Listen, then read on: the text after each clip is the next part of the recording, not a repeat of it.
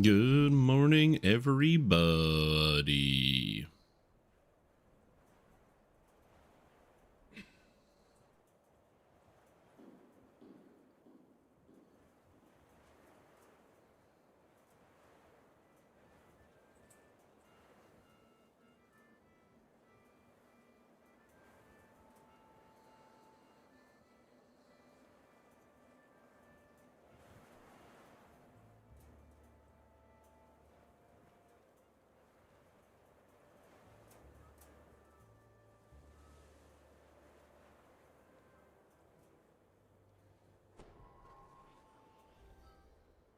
Good morning.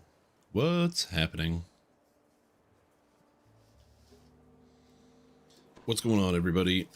Hope everybody is doing well. Hope everybody had a good weekend. I am doing pretty good.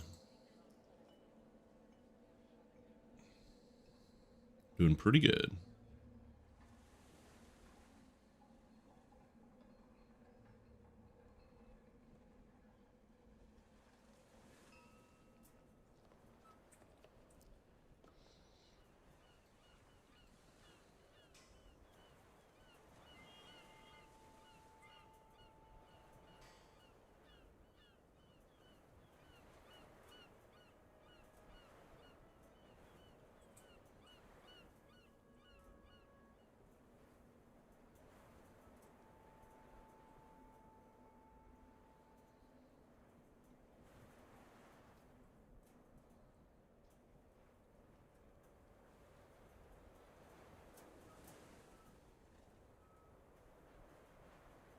All good in Never Sunny England.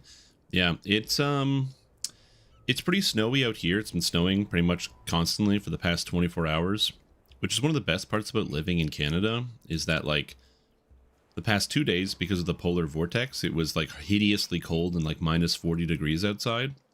And when it's minus 40, it can't snow because there's no way for precipitation to really like take root because it's too cold. So it just doesn't work. But then once it warmed up even a little bit, so now it's only like minus 16 outside, boom, out comes the snow.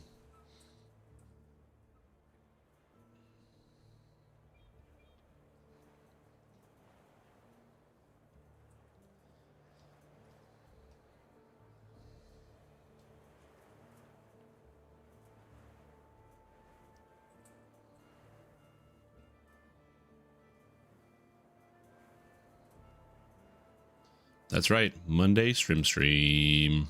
Yo, what's up, Sith? What's up to Rudy? How you guys doing? How's everybody doing? Whoa, Dungeons and Dragons Online. What's up, everybody?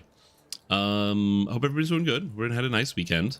I actually, I didn't do this. I probably could have done this off stream, but I forgot. I have 2 more loots to turn in because I started doing a bit of a loot farming method for farming the loot that makes this much faster. So I got this loot done. I finished off this loot. I got this loot almost, well, not almost done, but 500 into this loot. And quite a lot. Yeah, it was only 4 hours of loot farming straight. After doing the fastest loot farming method in the entire game, I can confirm that this event is pretty much entirely unfun.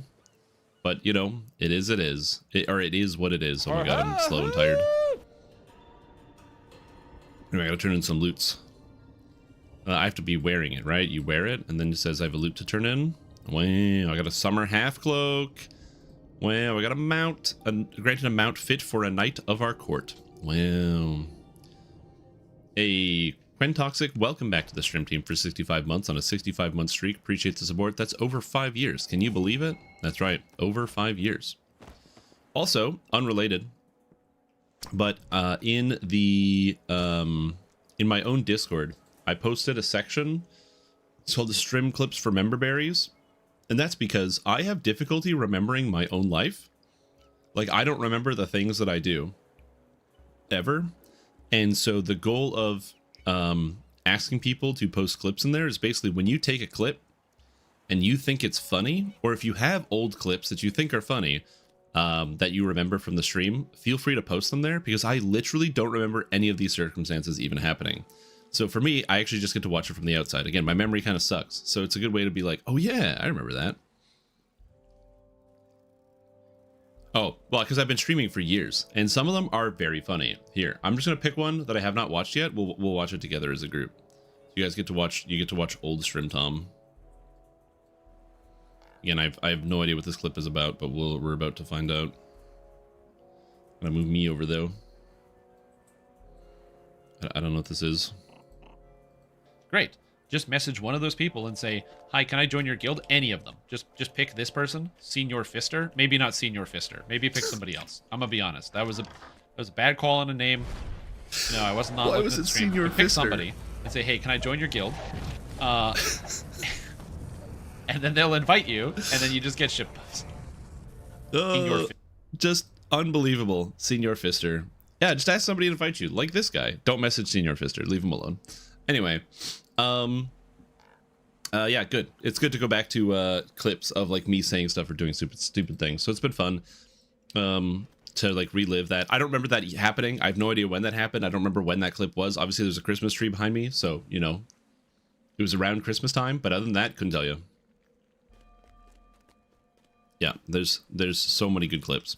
So yeah, so that's why there's a million there. If you're ever bored and you want to see some classic highlights, because the problem is like, you might be wondering, okay, why don't we just go through like the clips section on your actual channel? Because I can do that. I can go through the clip section. The problem is a lot of the clips that people take of my channel are not like clippable funny moments. It's and this is not a bad thing, but this just is the fact. Most of the clips in my channel is I say something that somebody wants to remember because they go, oh, I don't know that works like that. You can do that. And so they clip that thing so they can watch it again later. And so I would say that's probably like 80% of the clips on my channel are just like people making clips to inform themselves of something that's actually happening. So yeah, or hardcore deaths are a lot of them. There's so many hardcore deaths. But yeah, some of these clips are uproariously funny where I completely forgot about them. I'm trying to see if there's any that like I immediately remember. Oh, here's a classic Shrim Tom clip moment here. We'll get one more to give you an example of the type of clips we're talking about here. So here's another classic Shrim Tom clip. Why are you trying Blink or you miss to it. free the fabric of space-time? Don't! That I fabric just holds fucking us walked up, and past if you another burn large it, gem then bag. we'll fall. Why are you trying to deep free the fabric of Large gem bag? space-time? Oops. Don't! That I fabric just holds fucking us walked up, and past if you another burn- large... Why are you trying to deep free the fabric of space-time? Immediate. There's the recognition right there, and then yo, I'm like Homer Simpson. Yo, I missed it. Oh, so good. Oh, beautiful. I see the large gem bag. My brain registers that it's there. Too late. Space-time. Don't! That I fabric just holds- I do that all the time, by the way. I miss a lot of large gem bags. Good moment. Oh, there's so many in here. Some of them don't even make sense. But yeah. Good times. Oh yeah, Bob, you posted one, which is great. Here's another good one. Again, this is also like classic Shrim Tom here. Check this out. Hold on. So here's my attack damage. Check this out.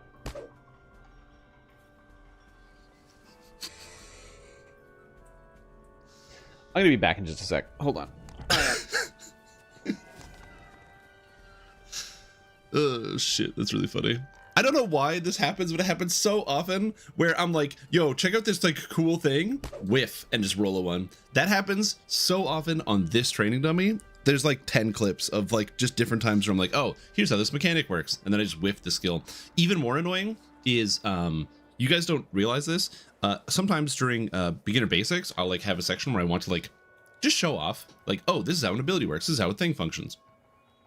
And I go up to a monster and either they like make their save or I roll a one against something that like literally cannot make a save. And it is so frustrating that I'm like, I'm gonna wait for the cooldown again. And then I gotta record and I gotta like line it up again. Ugh. For some reason, like if I'm just playing the game, who cares? Anyways, do you guys want to see the fast method for farming lantern or loots in case you only have 2 weeks left? I think I'm just gonna make a video about this real quick and then toss it out. So here's the fast method for farming loots. I'm just going to show this off in case you haven't done it. So we'll give it to you real quick. You go into Grim and Barrett here. You enter this quest. You go here, and you enter inside. Once you are inside the quest, you just go into here, and you fight some bad guys. So there's going to be a bunch of guys that spawn.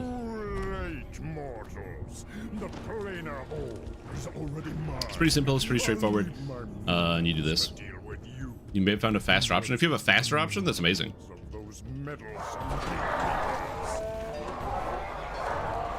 Anyway, you just kill everything.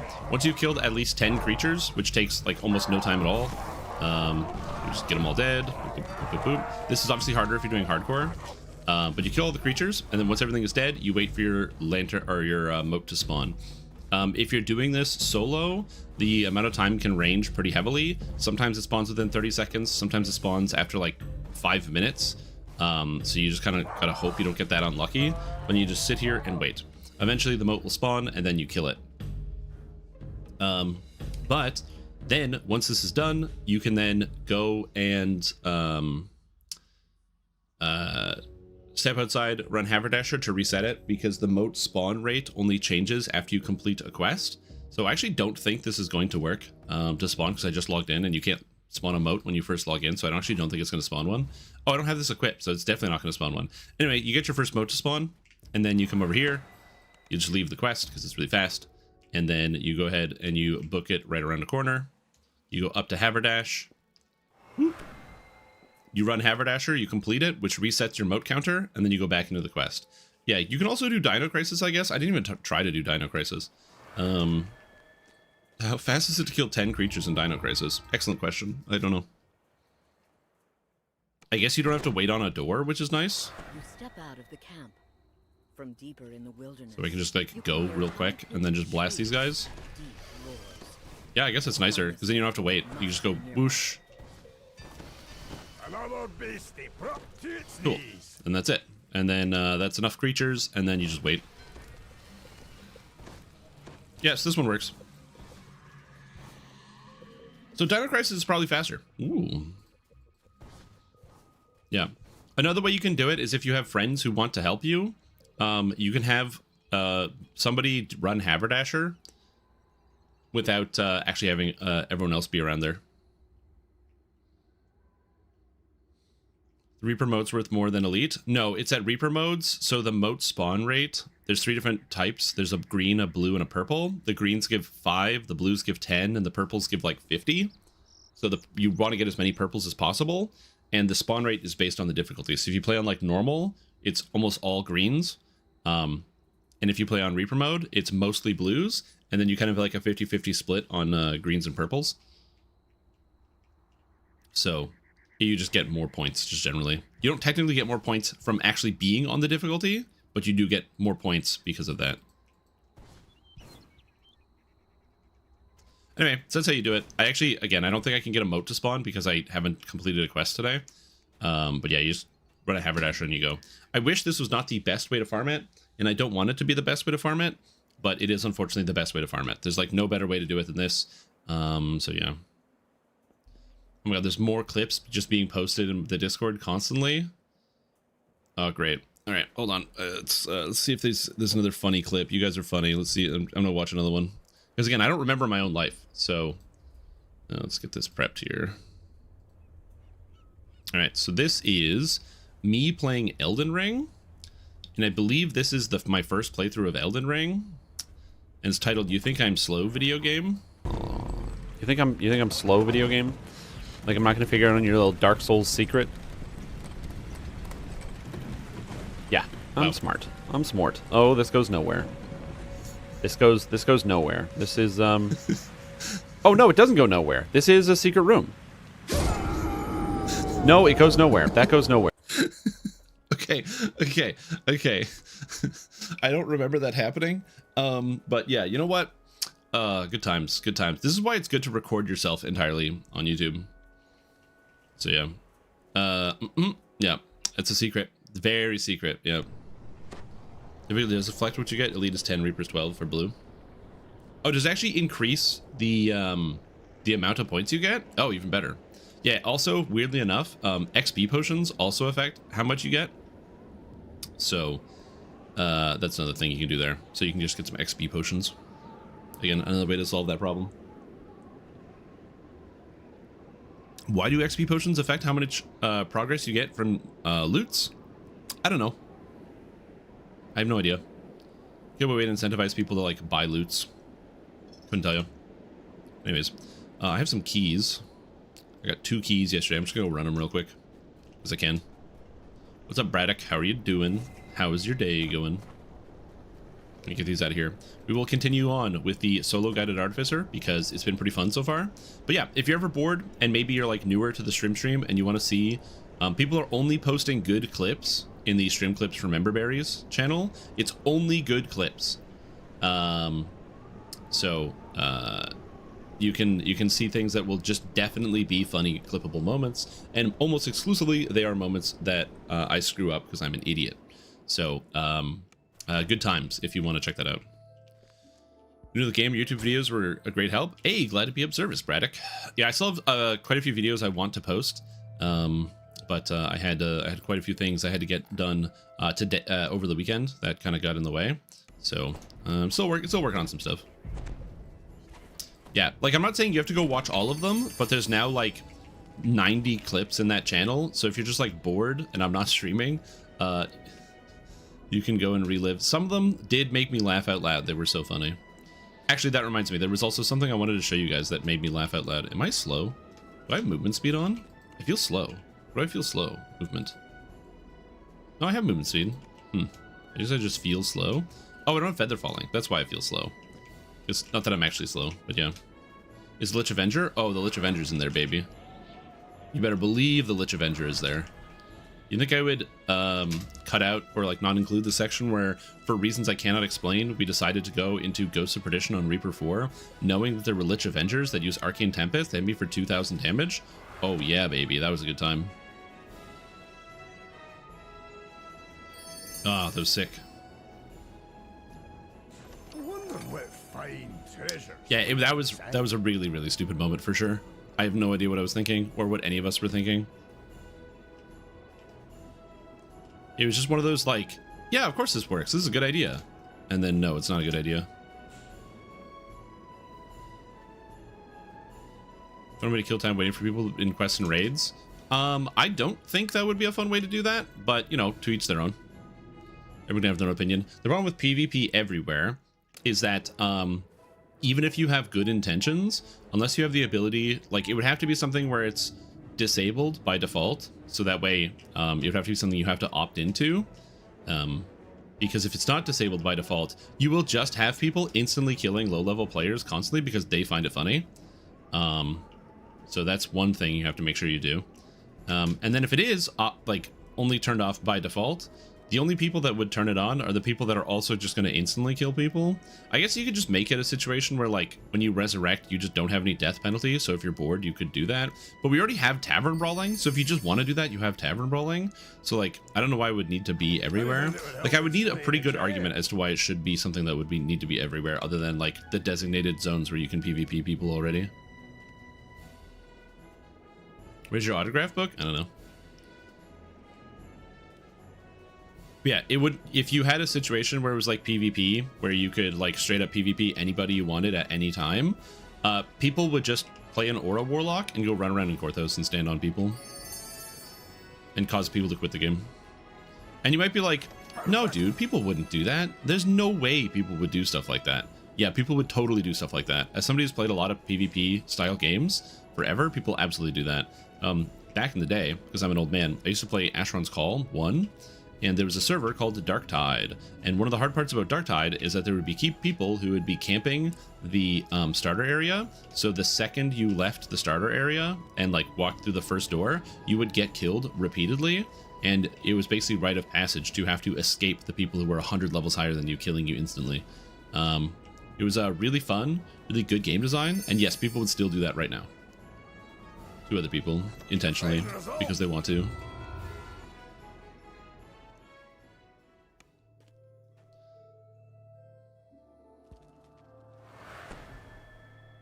Can't do it if you're watching me? No, I can do it if you're watching me. It's just that one, there's a low-end ledge grab that I don't like. That, and also, like, PvP is really fun until you have people with Ruin and Greater Ruin who are just walking around one-tapping everybody for 20,000 untyped damage, and you can't do anything about it. I guess the argument is, oh, well, yeah, but you can just, like, run Spell Absorb. But the problem is a lot of Spell Absorb items are, like, situational and only have, like, a limit on the number of charges. And so if you did run a Spell Absorption item in town, then it wouldn't have charges when you actually did get to your raid if you were waiting around for it, which would be a little counterintuitive. Or you have to be like a psycho who'd be walking around with scarabs of Spell Absorption all the time and just draining them off the auction house for that.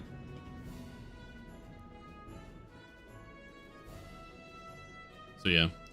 I don't think it would be a good fit for Dungeons & Dragons Online at all, because I think, again, it would just be ripe for abuse. But if you have ideas as to you think it would be good for the game, I'd be curious to know. Because like I said, there's nothing stopping anybody who's bored and they want to do some PvP from just going into a tavern brawl. The thing that stops you is you go in there and you know, unless you can instantly kill somebody, if somebody else does step in there, they're going to instantly kill you. Or you're just like level 34 and then you find you're just standing there in the lobster waiting for some level 5 character to walk in and be like, I've never been in this room, and then they instantly die to you. Can you give me a still of you crying or looking very sad? I don't know how to give you a still of me crying or looking very sad, but I can try. Here. Here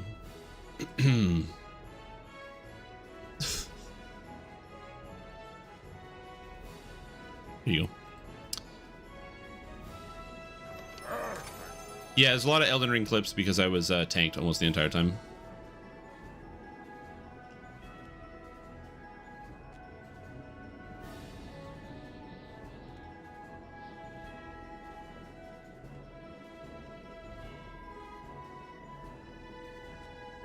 Just Half-Life 2, you must have been like, what, 12 when you started playing MMOs?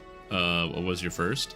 So it had been Asheron's Call, and yeah, I've been playing MMOs for a very, very long time. So I have, you guys might not actually know this, but I actually have an Asheron's Call tattoo on my arm, so that way I don't forget where I started playing MMORPGs, because Asheron's Call is really cool, and you can't, you know, it's not officially available anymore.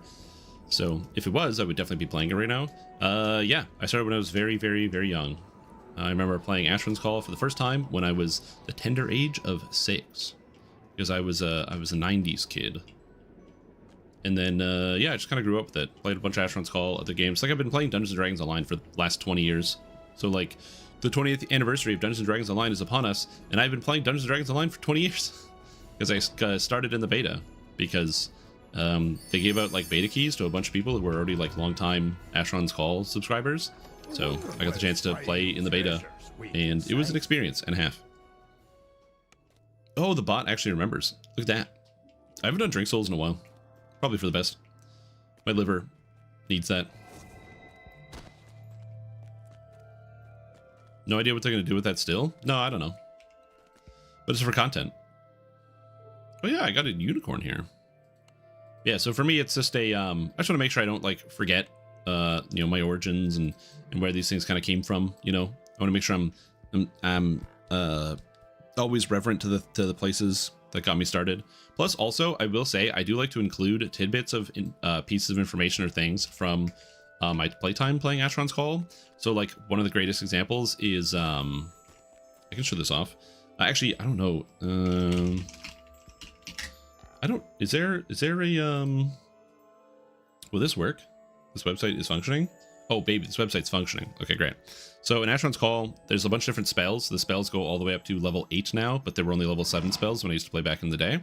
And the level 7, they all have, like, basic names for them. So, for example, if you cast, like, Whirling Blade, which is a damage slashing spell, so you can see it's, like, Whirling Blade slashing damage, and you can see the damage number here all the way up as you go through. However, the level 7 spells all got unique names, which was cool. And so I love these names so much. Some of them are so cool, so I actually use them in different places. So, like, for example, when I'm doing, like, in my pen and paper game, I'm including as many of these as possible in, like, item names, descriptions, that sort of thing. So an easy example is, like, I love the creature spells, where it's like, oh, you can buff your focus, so increase the focus of your stats. And so if you increase your focus, it's inner calm. If you increase the focus of somebody else, it's calm and gaze. But then there's also the debuffs, where you reduce the stats. So if I go to like, where is focus as a debuff? It's just, oh, there's just skill debuffs. Is there not a attribute? Oh yeah, attribute debuffs. Instead of that, it's bafflement, which turns into synaptic misfire. So you prevent somebody from focusing because you give them synaptic misfire. What a great name for a debuff. You prevent their brain from working. That's awesome. So stuff like that is like really cool. So I always like to keep that in mind. Okay, I don't have any other keys. I'm just gonna double check I don't have any other keys in any of the characters and then run them out.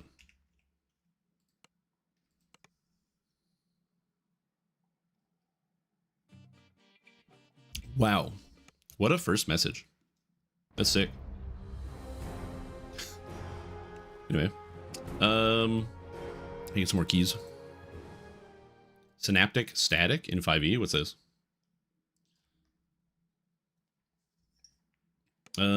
Each creature in 20-foot radius sphere is a 5th level enchantment.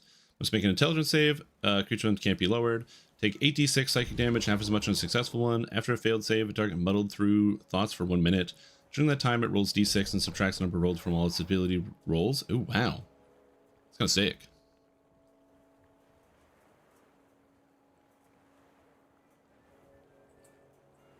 That's a cool spell. Yeah, that's a really, really powerful ability. It just kind of disrupts everything. Do I have any keys here? Keys? I have the wrong keys.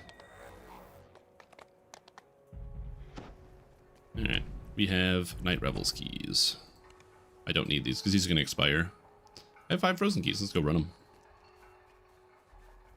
Yeah. The thing is, like, it's very common for a lot of the bigger creatures to not have the best intelligence, which is kind of weird. Like, unless something's a wizard, there aren't going to be a lot of, like, intelligence-based saving things. So, yeah, that probably works very often.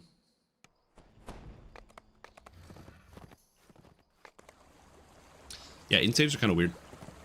But it makes sense that it would be, like, specifically, like, brain-related stuff and coordination.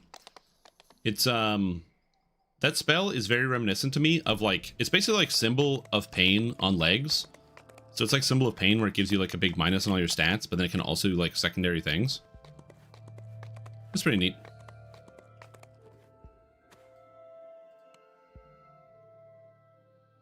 But yeah, I've never heard about that one. But yeah, anyway, I just like to just go back and revisit some of those, like, older things, because unfortunately those details are no longer around, some of the old descriptions and stuff, and it's very inspiring to just see the ways in which people can describe stuff. It's one of the reasons why I'm trying to get back into reading, so I have been slowly building a reading list, because I want to get better at descriptions for my own campaign. And what better way to learn about how to describe stuff really well than by spending time reading people or reading text that is about describing things well. Because when you read a book or a story, you know, you have to be able to describe things. So yeah, it's just something I want to, it's just a skill I want to improve. Because I got better at describing people. That was one of the things I learned from watching, like, actually art tutorials. So I watched a bunch of art tutorials to learn about how artists think about the human form, like how they describe people and what kind of things help them understand if they, like, let's say they're drawing like a portrait of somebody, or they're drawing like a specific art piece for a visual of a character, and they don't have an exact idea of what the character looks like, but they want to describe things about it. The type of information they're looking for to describe things like seeing things that I would think of as, like, or that I wouldn't think of personally. A good example of this is when I would want to describe something, I would describe literally the visuals of what you see. It's a person. They're like 17 feet tall, and they have, like, you know, long black hair that wraps around their entire body or something. I don't know. You're like, I'm like imagining like the visuals of the person, but you miss out on like some of the more subtle things as an example. So maybe you miss out on the fact that, or if you just describe exclusively the physical, you might miss out on how somebody is holding themselves. You know, what kind of stance do they have when they're talking? How quickly do they actually look at you or notice you? Subtle features about, like, the specific, like, mannerisms that are on their face that are present that might give you more information about the character and who they are from the description. They both tell you what they look like, in a sense, but also tell you, more importantly, how that person is going to interact with you directly, because you can make an inference about, like if you think of like a bouncer outside of like a, you know, a bar or something like that, you can make an inference about this, how this person is going to be to you with a lot with their body language and not so much with their outfit. Whether somebody's more relaxed or somebody's going to be a little bit more uptight. So, yeah, understanding how to like translate body language into English was a big one.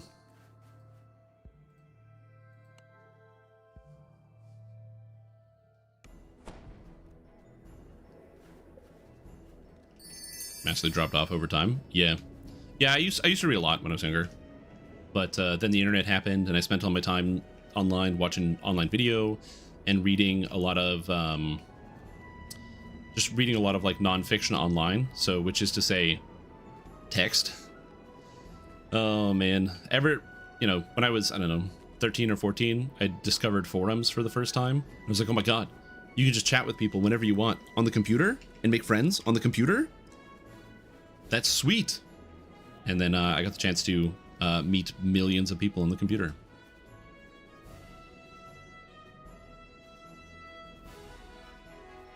So yeah.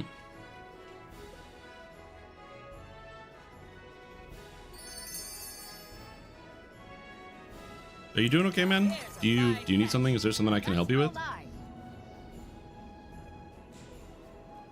As if you need something, I can definitely help you out. You know, your day's like not going well, or you got some stressful thing going on. Sounds like you're going through a rough time, but if insulting me is like a good way for you to like vent some stress, then you know what? I'm glad to be able to help.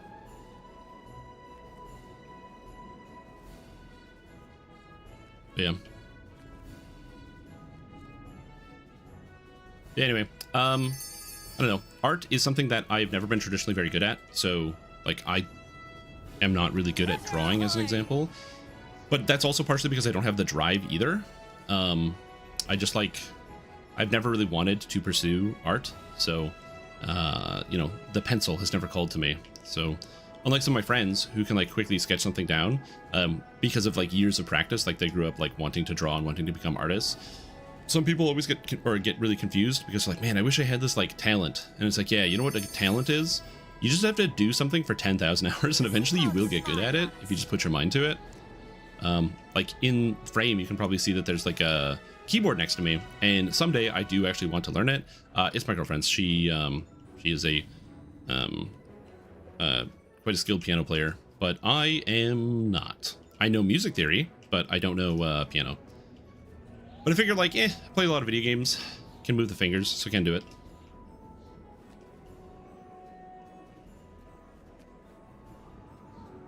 All right, you had your chance, buddy, but now you're gonna have to get permanently banned. See you never.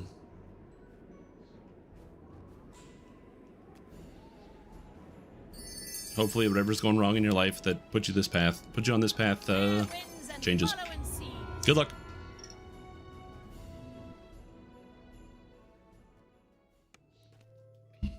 You replied very differently. Well, it's like, I don't know.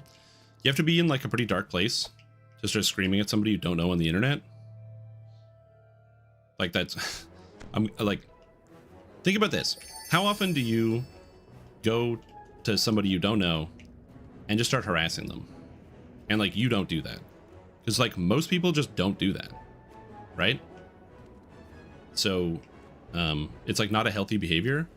And, that's why I try to like, I would rather like coax somebody out of that system and try to like maybe help them step away from that. Because yeah, it's not good for you. And it like points to other things. It doesn't have to be something like really dramatic. It can be something really simple. Just like, you know, oh man, they just haven't had either enough like, not so much negative reaction, but like, when you look specifically for a rise out of people, as opposed to, you know, wanting the rise with somebody, it's basically like a contrast where somebody might make a clip of me doing something stupid so they can present it to me in the future. we can both laugh at that because I can find whatever that thing is funny. And so we're both kind of like gaining something from that, that experience. But when it's something one-sided where the goal that somebody might have is just to put somebody down for the express purpose of feeling better, it's like not a very good thing. So, and you don't have like a good, you don't like that emotion doesn't come from a good place. So, for me, I'm okay to let somebody like vent if they've got stuff that they want to get out. Cause like, I don't know, sometimes you gotta have a win, right?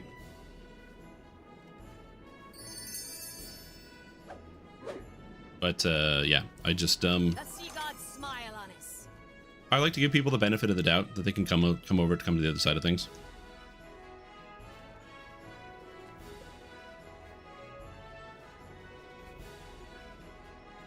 Sometimes he'll just give you a reason to insult him. You don't have to start aggressive. Yeah, exactly. Dude, I'm dumb as hell and I make mistakes all the time.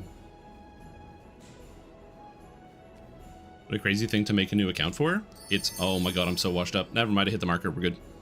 But yeah, it's like, just like, you have to understand, I'm a nobody, right? I play Dungeons and Dragons Online, which is not a popular game. I stream it, and I'm not in, like, I'm technically within the top 10,000 live streamers, but it's like, I think I'm at like 9,000 something. I'm not very close to 1. I'm very, very, very far. I'm much closer to 10,000. And so I am pretty far on that scale. So I'm just some nobody. So if somebody is going to go out of their way to like take the time to like make a new account, either because they use like a fake email website where they make a temporary email and then sign up for a Twitch account, go through all that work to then also you can't type in my chat unless you wait like several minutes. Why am I recalling? Anyway, to then wait out that timer to then start messaging me. Like, that's a lot of work. Just to be rude. And again, that's not something that healthy people do. Healthy people don't do that. So hopefully whoever that person is can like sit with themselves and, I don't know, figure out what's going on. Phone a friend. Call your mom. Go for a walk.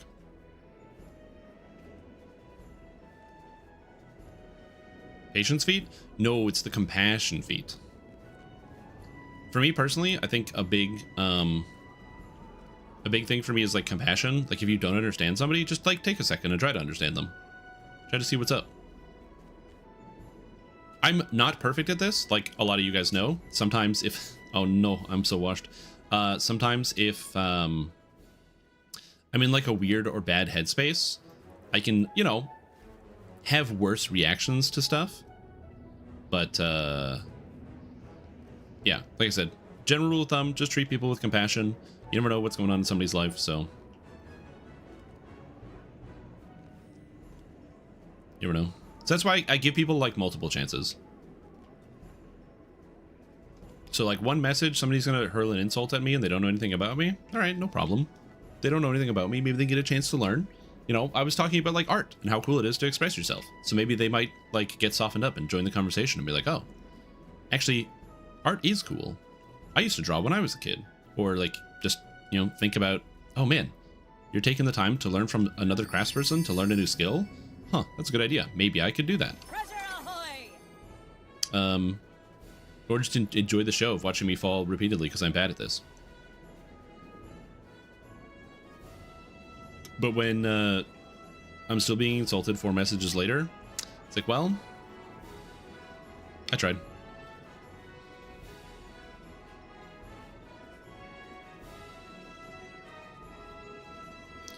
What if they're speaking Le French and I can't understand them? That's okay. Nobody understands the French, even the other French. The fact that they can communicate at all is just monkeys slapping on the typewriter. And it's a miracle they understand each other. Unrelated, I finished the video game Expedition 33 Clair Obscure. And great game, by the way. Fantastic game. Big fan. I would give it, overall, a 9 out of 10. I can't give it a 10 out of 10 for 2 reasons. Reason number 1 is that I really like the game, but one of the things that the game does that is understandable is like a lot of, this is not spoiler territory, I'm not going to spoil anything. One of the things the game does is that it is a it does this, it's an RP, it's like a JRPG sort of game. Towards the later half of the game, there's a major HP bloat where all of a sudden you will be fighting monsters who just have 10 times or more the amount of health that they had before without you gaining any discernible increase in power. And it just makes a lot of fights be slow. For the record, I played Expedition 33 on the hardest mode, so I wasn't like, I had to like dodge everything, but it doesn't, I don't think that affects the health values based on the difficulty you're playing on. So yeah, so it's just a lot of that, which was just slowed down the pace of the game. And so I personally did not like that. Like, it basically got to the point where I was having a lot of fun, and then all of a sudden every fight is like 7 or 8 minutes, and I'm just like, it just got like, it really started to slow down at that point, so I stopped having as much fun. So that was one part of it. And then the other thing that for me is kind of like an overall negative on the game, they don't give you like a level on any of the creatures, so you don't see a level anywhere, which is annoying because you do fight a lot of the same enemies. They recycle enemies a lot. There are not that many in the game. And so as a result, you fight an enemy at the beginning and it's like level 1, then you fight the same enemy later and it's like level 50, but they don't give that information to you as a player. So when I got towards the end of the game, I decided to go start doing side quests, which is cool that I had the option to do that, but I ended up going to the actual end of the game like 25 levels over, and I one-tapped everything. The final boss, everything leading up to it, everything just went like poof out of existence. And I really, I remember like Dorak was watching me play and he's like, I can't wait for you to see some of the attacks this enemy has. I didn't see it. They died instantly. And I wasn't trying to like over level. I like, if there was like a way to indicate how dangerous something is to you, that would be cool. I kind of like the idea that it's kept as a mystery the first time you fight an enemy where you don't know. But yeah. Want to know a funny thing about the incident just happened? Yeah, what's up? What's the funny thing? Sorry, I was talking about the video game.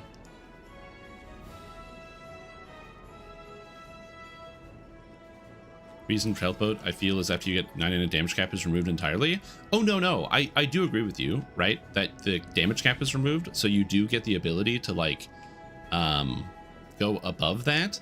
But it still feels like some of the fights just become really, like, because before the 9999 cap is removed, they know how much damage you will be doing to each target as a maximum, so they can plan around that and make the fights be paced properly. But then afterwards, oh my god, you're fighting a monster that it's like, okay, I can parry all these attacks every single time, it will never hit me. But this overworld monster does suddenly go from having, like, you know, oh no, that's fine. This overworld monster, instead of going up to like, was it like 30,000 health? So you have to do like 9999 4 times to be able to get them. Instead, they're like, yeah, this overworld monster, instead, it has 45 million health. Why? I don't know. Game doesn't tell you. Because again, there's no levels on anything. So you just like go somewhere, you fight a monster, a regular monster you fought multiple times through the game, and they just have millions upon millions of health out of nowhere.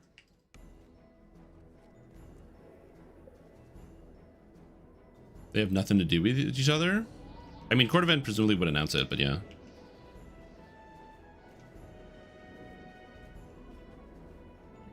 The shenanigans within your team and how the story shapes around the world around them. Inspirational noises. Oh, do you mean like the actual story? I thought the story was fantastic. I really liked it. It's good. Not a lot of video games will get me to cry, so I did cry at one moment during the video game. There's a scene partway through that really got me. I was like, damn, this is too much emotion right here. Goddamn, a lot of emotion. And then I really liked the build-up all the way to the ending. And then I thought the ending was sick. Great ending.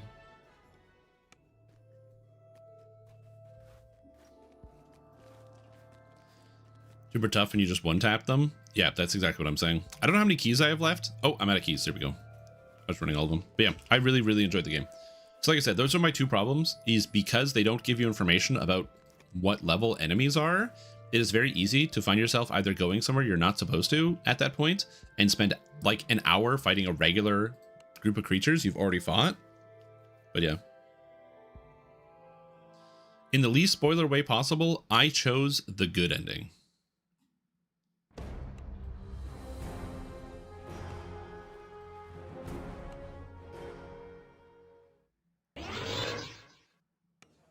Friends, family, and Bobby, please open your hearts to this wake for our beloved chat member, Horse. Okay.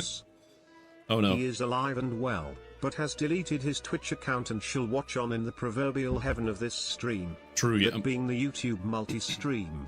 We must respect his wishes. But we shall still mourn what was lost. Yep. Please stand for a 20-second moment of silence following the posting of a memorial picture in stream chat in the Discord. All right. Prej. I'll stand. Oh, we'll stand up. We'll stand up for this one. We have a streamed picture in the Discord.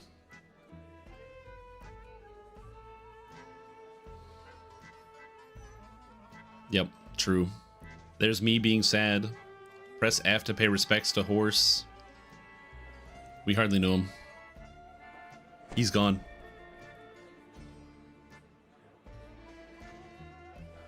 Rest in peace, Horse.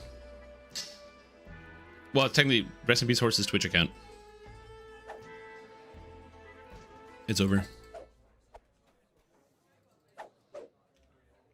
All right. I gotta start my recording again. Also, I gotta not do this. Record.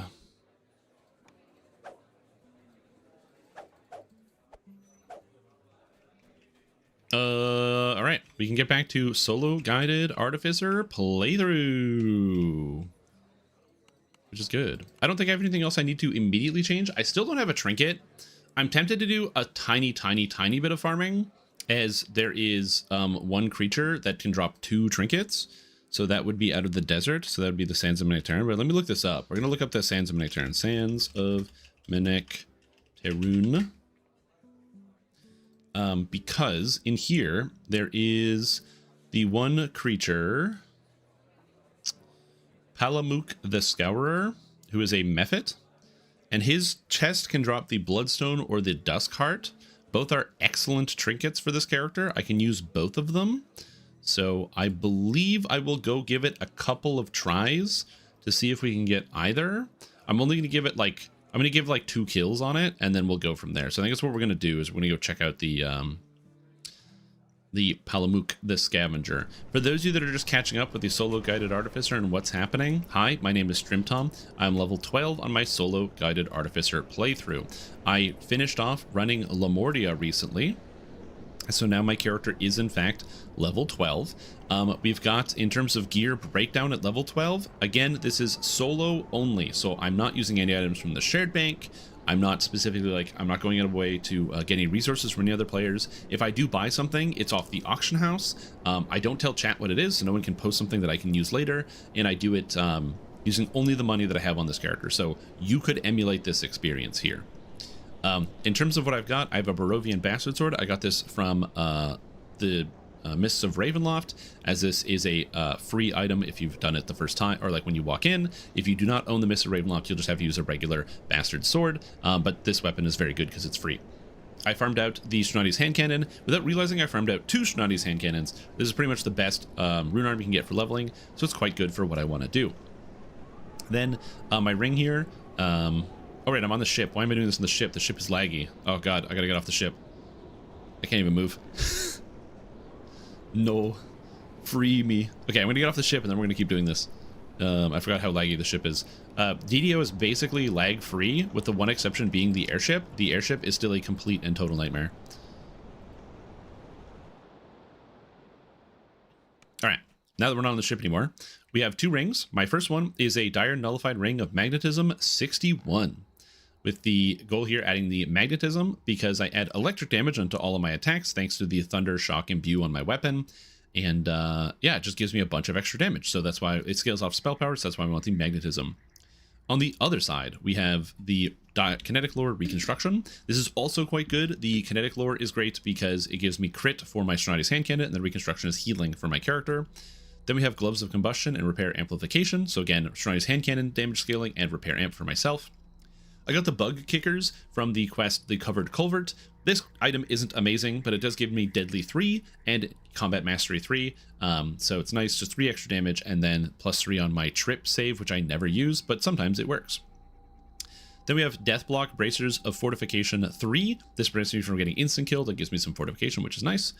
I have Agartha's belt, which I got from the rat chain, which is the Fall of the Night Brigade in Wayloon. It's a level 4 quest chain. It has crazy level 4 gear. This item itself gives 6 strength because it gives strength 3, strength 1, and Ram's Might another +2 strength. I don't need any of those stats. I'm just wearing it because the Ram's Might also gives +2 damage, and that's the best belt I've found. So if you're a strength character, this is crazy. I am not. My chest is just a docent that gives electric absorb and sonic resistance because I am in the Symphony of the Fae event, and I am playing hardcore, so I don't want to die to a creature like that. The cloak I have is the Gravekeeper's Cloak from Lemuria. I did craft this. That's Lemuria Heroics is insanely good for crafting, so I highly recommend you do some crafting in Lemuria. So I got a Melancholic Constitution and a Dolorous Constitution, giving me a total of +6 from the cloak. This also grants Profane Life Force 16 and Insightful Magical Sheltering. And then I bought from the Remnant vendor, so you can buy with Mysterious Remnants a lot of really good low-level augments for your character to fill up your augment slots, and like the good ones. So Sapphire of Defense 12 gives me 12 physical and magical resistance rating, and since this also has Insightful Magical Sheltering, my helmet that I have as well has Insightful Physical Sheltering, so that gives me both regular sheltering and insightful. And this one has an insightful intelligence, and then I crafted regular intelligence +5 and quality intelligence 1 as well. I have a sapphire of false life in here for extra life. That again, I think I found the sapphire from just loot, and then I found a solar gem of swift charging, so it gives me faster runearm charge rate. So as a result, my character does have 357 health at level 12, and that is before taking this ability, which grants me 20% bonus to my maximum hit points, which is what I'll be taking next when I get some more points. So I hopefully don't die. On top of that, I also have 40 physical and magical resistance rating. My goggles are just accuracy 5 goggles because I got to hit stuff and my hit chance is low. And then I do have swappies. I have a search and open lock swap, and then I have a disable device swap for being able to get different things. And then lastly, we have the Blasting 2 Necklace of Impulse. This gives me spell power for my runearm, and it also gives me evocation DCs for my runearm, so my runearm actually hits relatively well. So this is kind of the character and how I have it set up. As far as the enhancements go, we're in Battle Engineer here, kind of taking all of the good stuff out of Battle Engineer. Everything's going to add damage, on top of also grabbing the Field Engineer for Open Lock Disable Device. Then I've also got Harper Agent because I wanted to have Search and Spot because I need to make sure I have enough Search to be able to pick up everything. And then we have Intelligence to Damage here. We also pick up our Intelligence to Hit, here. And we grab Intelligence to Damage the spell, so I can keep that together. And then Renegade Mastermaker, I'll be putting in more points later, but for now, I just have the first 2 cores to get immunity to magic missiles, as well as the Kinetic Discharge Cleave attack. That's currently the way I'm set out. Once I finish up here and get the rest of Battle Engineer, the stuff that I want, I will then go into Renegade and pick up a lot of the defensive abilities because the tools are too good. But first, we're going to go out into the desert and we're going to farm. We're going to kill this guy 2 or 3 times. I'm not going to do a full farm, but we're going to go kill Palamuk the Scourer.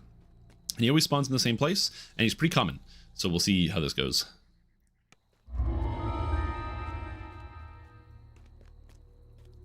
I can use antique bronze tokens if I farm for it. I'm not going to pull anything out of my own bank, but if I farm for it, I will definitely do that. But I have to farm for it first.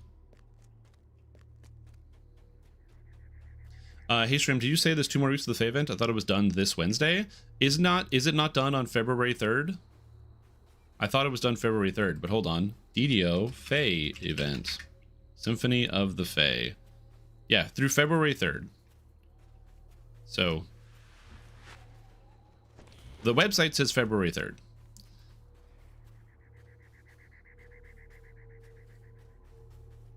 Anyway, I don't know why I turned in the wrong directions. Here's Palamuk the Scourer. He spawns right here. You can tell if he is spawned because you'll see a treasure chest. Anyway, I don't want to get Mummy Rot. Oh, or roll a 1 against Despair and die. That'd be embarrassing. Mummies have an ability where they can auto freeze you in place with fear. So rolling a 1 to that is hilarious and not good. Anyway, 1 loot, and we got nothing. But I did get 14 Antiques Bronze tokens. Also, I love that enemy archers can arc their shots, so he can actually hit me around corners. Maybe he won't hit me. I had to talk. Anyway, we're going to kill this like 3 times, then we're going to bounce. Also, to get rid of Mummy Rot, you have to use a Remove Disease Potion and a Remove Curse Potion. You can't just use one or the other. Now, fun fact, as a Warforged, I actually don't have to remove this, and the reason is I can't fail on a 1, and I get a plus 20 bonus because I'm a robot against Mummy Rot, so 20 plus 17 is 37, and I can't fail on a 1, which means I can just leave it on and I'll never fail, but yeah. So whenever it goes to hit me, I then have to make a save against it. Oh, there we go. Yeah, you were hit, supernatural disease, blah, blah, blah, blah, blah. So I can just kind of ignore it. It's a Warforged exclusive thing. You know, it's pretty cool. Anyway, I'm going to drink a potion of heroism, which you can do while riding a mount, which I forgot about. Just so that way I can have a slightly higher save against the fear. So we'll see. So as I said, we just kind of go out to that little flat area here. And there's a treasure chest, so we're all set. He's here. Nice. And we're just waiting to kill them all. You dead wizards. Yeah, you can still do the hireling thing. I'm just not going to do that right now. I'm too lazy. And I got nothing. So we're going to do this one more time. So I'm going to go for a total of 3 pulls on this chest. The odds of getting anything out of here... See, I rolled a 1 on Mummy Rot, and I got a save. You can see. So yeah, it's cool. I'm only going to farm this 3 times. I'm not going to full farm this. It's just the trinket is really, really good, and I don't have one. And there's 2 trinkets that drop out of the chest. So it's basically a 20% chance to get an upgrade every time I loot it. So we're currently rocking the 30%. So we'll see how it goes. Yeah, it's kind of nice. Warforged are cool because they get a whole bunch of immunities, which just makes them really useful to use. Did I reset the dungeon? Nope, I'm an idiot. Anyway, Warforged get a lot of really useful abilities. I'm going to walk up to the doors right here. So we go into racial feats. Warforged traits. You are immune to natural diseases and poisons, as well as nausea. So troglodytes do not slow you down when you're next to them, which is excellent.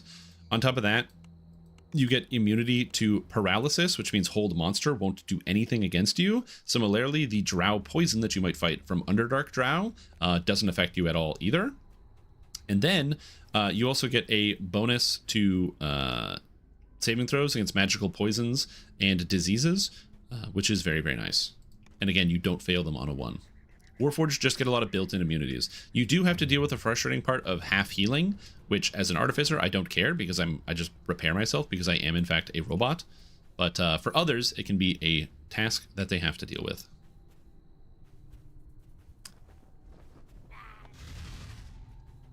Wow, 3 times in a row. Super lucky. That does not happen very often. So I'll take this as a sign that I'm definitely going to get it right here.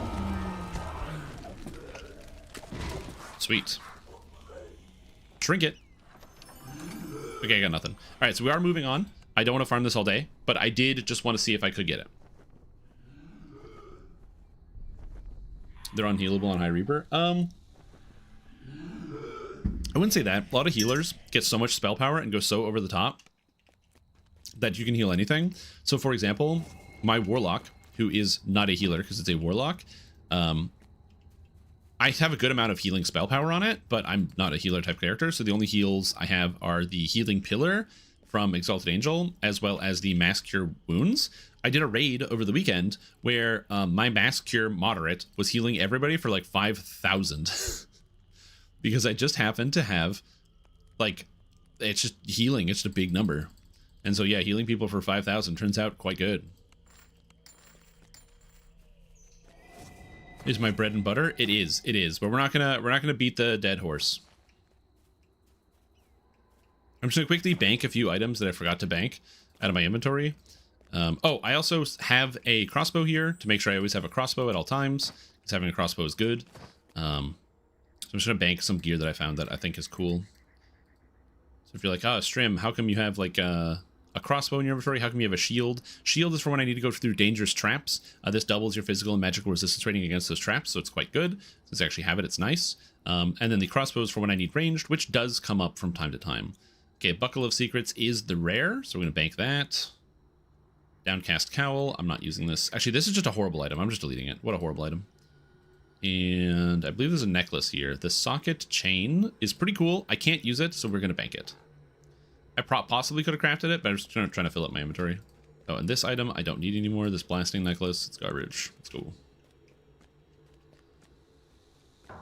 Not going to beat a banned horse alt. I don't think horse is going to make an alt. I think he's just going to do what people said, which is the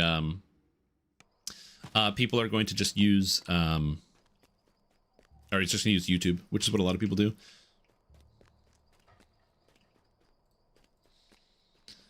No Calamitous Bastard Sword. I'm not using a Calamitous Bastard Sword specifically because it would make the challenge like too easy, if that makes sense.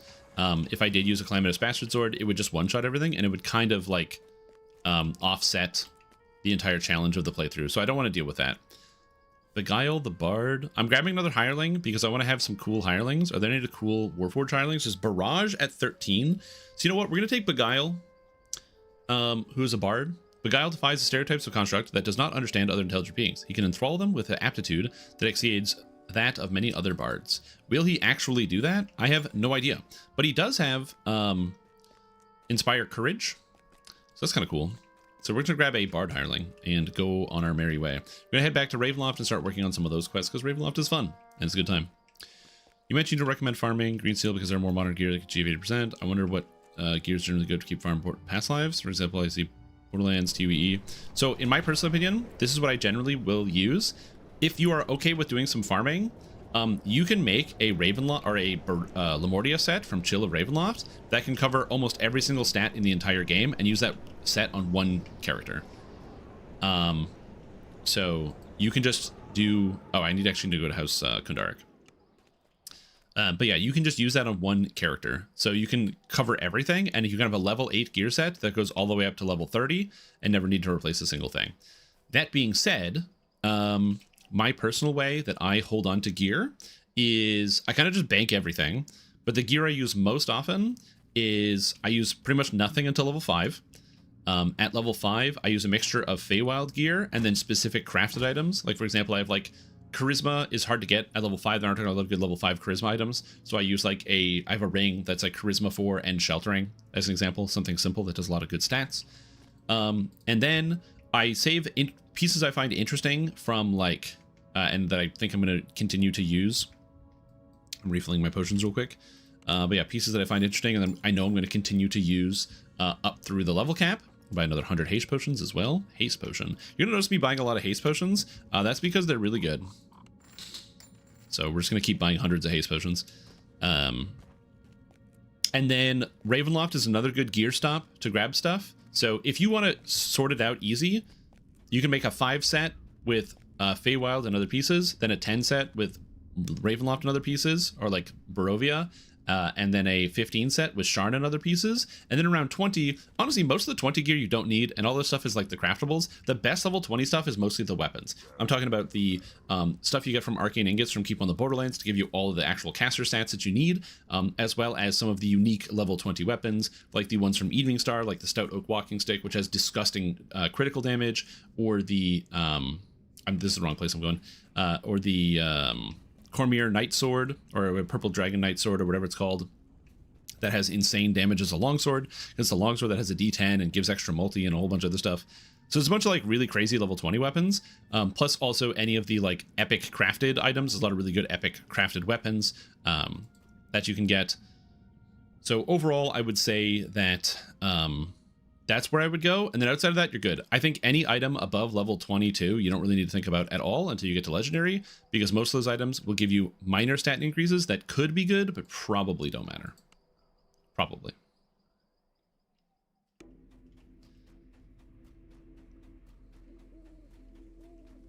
That's kind of how I do stuff. I don't really keep everything. And I will also say, a good rule of thumb, and this is how I do stuff, I will hold on to an item for like 3 or 4 past lives. And then if I look in the bank and I still see it there and I haven't found a use for it, I'm going to be repeating this quest because I want to get a second chance at getting a keylock ring. If I am playing the game and I run through a quest another time, or not another time, I do a couple past lives and I find I'm still not using the item that I farmed out or I'm holding on to, I just delete it. I probably didn't need it in the first place.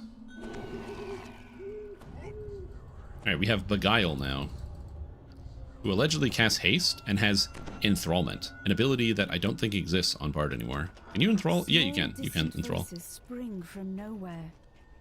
We're so hungry. Yeah, so we're just doing a quick rerun of this. Anytime. Some of the really easy items to get as well right now, as people are mentioning, the epic crafted gear, epic sands gear, epic salt marsh gear, anything that has the epic text in it, making it level 20s from the epic crafting system, are all insanely easy to farm because all of those items you can just farm on heroics, and then so you can be over leveled and just slam through the quest to pick up whatever it is you need. And then you can use the upgrade system to just make them all level 20, and some of them have insane, absurd stats. Just like the crazy numbers that just shouldn't be on anything. Down into darkness. You gently place the bones inside the coffins. I flubbed everything. Yeah, like the Abishai set from what do you call it? The Abishai set from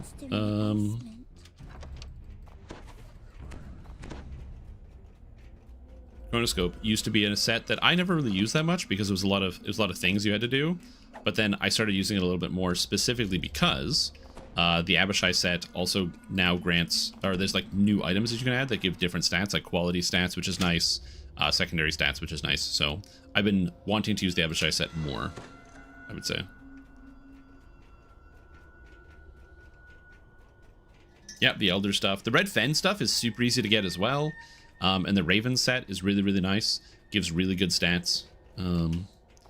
The reason why the Red Fen stuff is nice to get is because all of the items from the Red Fens, they just have a 50-50 chance of being in the end reward when you complete the quest.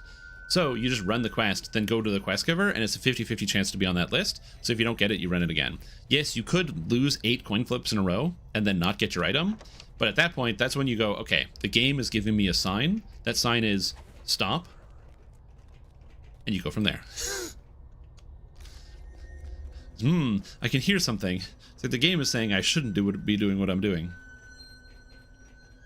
Sometimes you just gotta listen to the game.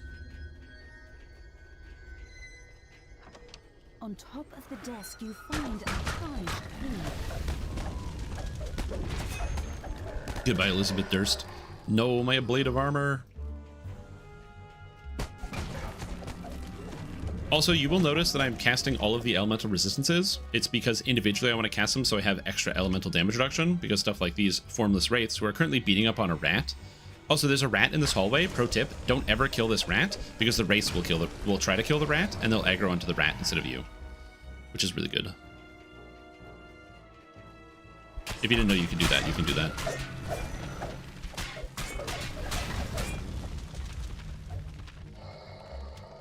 Their packs are such odd numbers. They are. They are very, very hard. Or not hard. They're very weird in how many points they give you out specifically. I'm curious to what the breakpoints are for that, of like why they give the individual numbers that they do. Because I personally don't see it. What's up, Officer Skeleton? Like I said, I'm only doing this one a second time just because it's good to like get my practice running a quest, and if I'm going to run any quest, I'd rather do the one that gives the trapping ring, the keylock ring. The odds that I get it are very, very low. But like I said, the trapping gear that I have is kind of bad, and so if somebody wants to emulate this character, they have like an example with, here's how you do it when your items are not good, and they are in fact bad.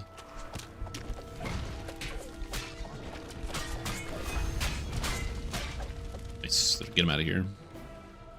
Also, Beguile does not seem very good for me. Hi, Shrimp. I'm using a True Seeing item, and I fought a Reaper, and it's Incorporeal Miss. True Seeing is not the same as Incorporeal. True Seeing is if there is an illusion. Ooh. True Seeing means that if a monster is protecting itself with some type of illusion, then you can see through the illusion.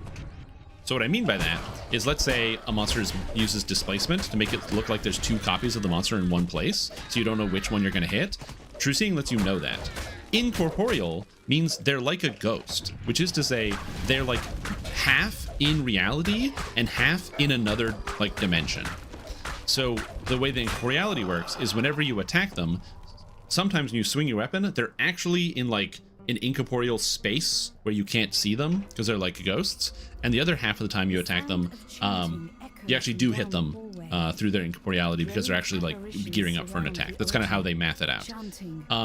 In more modern editions of the game, or in Pathfinder as an example, the way they get around incorporeality and they change it is instead incorporeal monsters just take half damage because they're technically only half of them is present in the world. The other half is in like, you know, the ethereal plane, which is like your your spirit world or whatever equivalent. So yeah, big ring draw. No, Lightfoot Greaves would have been cool too. A little voice in the darkness says, Yes, you want ghost touch or ethereal? Yes. Rid of the monster. Good. Time to sleep. To touch a ghost, you need a ghost touch weapon. Good night. Okay. Disable device, 12 gloves for level 13. Excellent item. Great pickup here. Huge. I'm going to grab this for sure. I almost didn't pick it, but then I forgot. Oh yes, I'm playing a solo character right now. So I can't use these yet, but I'm going to remember these for later. Excellent item. Excellent, excellent, excellent. All right, now time to move on to the Bone Grinder. Yes, Ghostly is also good because Ghostly gives you incorporeality as well. So not only is it do you hit enemies who are ghosts, but it's also harder for enemies to hit you, which is very convenient. A lot of good effects there. Summon my guy, and then I'll start running around and buffing. Also, I did forget to get my dog ship buffs. Don't worry about it. The dog loses a lot of value now. I do like 10 times the damage of my dog. So at this point, it doesn't really matter whether my dog has ship buffs or not. So I'm not going to worry about it. You can talk to all these guys and schmooze them over and be like, hey, do you want to leave this place? And they will go. However, I'm not going to do that because I have no social skills. A wolf howls in the distance. Okay, so for example, I'm going to have my dog go get him. Watch how much damage my dog does. Yeah, 20 damage. With the sneak attack, he's doing okay. Versus me, with my 1 cleave, I'm doing like, I don't know, 200 damage. So yeah, the damage on the dog is not very good at this point. So the dog is mostly just a distraction, which is one of the reasons why I kind of want to hire, mostly, if I can, wizard hirelings, who will assist me by healing my dog for me. So I can just take some extra damage. Yeah, True Seeing does not give you Ghost Touch. You want Ghost Touch to touch ghosts, and you need True Seeing to see through illusions. They are separate things. I understand it can be frustrating, but that's the type of like semantics that RPG gamers tend to really, really enjoy. Of like, well, you can see it, but you can't touch it. Touching isn't seeing. So that's why True Seeing, even though you can see the ghost now, you still can't touch the ghost because you need to touch the ghost. Or, as you might have heard when you were a kid, look with your eyes, not with your hands, when you're like touching a thing, where it's like, oh, what's this? As you go to reach for this thing. And he goes, no, no, no. Look with your eyes, not with your hands. Don't touch the stove.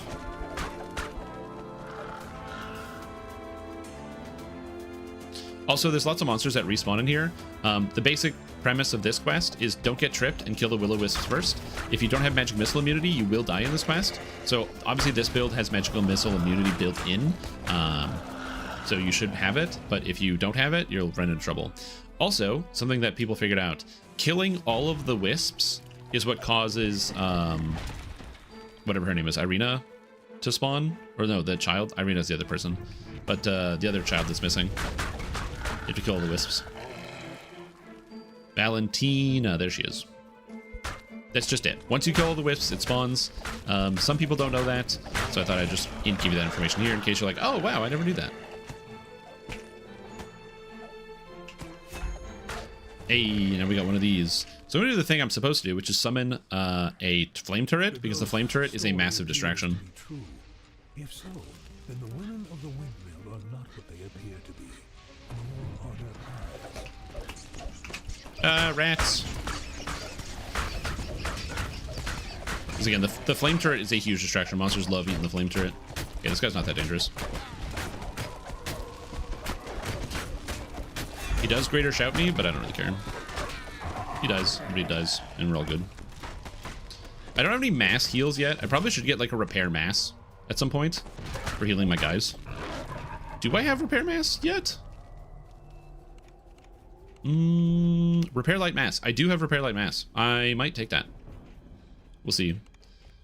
Or maybe repair serious mass or repair moderate mass, just as a way to heal myself and my pet at the same time. Morgantha addresses the gathered peasants. Yo, what's up, Goro? How are you doing? How's it going? How are you? She says. We've no more pies. How many times must I tell you? I will say, I was going through ancient clips on the weekend, getting the member berries up, and it was very satisfying to see several people that are like common regulars here in the Twitch chat show up in all of the clips. So watching myself get wrecked by something in Elden Ring, and then seeing your face pop in and being like, oh, it was very funny. Alright, so in this one, I'm actually going to kill all of the daughters. In fact, I'm also going to put a buff on myself that reduces damage I take by 25% with my Radiant Force Field. So, the way this works is that if you kill the daughters that are down here, or you can either run upstairs first or kill them first. If you kill Morgantha first, who's at the top, then it ends the quest early, which then allows you the ability to kind of skip having to do the secondary fight outside, which I'm not going to skip. The reason is you get 2 chests if you actually do the secondary fight. So you kill these hags, and then Morgantha will escape, which will then get me access to a second chest, which is what I want to do here. The hag Morgantha flees the windmill. Okay. And I got the Mistfallen, an orb I can't use. Sick. All of the oil spreads across the floor. Alright, that's good. Up on the Keep hill going. ahead, Morgantha performs a prayer for At a time, the wisps don't spawn themselves. It's based on a specific amount of Max Guild. It's just the wisps count as a pack itself, so they're very fast to spawner. Oh, look at that. Cool. Thanks for filling me in on that information. I appreciate it. Because, yes, I thought it was the wisps, and apparently I'm wrong. You did do the testing, so I'm just going to trust your information. I have also done testing, but my testing led me to the wisps. So maybe that was incorrect. I didn't do enough testing, maybe. Also, what's up, Nobob? How are you doing? I'm doing pretty good. What am I doing? What's going on with me? Solo guided playthrough, going pretty good so far. No dangers. Artificer, really powerful, really fun. Have you played Artificer recently? If you haven't, oh, it's a good one. You should do it. You should do it. Really, really good. So definitely a recommendation here. Very fun to use. Outside of that, what else has been going on? This weekend, I did get the chance to play a bunch of Lord of the Rings online because my mom called me because she wanted to chat about some things, which is good. It's good. If you make sure you call your parents, okay? If you haven't talked to them in a while, make sure you do that. Anyway, she called me and she wanted to chat about some stuff. The thing is, the conversation went on for 2 hours. And like, listen, I like chatting about stuff, but two hours is 2 hours, man. It's 2 hours. So, you know what I did? We chat on the phone, and I had my full attention devoted there to the conversation, while also getting all my Lord of the Rings dailies done. Oh, beautiful. Also, now I have 25% more life, which is cool. So it was a good combination. I got all my dailies done at the same time, while we were just having the old chit chat, which is good.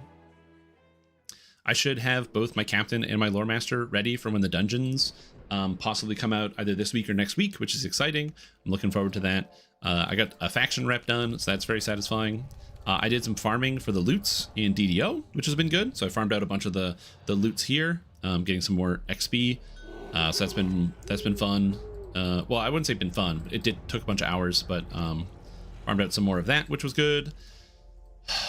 And then also just stayed inside because it was minus 100 billion degrees over the weekend. Do you guys ever experience?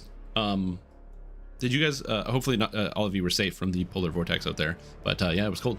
I was very lucky. I didn't have to go anywhere. So yeah. Oh, unless me have 2 chests at dinner. Pfft. Nope, I'm about to reincarnate into and one and do some Warforged healing. Warforged is great. Big fan.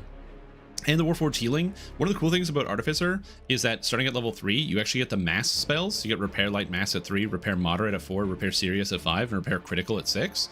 So being at 3, if you have like a full Warforged party, let's say you're playing with like other people, Repair Light Mass is a godsend because you can just go like whoosh and it hits everybody at the same time, which is good. Being healers in a Warforged party, they are okay. I'm going to give you guys a little bit of a history lesson while I enter into the scary part of this quest. This next section requires curse removal potions. There are very, very dangerous monsters that are coming up that are called Shadows of Hatred. They are very dangerous. They do a high amount of damage, and every time they hit you, they reduce your maximum health. That is a curse that is removed with curse removal potions. As long as you have curse removal potions, you don't have to worry about it. It's fine. But Artificers could have been basically the best at being Warforged healers, but unfortunately they are not the best at being Warforged healers. And the main thing that holds them back is that the Renegade Mastermaker tree was a tree that was envisioned as kind of like a foil to the Radiant Servant tree. So it's basically like Robot Radiant Servant, which is really, really cool. The problem with Robot Radiant Servant as a concept is that it doesn't actually pan out the way you want to because it doesn't really get any Warforged healing, which kind of sucks. In the initial draft, when it was on Lemania, the tree itself actually got... let's heal a bit. These guys are really hard, by the way. What a lot of people will do is they will get the hireling Mikhail the Pious and have Mikhail the Pious actually kind of take care of this for you. Where you can use him to cast Dimension Door to get out of this room so you don't have to actually fight this. But I'm going to kill it because I'm an Artificer and I'm very powerful.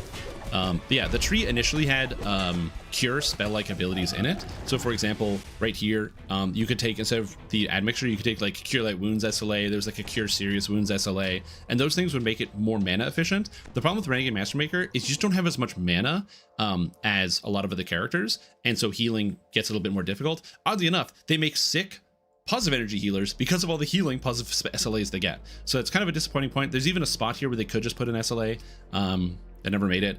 So RIP Renegade Mastermaker. But, and also the insane healing spell here. You might be like, yeah, but what about Reconstruct? You get the spell anyway. And this does help, but it's overshadowed by this as well. So the answer is Sorcerer is the best way to go about it. If you want to have a repair thing, Sorcerer is absolutely the best way to go. It has double cast speed and way more mana, and there's no downside. And you might be like, yeah, but where am I going to get spell power? And I'm not that tanky. And the answer is you get all of that from Eldritch Knight. You get tank and spell power from Eldritch Knight. So you just put all your points in the Warforged and Eldritch Knight tree. You have more spell power than Artificer. You cast faster, you get more mana, and you get more health. Eldritch Knight, man. This is stuff.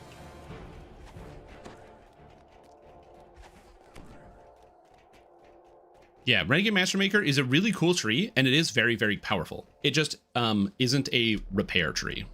It's missing key things to make it a repair tree. It's more of a healing and tank tree. Again, it does have this one repair spell-like ability, and it also technically has the repair construct, so it's like a heal over time around people near you, which again is cool, but this is a spell you already get, and it's quite expensive when you get it. When you get it, it's going to be overhealing a lot, so you don't have like something to do that throughput.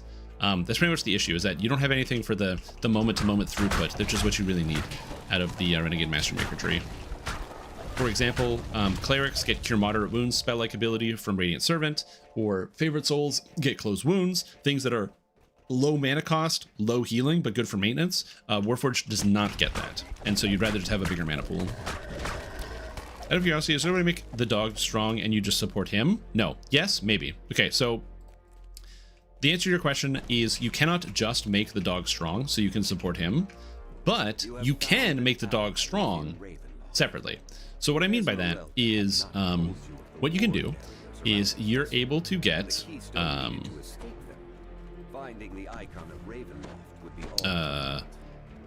effect out of Primal Avatar that makes it so that your mantle, which deals 1d6 plus 6 elemental damage per level on auto attacks, applies to your dog. So now the dog will, instead of doing like a little bit of damage, will now suddenly be able to hit for thousands. Also purple moat.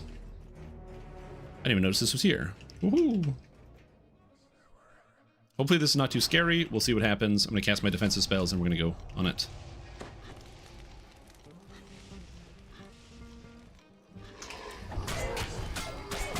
Also, I really have to put on cold iron weapons for this. I keep forgetting because of immunity bypass.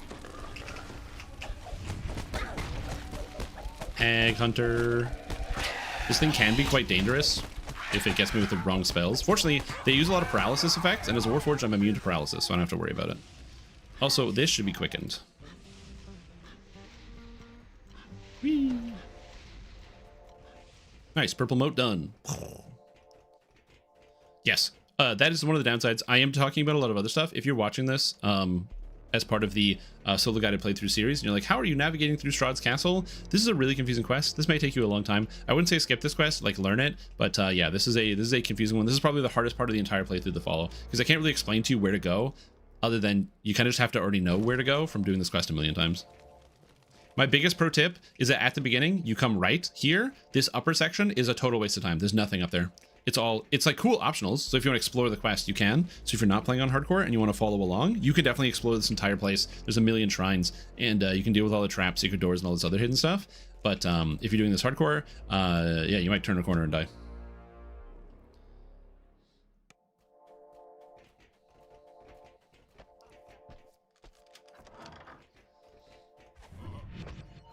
Yeah, like I said, for the record, my goal is not to say like Renegade Mastermaker bad. It just doesn't do what you want it to do specifically, which is be the equivalent of a Radiant Servant. So yeah, it's not quite there, but it has value in its own thing. Like I said, I'm using it and I will be using a lot of it because it's really good. It makes you super tanky, which is nice. But yeah. Oh, also, I don't need cold iron anymore. Oh, come back, elemental weapons. Give me that extra lightning damage. Or also a necromancer that focuses on his pet. It's possible to do pets just not good enough. Pets aren't good enough for two reasons. One, the main reason why pets aren't good enough is the AI. Pets don't know where to go or what to do, which means they will attack the wrong targets, they will get stuck on things, and they will stand in every AoE. Your pets will stand in traps, your pets will stand in clouds, your pets will stand in all the things that you know to get out of, and they will just instantly pop. For example, the second you go up to one of the slightly higher difficulties, which is once you go above Reaper 4, you head up to Reaper 5. Ooh, you start fighting Vengeance Reapers. Vengeance Reapers have an ability called Hostile Magic, where basically they just drop a circle on the ground, and if you stand in the circle when it explodes, like the circle like detonates after 5 seconds, if you're in the circle, you die. Your pets are not good at getting out of circles. So unless you're able to raise dead constantly, you will constantly be dealing with like dead pets, which is frustrating. There was an effect that was added to the game called Inspiring Bond, which is an epic feat which allows you to resurrect all your pets and your hirelings, just like that, like with the snap of your fingers. They just like all come back, which is a really cool effect. The main problem with Inspiring Bond is that it would be really nice if, or like the cooldown on it is too long. I believe it's a 2-minute cooldown to resurrect all your pets, and that is too long. It's an epic ability only, so you're always going to have the ability to use scrolls to just get your pets back up whenever you feel like it. If they're dead, you can just peel them off the floor. So it's never going to come up. So yeah, that's a thing. All right, we have to do the dragons, the front door. Yay!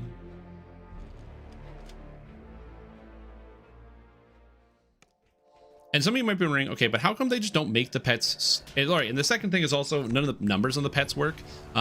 Your attacking pets don't have enough hit chance to hit consistently, even if with like the best stats in the entire game, and they just don't do any damage. Maxing out your pets will never do more than 180 damage on like elite, not including Reaper. And when monsters start to have like 20,000 hit points, doing 200 damage a strike is not really worth it.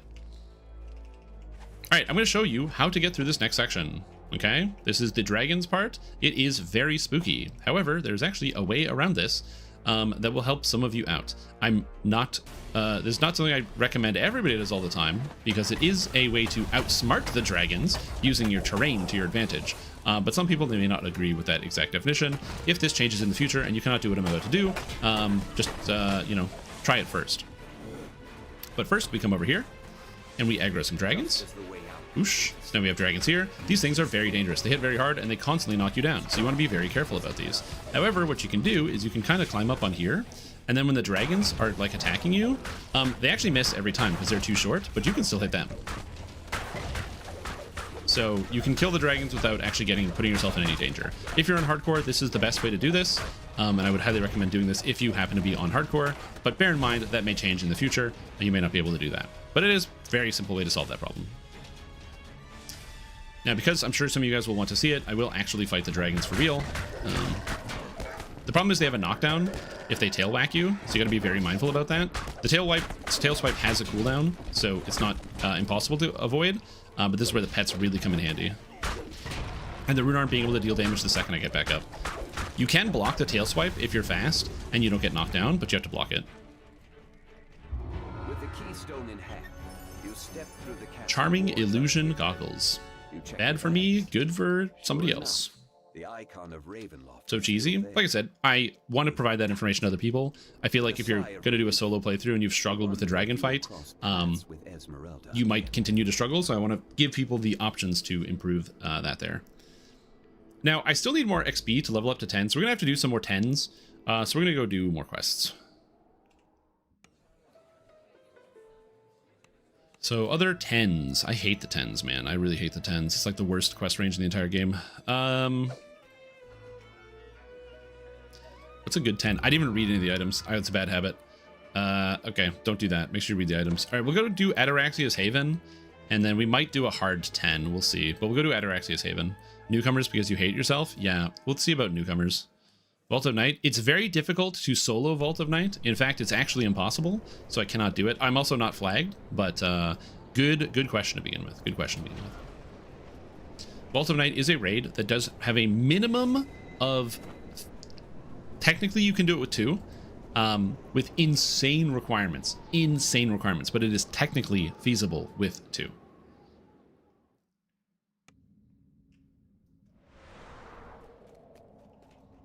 Now, I'm a little over leveled for that, so we're gonna skip ahead.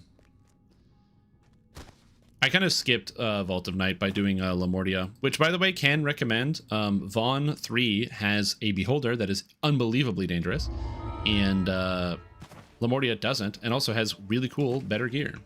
Anyway, we're gonna do Ataraxia's Haven instead. This quest chain can also be kind of dangerous depending on the circumstances. Did I not buff my pet even though I was on the ship? No, he got the buffs. Okay, he's good. He's good. Good boy. But yeah. I didn't put my points in though. Unlock potential for 20 melee power and 1 imbue dice. A knockdown. 10% move speed. That's okay. I don't need any of that stuff. But yes, Vault of Night can technically be duoed. It is very challenging because you need to have pets. So you need characters with pets that also you can control well, because you can't use any hirelings. You also need dashes. Basically, the really hard part of this whole thing is the section in which you have to pull 4 levers at the bottom of a shaft and then get launched upwards. You can technically do that with 2 people and pets. Remember, you can't summon hirelings inside of a raid, so you need to be able to pull it and then dash upwards to be able to catch, like, have enough movement speed to go all the way up the ramp and then catch the flame jet. And that is the hard part. Everything else can be challenging to get through, but that's like the most challenging part.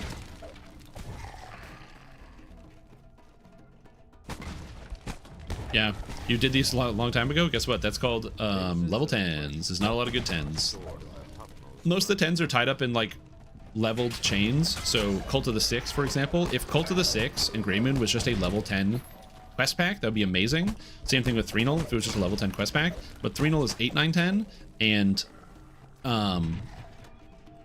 what do you call it? Cult of the Six is 6, 7, 8, 9, 10. So, and those kind of lock up a bunch of the 10s in there. So it's unfortunate. I did say shaft. Hey, what? Get wrecked.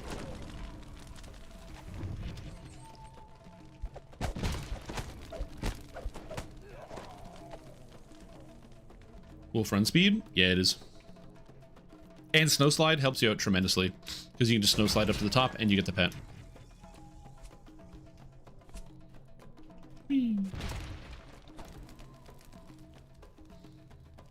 would still might for the fun of it, just theme. Once you get into epics, the pet run is not too bad, especially if you have access to hirelings, because later on you can summon like Rana, the druid hireling. You can, like, if you have a bunch of the gold seal ones from expansions, you can summon like Rana, the shield guardian, Darling, as well as like your own pet and a couple, probably even more of them around like the level 20 range. If you have like the panther, you can summon that one.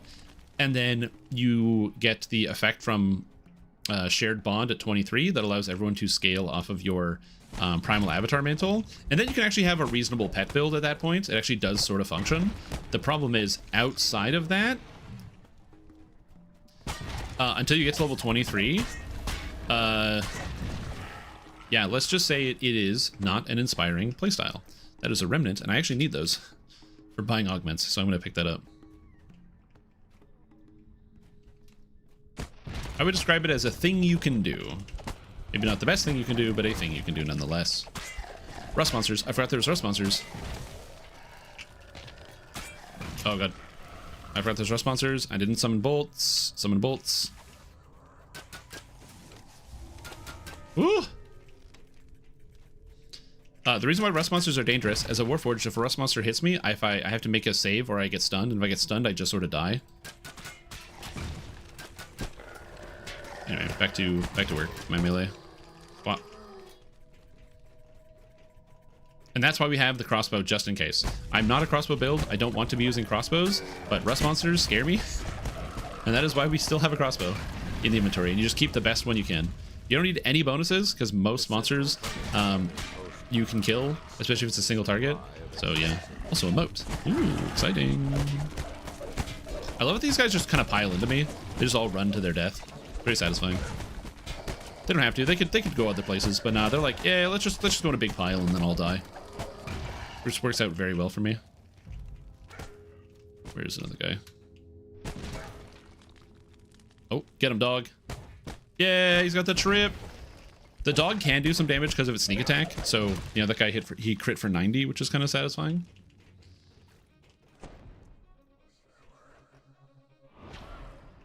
Let's pop another moat.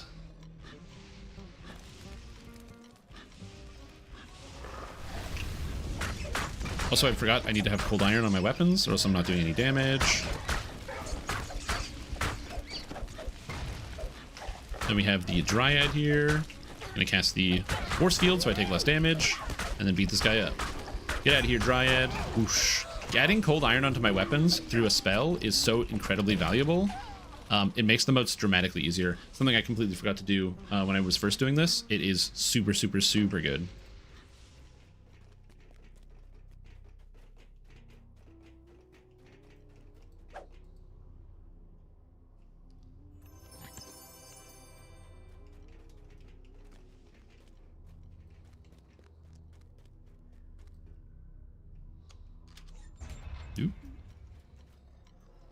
Yes, the Shield Guardian is also nice if you're playing a Warforged because it does have Reconstruct, which is cool.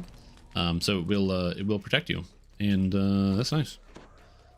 Having a big Guardian robot that actually heals you is kind of cool. It also does a good amount of damage because it has the weird wonky Shield Guardian attack pattern where every attack is actually 2 attacks.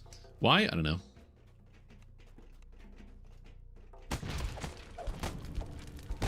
I've not taken notes. Haven't even looked into how it all works. Am I too late or still we're starting? Oh, you're asking like, should you play Dungeons and Dragons online? I can answer that question pretty easy, Bronlin. If you are interested in an MMORPG that has a high degree of character customization, that's all about like going on adventures. So you kind of go into an area, you got like a narrator who actually reads out like the quest text to you like it's a real DM. Then this is a good time to get into it because Dungeons and Dragons Online is celebrating its 20th anniversary next month.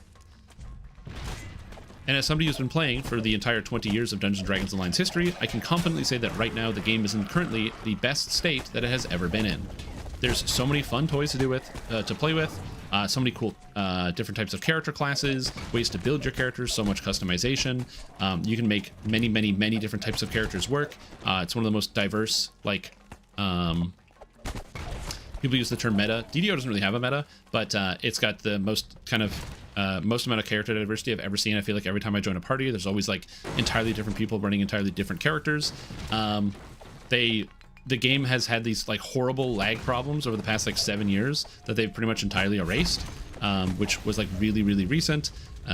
They condensed the servers so that way there's just more people to play with all the time, which is awesome. So there's just more things to do. So yeah.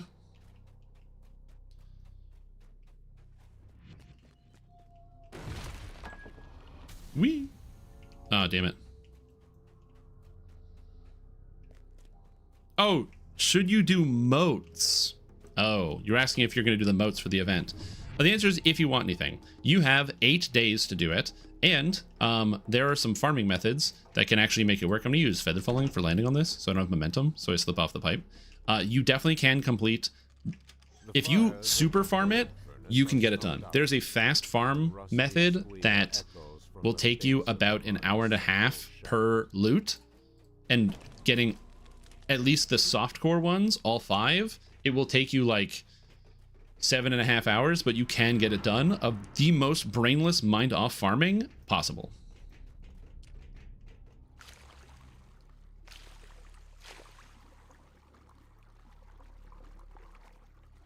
So yeah.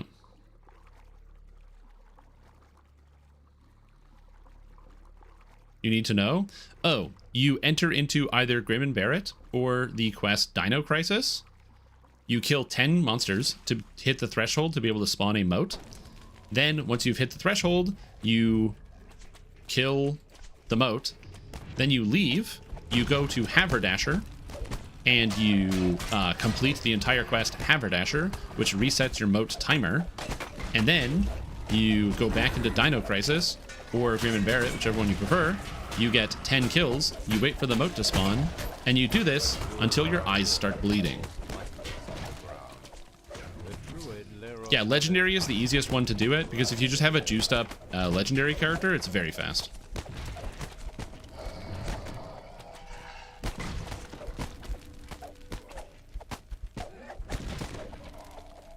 If you don't have a juiced up Legendary character, it will take you a very long time. Because you could probably do it in Heroics, but yeah.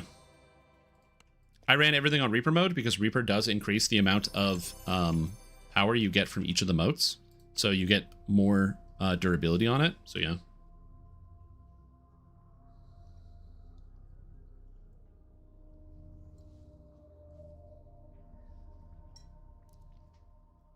So it makes it really easy. Oh, no, you can complete, you can just do Haberdasher on normal, Rachel. You just slam Haberdasher on normal and it counts.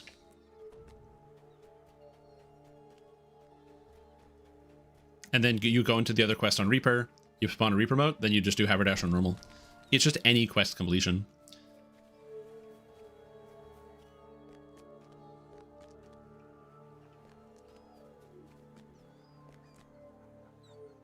No, you don't have to do that. I can confirm I did it many times on yesterday because I was farming that way for 4 hours straight, and you can do it on normal.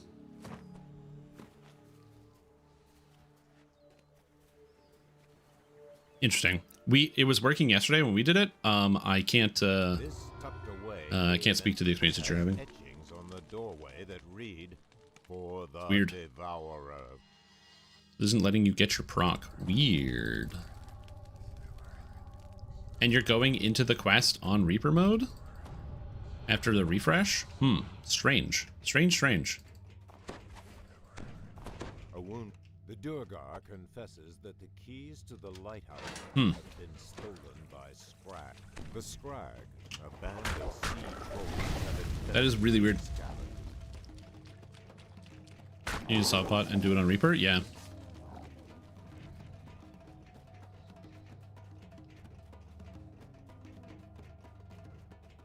The caverns and mushrooms twist and turn into a veritable maze. Good shield again, yeah. Oh, maybe it's because it wasn't working in Dino Crisis. Yeah, because if you're level 34, it wouldn't count for Dino Crisis because you're too many levels over. Whereas Grim and Barrett is a 30, I think. I don't think it's 28. I'm pretty sure it's 30. I can check right now. 14. Grim and Barrett? Yeah, Grim and Barrett's 30, so it would count. Oh, but you're 31. Then I don't know. Weird. Very, very strange. It should count. I don't know why it wouldn't count.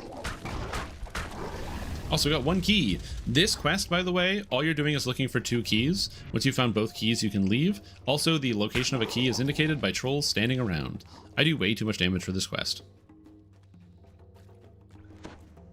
So we're just looking for trolls standing around a chest. And so I got 1 key. We got the silver key. Also, if you're playing in a group, let your party members know you found a silver key. And then that way they go, oh, silver key, and then they know to look for the iron key. Because somebody else might also have the iron key and maybe they didn't say anything. And then that way you know you'll have both keys. It has happened to me on too many occasions where somebody finds a key but doesn't say anything. That person can be me as well. I'm guilty of this. And then you find a key, but you don't say anything. And then you just like start running around and you both have both the keys and both people are still searching for the keys. So yeah.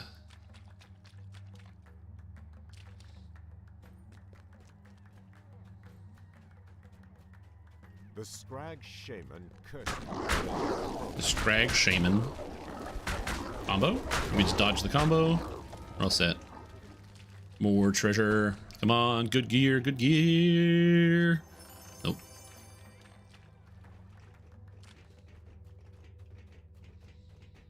Yeah, unfortunately, I would like to tell you that farming is not the best way to do it, but it is in fact the absolute best way to do this event. It is very painful to do it without the farming method, so either form a group or get some friends, you know, get some snacks and put a movie on in your other monitor and get to the farming. I've found this event to be much more excruciating than the last one, and yeah. As was noted, I think most people generally would prefer, instead of this, am I not hitting? Where's my damage going through? I'm not attacking. Wait, what?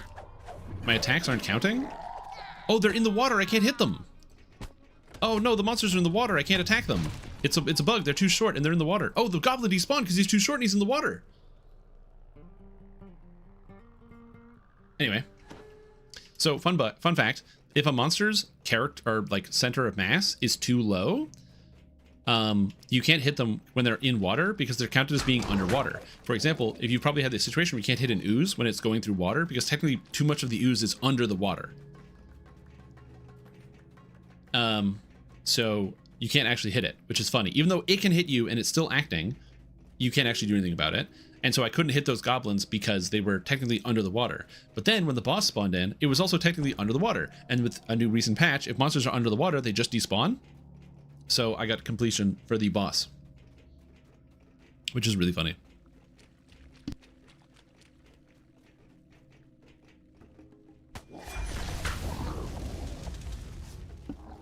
Anyway, thought I'd share that information in case you guys were curious about that, about how that worked. As I look for more trolls.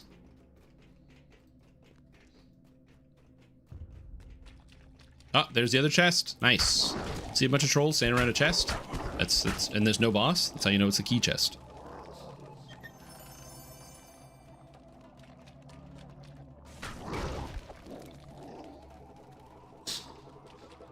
Well, the other problem too is that it is a bit of an issue where the contrast happens. It's happened in my party twice where people playing on hardcore have died and then no one knew they were playing on hardcore. So, you know, DDO players were not the best, and sometimes, myself included, I might leave a monster or two behind or not clear a path that I don't think people will go down. Like, I just assume everyone takes the same route, and if somebody doesn't know, they might turn down a hallway and realize it's not actually the right way to go, but they realize too late, and then they die. And that's just a feels bad moment for everybody. It feels bad moment for the person, obviously, because they died. Feels bad moment for me, because I don't want to be responsible for other people, like, dying in the video game. I want to help people out. I want to make sure, you know, we're kind of making it to the end together. That's the goal here, you know? And so, yeah, just kind of a bad moment. Also, up here, I'm going to cast my defenses. These sneak attack guys will kill you, the Duergar Assassins. They're very, very dangerous. Fun fact, did you know the Duergar Assassins are the highest health monsters in this quest? You think Assassins would be frail, but no, these guys are beefy, beefy, beefy. The deadly water spider deluge brings attacks. So yeah, it is something where I felt bad about that. If you're playing on hardcore, please tell the people in your party you're playing on hardcore, so that way they know and they will protect you. People will go out of their way. They will just stand in front of you. They will secret service shots for you, but they can't do it unless they know. And I've had that happen, unfortunately, in my party where somebody was hardcore. They didn't say anything. They got caught by themselves and they died. So yeah. Yes, also somebody got in House of Pain, somebody obliterated all the traps and didn't say anything because they didn't think anyone was going to be hardcore. And then, somebody died because they went into the room in House of Pain where they like load in. They died on load screen because they got killed by the traps on load screen, which again, normally doesn't matter because you just grab their stone, you revive them, like who cares, whatever, you die in the video game, doesn't matter. But on hardcore, it's a really, really big deal. Now, granted, you just shouldn't do that anyway. You should tell people if you're going to activate all the traps ahead of time. So it's a dick move regardless, but still, if that person was hardcore, somebody would have gone, oh, don't go down. I broke it. Stay safe. So, yeah. Just as a precautionary measure, always do that if you can.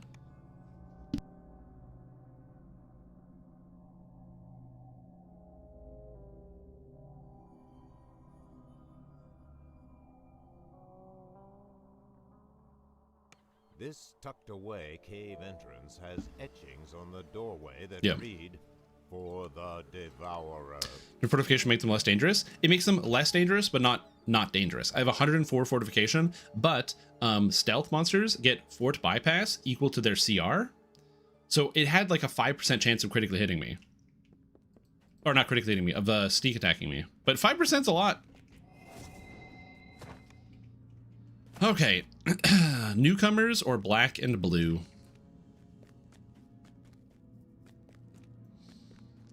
Both these quests are really horrible, they're really long, and they're really challenging. I think I'm less likely to die in newcomers.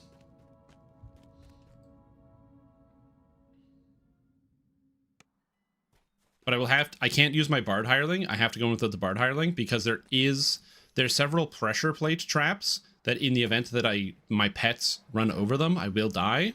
So I will go do newcomers and I will be very patient with it. To gather? Yeah, exactly. I pretty much always gather at that spot, but yeah. Okay. This quest is horribly dangerous. I would not recommend doing this, but you can. Are House P-Buffs fair game here? Yeah, you can use them. But yeah. That's what I said. It was just generally a dick move for somebody to like pop ahead and like explode all the traps. But at the same time, if they had done that, but then they just said, hey, by the way, I did that, then at the very least, that person would still be alive. Okay, why is this quest so horrible? There's huge packs of guys. They all have 1,000,000 health, and that's it. That's the whole quest. So it's a pretty long one. If this quest could be cut in half, that'd be sick. But there's a lot of hallways just with guys. I don't think I'm gonna worry about running out of mana. I don't think it's gonna happen, but yeah. And the only traps are random traps. Also, there's like a jumping puzzle that is much easier if you have access to feather falling, which I do. If you don't have access to feather falling, oh boy.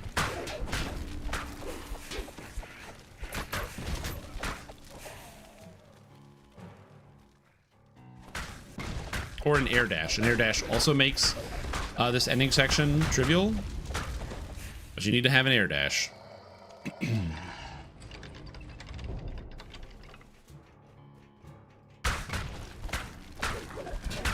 Black and blue end fight's not too bad, because the dragon does have its dragon breath and it can be quite scary. I might do that one as well. We'll see. It's mostly just that the quests are really long. The door opens, revealing a lush waterfall. But the reason why I'm actually not too worried about black and blue is I do have a good amount of magic resistance rating. I don't take a terribly large amount of damage, and for those sections I can always just use Radiant Force Field, which will reduce the damage enough that I shouldn't die to anything.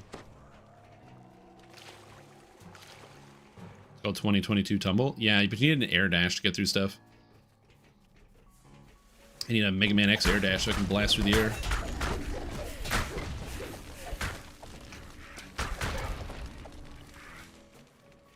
I could also do Slave Lords, true. Fun fact, this quest in Slave Lords came out around the same time.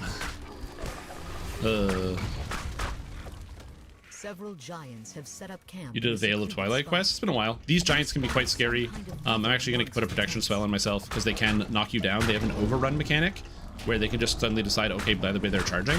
If the ground is shaking, so like there's like a shake effect happening on screen, that means one of them is using their overrun. That means if they damage you, you get knocked down, no save. So you just need to be mindful of when you're getting overrun by giants. I can't believe my trip worked against this guy.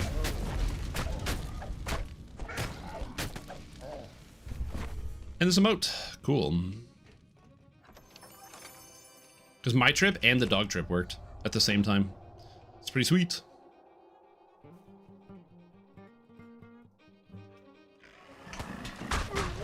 Reminder, put on the thing.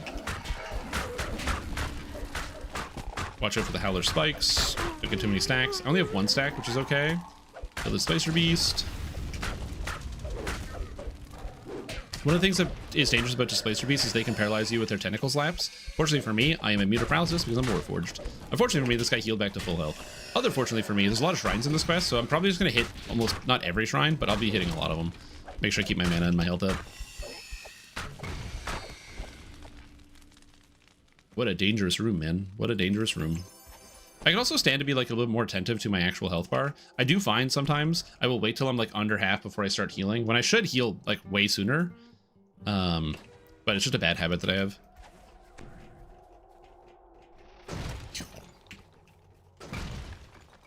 And I can open this lock. Yay, treasure. Wrong button.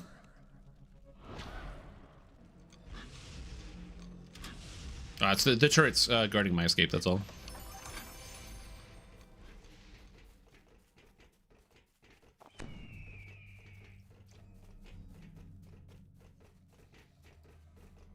Alrighty.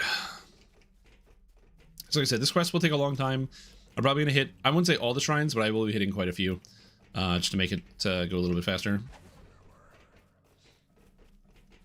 Oh, so there's panthers in here. You can see them because their eyes are glowing, which I kind of love. All you see are the eyes. You gotta watch out for the trips from these guys because they can surround you and trip you. Just gotta be careful about that. And remember, when you get tripped, block. When you're on the ground and blocking, you will take less damage. The one downside to blocking on the ground is it does drain your rune arm charge, which is unfortunate, but what are you gonna do? A few years ago? Oh yeah, I still have all my Slave Lords items. I don't get rid of any of it. I actually just have a character called Slave Lord Bot, who's a Warforged bank alt that I use that holds all my Slave Lords items. So yeah, I just have them. Acid Wit? No, we're not doing Acid Wit. I will do a lot of quests. I really don't want to do Acid Wit. We'll probably do Myth Draenor because Myth Draenor is not... I don't remember if there's anything really hard in Heroics other than like a couple trap rooms, but for the most part, as long as you have Death Block and I'm immune to paralysis, like having Death Block and being immune to paralysis and energy drain as a Warforged makes a lot of things easier.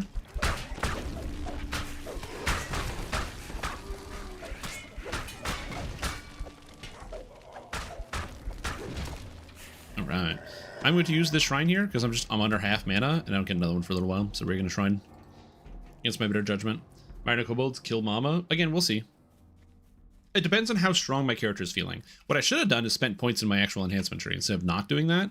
But, you know, sometimes we make mistakes. As previously mentioned, I have flaws. I'm a flawed human being. And so I do oftentimes forget to spend points in things I'm supposed to spend points in. Spending enhancement points is something I forget to do pretty much constantly. And so, yeah, it is...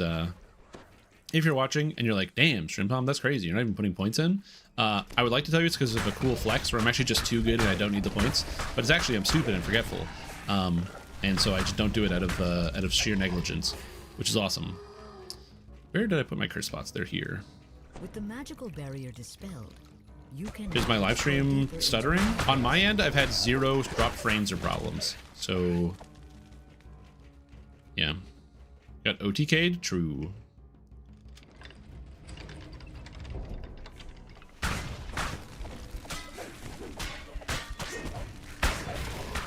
One of my favorite clips of the young Kriparian, another Twitch live streamer, who I'm sure all of you are familiar with.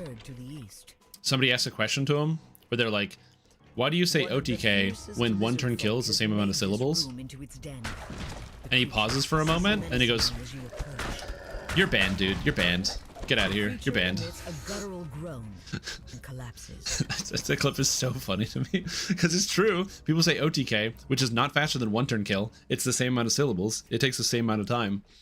But people say OTK, and he's just like, "You're banned. Get out." Yeah, the hand cannon's amazing. Yeah. My mind is wrecked. An enormous cavern opens before All right, you. so this is a puzzle cavern thing, which some people may find to be very frustrating. I'm going to show you how to do this the easy way. This is not the fast way. The fast way, the fast easy way involves having an air dash. I don't have an air dash. In Epics, it's really easy to get because you just put points into Exalted Angel, but I don't have that. Anyway, you pull a lever, it goes up. You pull another lever, this comes to you. So you just wait. Don't jump on it early. DDO has a desync. You want to check how much desync you have? Land on it and watch yourself shift. That's how much desync you have. So I landed here. I shifted over here. So that's how you can see your desync in real time. How cool is that? Now I'm going to hit a lever here, which is going to activate these air jets. I'm going to turn off these air jets by shooting this lever. And now it's not going to go. But I missed my ride. That's okay. We're going to catch the ride later. It's going to come back down and we're going to catch it. But these air jets will blow you off if you don't shoot them. So that's how we handle that situation. So whoosh. Now, do I have jumping potions? Potions of jumping? I do. Okay. Oh, I put them on the action bar next to my other potions of jumping. I'm going to use these because there's an area I wish to climb up to. Similar thing. We're just going to wait. You can actually just jump on this one early if you want because it's just going straight upwards. So you're not going to get desynced. So yeah. Yeah, we're going to do Crucible. Crucible's easy. So we'll get Crucible done. All right. So now that I've got that, I'm going to pull this, but I actually want to turn this off first. So we're going to shoot this right here. And now this is going to be off, which is turning on this, which is annoying. Now, if you have access to high movement speed, feather falling, and a dash, you can actually just like jump to this section from this platform. However, you might not have any of those things. So I will do this the slow way for you guys. What you're supposed to do is get past this and then shoot. The problem is this air jet sometimes doesn't always turn off. So the real answer is you're going to jump to the target lever. I'm an idiot. I'm so bad at this game. The real answer is you want to jump to the target lever. When you jump there and you land on it and you don't miss it because you're bad at this game, you can turn this manually to ensure that this actually turns off. The problem with these little air jet things is if they have like a blast of 3, so it's 1, 2, 3. If you turn it off on 1, 2 and 3 are still going to go off, which means you're still going to hit the air, which is not good. And you get knocked off anyway. So that is one of the reasons why instead I do that. I jump on this second section, so I can manually turn this off and then wait a full cycle. It does take more time, so it doesn't make it faster, obviously, but you have the added benefit of not worrying about getting knocked off.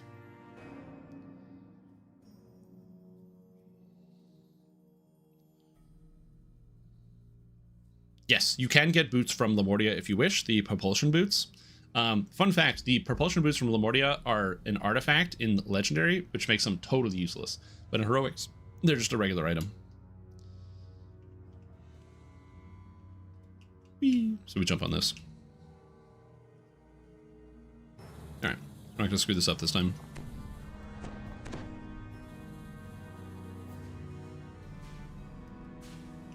There we go. And this one, fortunately, that was at the end of the cycle, so it did turn off, but sometimes it does not. So now I'm literally going to wait for this to go around the entire way, and I'm going to jump back on it. Again, this is the foolproof way of doing this to make sure that you don't end up getting blown off by anything. The reason why I do it like this is because, like I said, the number of times where you get past this, you shoot the target lever, and this is still blasting you, and it takes you off the edge. It happens all the time. It's very common. I'm sure many of you have done this and had that experience with this quest. Oh, and then I get lag right as it's coming around. Sick. Thank you, game. You just step off onto this, and we're all set. There's a limit to the number of Lamortia items you can wear. No, but there's a limit to the number of artifacts you wear. Artifacts are an item you can only wear one of. You can pull this for the rest of your team, and they're all set. But yeah, you can only wear one artifact at a time, no matter what. And the propulsion boots are an artifact. In Heroics, they're not an artifact, and you can wear them like just with your regular item set or swap them in, but swapping an artifact is really tedious. Well, there aren't in heroics. It's not an artifact. Yeah, so it does not apply in heroics because it's not an artifact. It's just a regular item. Depends on my turn. Is there a faster way than just to run and look for rare spawns? Yeah, if you use the map, you can do a cycle to go through it, but that's pretty much, yeah, that's the fastest way, unfortunately. Also, make sure all of the treasure bags that you find from monsters, when you pick them up, those are antique bronze tokens. So pick up all the treasure bags as well. You can make out the outlines of small dwellings in the distance, but a magic barrier blocks exploration in that direction.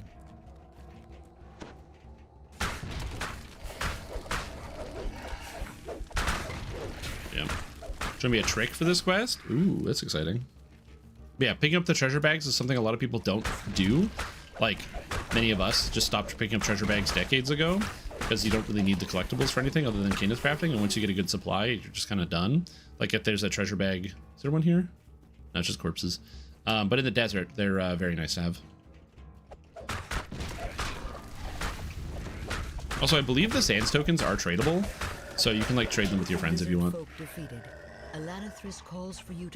Alright, I don't need to use this shrine because I barely use any resources. I just had a relatively long room, so I'm just going to go past. However, while I'm going past, I am going to rebuff and recast all of my spells, make sure they do not run out. The next section is only hard because of dangerous invisible traps. All traps are invisible, but they're pressure plate traps. And they don't put one, they put like 50 in a row. So as a result, I will be slowly slinking through all these hallways to make sure I don't get murked by these traps, which hopefully I don't, but if I do, you guys can all point and laugh. Thank you.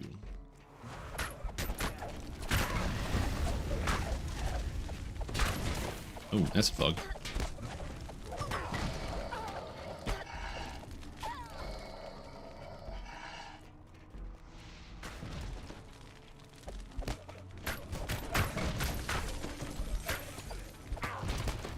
Alright, so here, these hallways can all contain a borderline infinite amount of traps.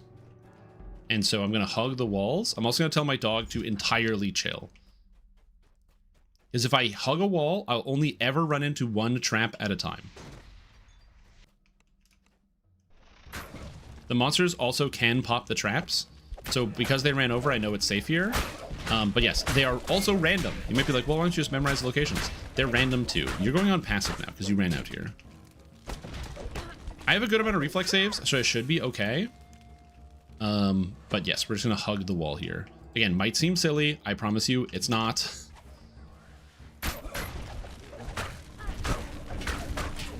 And again, fortunately for me, I have a lot of AoE thanks to my rune arm, which solves a lot of my problems in terms of getting surrounded by guys. Activates. Energy pulses into the central chamber. A similar thing. They're gonna run at me, so there's nothing here, so that's good. You also have to be careful if you are gonna pull, because if, let's say you're staying right next to it, and then the enemies run into the traps, they will explode all of them and you will die.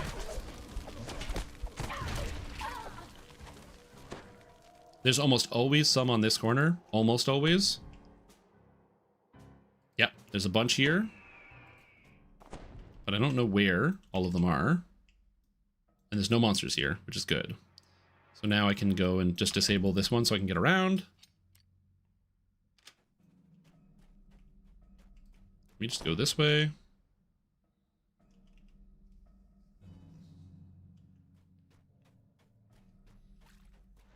Okay, same thing. I don't know where the traps are, so we're just gonna take our chances here.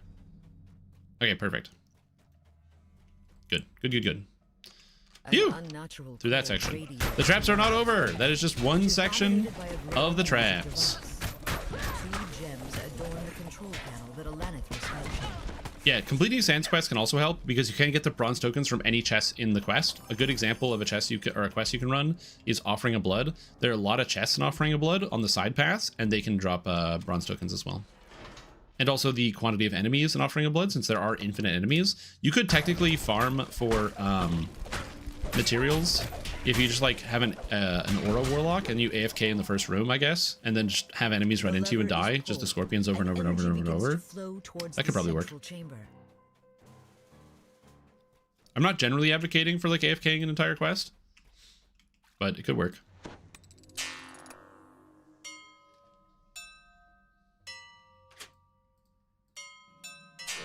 All right. 1, 2. Puzzle solving. Simon says, do the thing. Don't lag when you do this. If the game lags, you get stuck. Boom,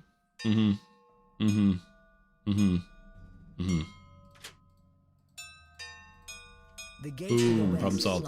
All right, now we go to the Super Trap Haunted House number 2. That's right. So same thing. I'm just going to search here. I'm basically just going to move a little bit and do some searching. Especially, there's going to be monsters like right around one of these corners.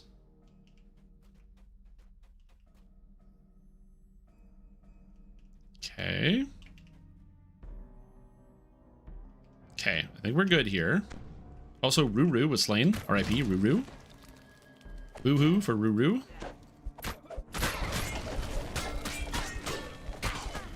Again, this might seem like I'm being a little hyperbolic by just like really slowly inching around these corners. I promise you, if you've ever ran this quest before, you know the experience of like just whipping through this place and then watching someone explode because they don't realize how dangerous the traps are. Okay, I think I'm in the clear. I don't need to shrine before the final boss. We are good. And there's no traps in this section. But just in case, you know what? I'm just doing this.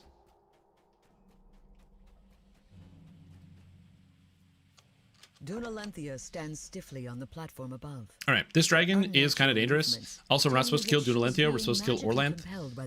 So for this section, I'm going to use the dog as a distraction, which will hopefully help out a little bit. And then I will also use the flame turret as a distraction, will also hopefully help out for a little bit. Whee.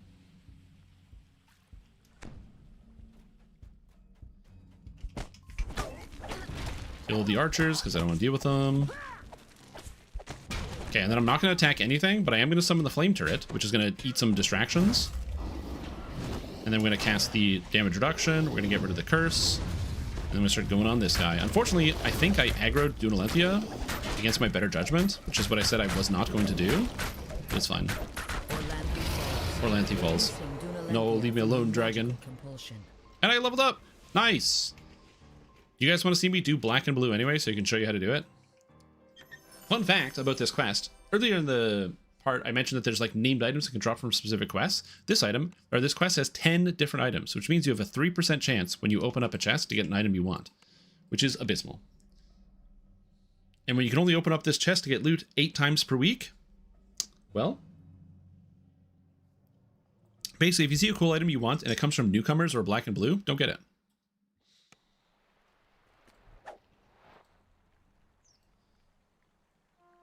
Okay, what do we got here? We got glaciated magecraft docent next tier. Cool. But all these items are bad. So I like the magecraft docent, but the stats on it are bad and I don't want it. So we're going to just take an item. All right, before I go to the next one, I am going to spend my enhancement points, and now I will have Thundershock Weapon, which gives me a knockdown, which is very, very, very good. So instead of trip, we now have Thundershock Weapon, which is DC 35, which allows me to trip basically everything I come across. I will do black and blue just because it is a challenging quest and I think it's fun to see. So we'll go through here. I don't need to, but I'm going to. Go to the bathroom and Gamba. Oh, you want to... Will I die in black and blue? For the record, this quest is very dangerous. Monsters in here cast Disintegrate, which does a massive amount of untyped damage. The dragon does really, really high acid damage, like a absurd quantity. So you know what? Yeah, we'll Gamba. You want to do it? Okay. Let's see here. Will Shrim die in black and blue elite solo? Yepper. Nope. Here you go. You have a few minutes to put in. Enjoy. Oh yeah, there's also the lightning water. If I touch the water and I'm lagging, yeah, I will just die. Also true. If you don't have magic missile absorption in here as well, you will die for sure. Like there's no doubt, you just die. There are the monsters in here, the cult invokers, as well as I can't remember the name of it. There's like another enemy type that casts magic missile, and if they spawn as a champ, they magic missile you, and you're just cooked. You turn into a pile of ash. There's no way to craft a green steel item for another character. Well, the materials are unbound. So you should be able to just give the items to another character, and then you can craft the items there. This portal to free me. Put in a 100k flask so don't die. Oh, sick. Now it's time to throw.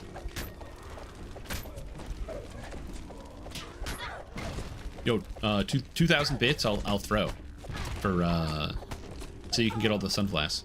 Just kidding. I'm not actually gonna do that. Don't do that. I'm not gonna do that. Partially because of the integrity. Also, I don't have to like start this challenge over again. A challenge, the guided playthrough. I don't want to call it a challenge. It's just playing DDO like solo, which most people do generally. Too experienced to die, and now we'll be extra careful. I mean, I'm always extra careful. They need the shards. Oh yeah, you need the shards. Can't you just buy those in the DDO store? A dormant rune can be seen in the far corner of this room. Or am I wrong about that?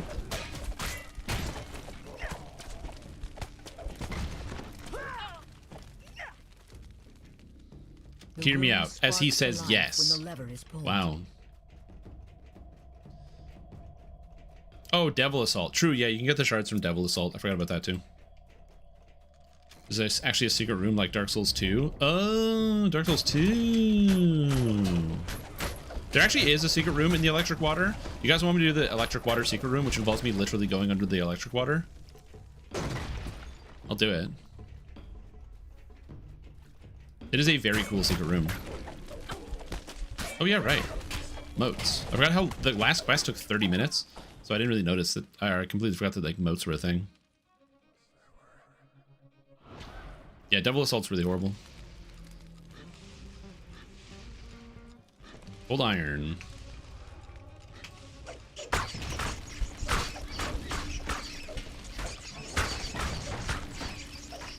No, my flame turret, it's dead.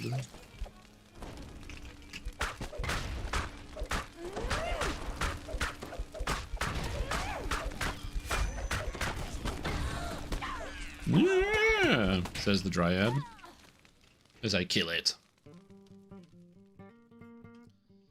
Oh yeah, because true, you can just like mostly AFK the entire quest. Alright, nice.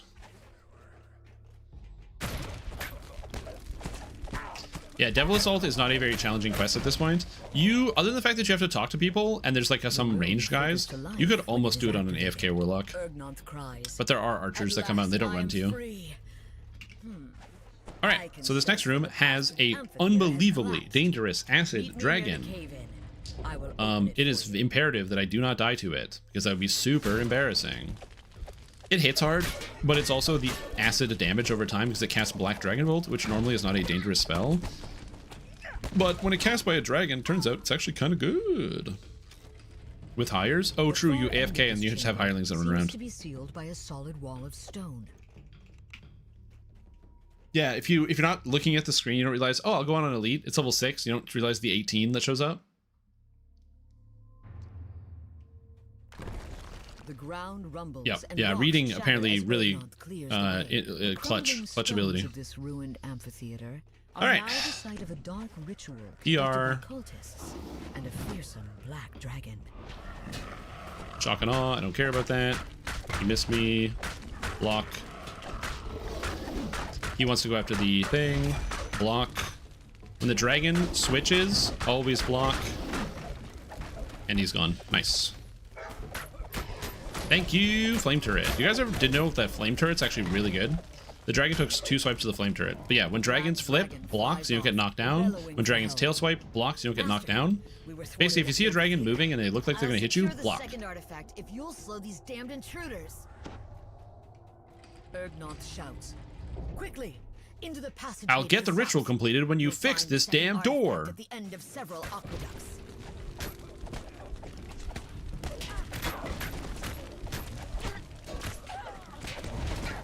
Do I need to shrine?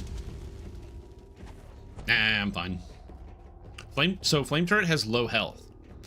So the way that flame turret works, or aggro works in Dungeons & Dragons Online, is monsters always go after whatever the target is that has the lowest health first. That's within their line of sight. So when you aggro a monster, every monster does a check, and then they check every single target's health in their line of sight, and they automatically target first whoever has the lowest health. Flame turrets have less health than I do. Now is the time to use the thing. And do I need feather falling? No, I'll be okay. But I do need movement speed. Don't fuck that up. How much does the lightning water hurt? It's only 30 damage, whatever. They do a check. Now, some of you might be wondering where this comes up, like how come this is a thing? And it's because it's actually a relic of old D&D design. In the older designs, this, by the way, is trapped. Don't go towards this. It is a trap. I will show you how to disable it in a second here, but it's a big blade trap, and it will get you. In older D&D designs, let's say you're fighting like a bunch of ogres or something, the ogres AI, or like how you're supposed to run them in a lot of things when you read through the Dungeon Master's Guide and other stuff, they tell you that like monsters, especially like scary ones, will prioritize attacking your squishy targets first because they're smart enough to know wizards equals bad. Wizards do not have a lot of hit points, and so they will immediately jump on top of those targets. To emulate that, because wizards and sorcerers only got a d4 hit points back in the day, by having that built in, it meant that your melees, if everyone is visible at the same time, so like let's say this door opens and everyone's standing right here, and then the wizard is back here, the monsters, when you open the door, see the wizard and will run past everything to get to the wizard. The door opens, offering refuge from Gorgaza, the ancient blue dragon, and the electrified water. And so that's how it works. Monsters also don't update aggro instantaneously. They update aggro over time, which is one of the reasons why you might see them running for the wizard, and then the wizard is being beat down, and even though you're hitting it and the wizard is not doing anything, it doesn't switch to you automatically. This is not World of Warcraft, where the monsters snap to whoever has their aggro. They aggro over time. I think it's the monster aggro table updates every 3 seconds. So you need, even if you're hitting it, it's not going to force it to update its aggro, even if you're bashing on it. That being said, you can force it to update diplomacy checks and intimidate checks, cause the target to immediately update its aggro, and check the table. Now, you can fight these scorpions. Alternatively, you can just give them a taste of the old lightning water. Suckers. Now, fun fact, a lot of the ground here breaks underneath you, so just always keep that in mind in here. It can be quite dangerous. In this section, if you have tumble, you can tumble jump to get over this. Same thing. Oh no, there's a bunch of scorpions, but what if you guys fought in the water? Lightning water. I have to deal with that. Yeah, not bluff. Bluff is not an aggro tool. It does not have an aggro component. It doesn't force any reset of the tables. Whoop. Anyway, everybody is in the water. Lightning water. Trip. See ya. Look at this guy sleeping in the water. The creature emits a guttural groan and collapses. It was effective health. It's not effective health. It is actual total health. Door opens into a second cavern. All right, there's a trap on the right side here. You avoid it by hugging the left side. I don't remember where it is. But yeah, it's total health. Not effective health.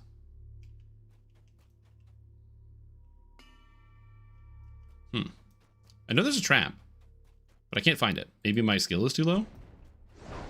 Oh, I was too far back. That's why. Yeah, this also is an instantly lethal trap. You just die if you get touched by it. So yeah, I'm not gonna deal with that one. This shrine I will use.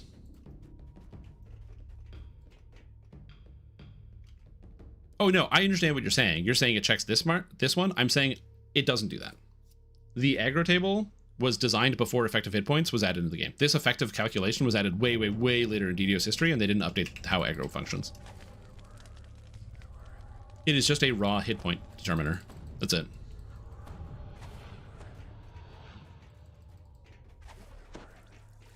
So there's actually some ways you can mitigate this problem, some ways you can trick the game into not realizing that it should actually hit you. Here's one thing that you can check to make this easier. If, let's say, there's a door, if you're a squishy character, just stand here. Then that way, when the door opens, the monsters are, there's actually a line of sight rule. If you're not in the line of sight, the monsters physically can't see you, so they won't aggro on you first. So if you're doing like R10s and your character's really squishy and you don't want to be attacked first, just do that. Electricity pulses through the water ahead. What is effective hit points? Effective hit points, it just is the game's best approximation about how actually tanky you are. So effective hit points only works for physical damage, but it takes your health and multiplies it by anything that gives you damage reduction. So as an example, if you have displacement active, displacement gives you a 50-50 miss chance, and so the game will calculate that as in you have twice as many effective hit points because half the times they miss you. So then if I had displacement on, I would go from basically 600 to 1200 instantaneously. So it will factor in everything in here, avoidance, So it just multiplies it. So if I had 50%, then it would double it because it, you know, halves the enemy's chance to hit me, as an example. And then similarly, it also factors in physical resistance rating. Effective hit points only works for that. So you can actually calculate this pretty easily, because my health is 428, you multiply it by 28.57, and the number you get is 599. Also, my pet died, because he's an idiot. And I told him not to come with me, and he did anyway. My inventory slots are full. I can't pick up my pet. No! I need a bigger gem bag. No. Okay, I'm going to show you guys something cool that you probably didn't know. Watch this. The step here. Ouch, lightning water. It's dangerous. But is it?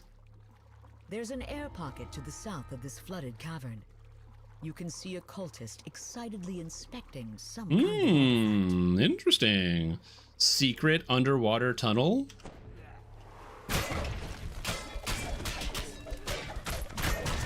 Whoa, bet you ain't never seen that in your life. The cultist dies before he can And you get a obtain treasure the chest. artifact. Okay. Inflict critical wounds. This is useless. One of shield. I don't need that anymore. It's fine. Have any other bad potions?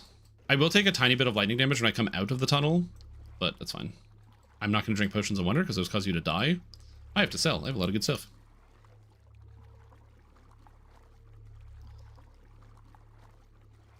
Now, I will say this, Artines, because if I am in fact wrong, and it does in fact scale off of effective hit points, I apologize.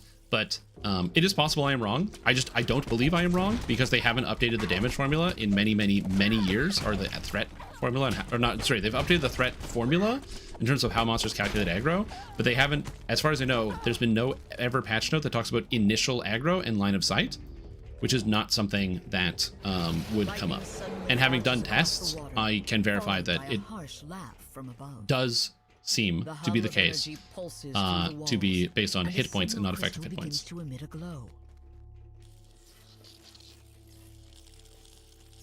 Yes, I'm talking about threats old and new, exactly. Oh, so what's up, Dorn? How are you doing? How's your day going? Do you have a good weekend? Oh god. Oh god. The lightning floor. It burns!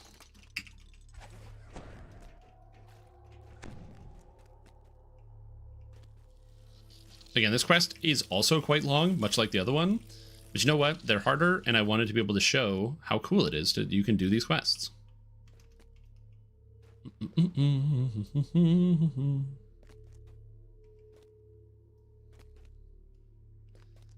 Now, am I going to get anything useful or interesting in these quests? Probably not. But, you know, like I said, they're cool. Tumble jump. So I can make the GAN.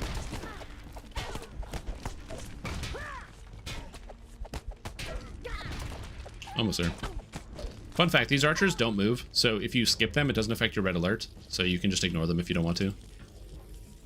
Dusk and blur stack? No. They're the same type, they're both concealment. So it just uses whichever one is higher. You can now enter the Giant's Temple. The third of the signal crystals. What is the sorcery? So on Super Nintendo, there's a video game called Donkey Kong Country. In Donkey Kong Country, one of the techs you learn is that if you roll with Donkey Kong or Diddy, you can actually make a jump at any point during your roll, even if you roll off a ledge. So you can roll off of a ledge and then still jump. And it gets you a little bit of extra distance, which you can use to like make a lot of jumps easier once you get used to it. Then all of a sudden, all those tough jumps where it's really tight are no longer tight at all. However, one of the cool things with DDO is you can't exactly do that. But when you tumble forward, you keep your tumble momentum. So by tumbling right at the edge and then jumping, you get all the forward momentum of tumbling added into just your regular forward movement speed. So you can tumble jump. It's a similar kind of concept. However, you have to jump before you leave the platform. So if I'm on this platform as an example, and I tumble, if I tumble and then I try to jump afterwards, oh, I'm too good at this. If you tumble, so let's say I'm on the ledge, and I try to jump in the air, it doesn't work. It's just not Donkey Kong Country. But if you tumble and then jump, you get to keep the tumble momentum in the air to get extra distance. But Ghostly and Blur would stack because they're different numbers. Incorporeality, concealment. It is two separate checks. That is correct. They don't add together. You get two separate checks. It checks one, then it checks the other. This is relevant because several monsters ignore one or either. For example, monsters that have true seeing ignore concealment, ghosts ignore incorporeality, and certain champions get true seeing, things like that. And also Reaper mode reduces your effective incorporeality and concealment as well, based on the number of difficulties, or the level of the difficulty.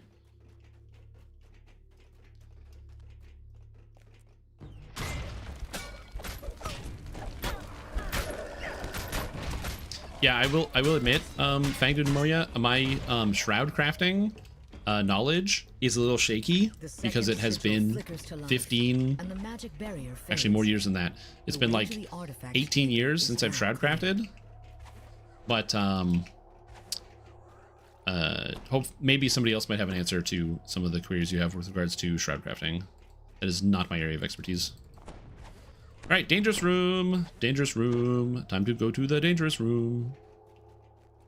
The imposing form of an ancient We're going to quicken the flame turret. We're going to quicken the flame turret. Black dragon behind. Cast this. Radiant force field. Yes, go after the flame turret, idiot. Block. I didn't block soon enough. We're still blocking. And I blocked at the wrong time. He's gonna. That's a knockdown attack. I like how I didn't even get to move. Don't knock me into the lightning trap. It's one of the reasons why you always want to make him like in the middle, and you want to make sure you're not going to get knocked into the lightning trap. Another thing you could do is actually just face it entirely backwards. When they turn around, make sure you block. Okay, it's attacking my dog instead. Good. Block. Okay, I was tumbling. I thought that wouldn't hit me. Lightning strikes the water below, causing electricity to course through it. Block.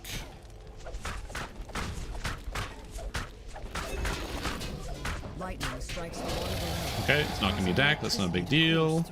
My pet is dead. Strikes the water below. My game is lagging, and I don't know why. Okay, and that's how you do that. Gorgolan has been defeated.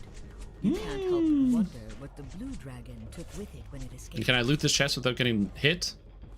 Maybe? Yes, I can. Nice. And I got nothing. And then to recall out, you can fight those guys. You can also just like walk back here.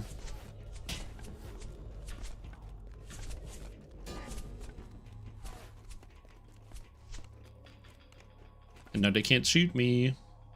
They can't see me. You can't see me. And then being super duper OP and two-shotting bosses. It is fun. Unfortunately, for all the people that thought that I was going to die, you've made a poor decision. I did not die.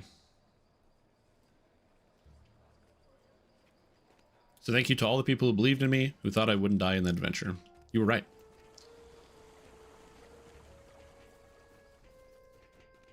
All right. Where are we going here? For my winter loot tune? Well, just always remember that you need to get a new item. So you'd have to go get a new shard to craft it because you need it for the requirement for being a winter character. You have to use new things. All right, Artificer, level up. Let's go, level 13. I believe I get a new spell level as well now, which is fun. More jump, and this. Yes, I get level 5 spells. I don't need silver weapons. I don't need planar weapons. I don't need any of these spells. Oh no, I already had level 5 spells, right? That's 12? Yes, 12. So I don't actually need a single one of these spells. None of them are good for me. And I can learn them all, except, well, I can't learn all of them. I can't learn silver or planar weapons. So I'm going to learn these in the future for when I'm going to not use those weapon types, but I actually don't need the spells, which is kind of funny. Oh, that's good. I'll just put it in. I'm not going to use it, but I will just equip it. And I get one more enhancement point. I don't need any more enhancement points in Battle Engineer, so now I'm going to do something I wasn't doing before, which is putting more points into Harper Agent to grab Know the Angles. This gives me a sizable damage boost based on my intelligence, so it gives me an extra 5 to my damage from this, because it's half of my intelligence modifier, as well as to my knockdown from Thundershock weapon, which is quite good. So it makes me do a little bit more damage. So I'm going to put that in here, and then I'll be putting more points into Renegade Mastermaker later. So I'm going to get this because it's damage, and damage is good. However, I'm going to do two things. Number one, I have been standing for the past almost 3 hours, so I'm going to sit down. And number two, I'm going to use the bathroom, because using the bathroom is good. How do you think? Can you survive Slavers End fight on R1? can I do it on R1 here? Well, I can't damage Reapers. Like, I just don't have a way to damage Reapers right now. So if a Reaper spawns, I have to kill it really fast, which right now my Stronati's hand cannon can deal with it no problem. So I'd be okay with that. But on that, yeah, I would just instantly die. Also, I don't have the mana for a protracted fight. So what would happen is I would cast spells, and then I would take damage. I just don't have the throughput to be able to heal myself fully. If I had the Reconstruct SLA to pop myself back to full, I could probably do it. But because I do not, I only have 50 repair amp. My spell power is only 113. I would just run out of mana trying to heal myself. Unless I can avoid all the damage being taken, but I don't think I can. There's too many ads. Anyway, I'll be right back. Like, maybe I could do it if no Reaper spawn, but that's a tough one.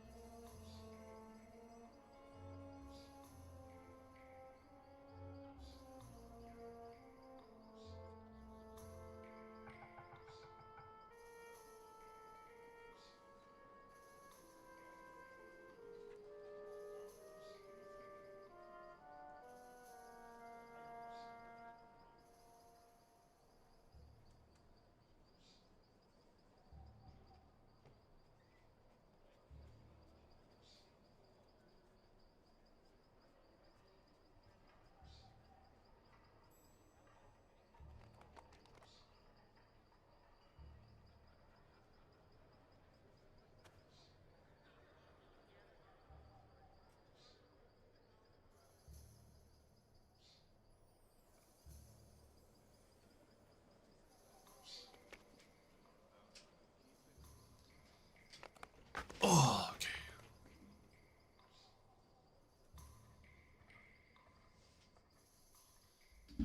The random exceptional trade-ins for the antique bronze tokens, are they the named items you can trade for directly? Oh, you mean with a guy? No, that's just random crap. Did you pay out Sunflast? Yeah, I did. I paid out. Oh my god, sitting down is so nice.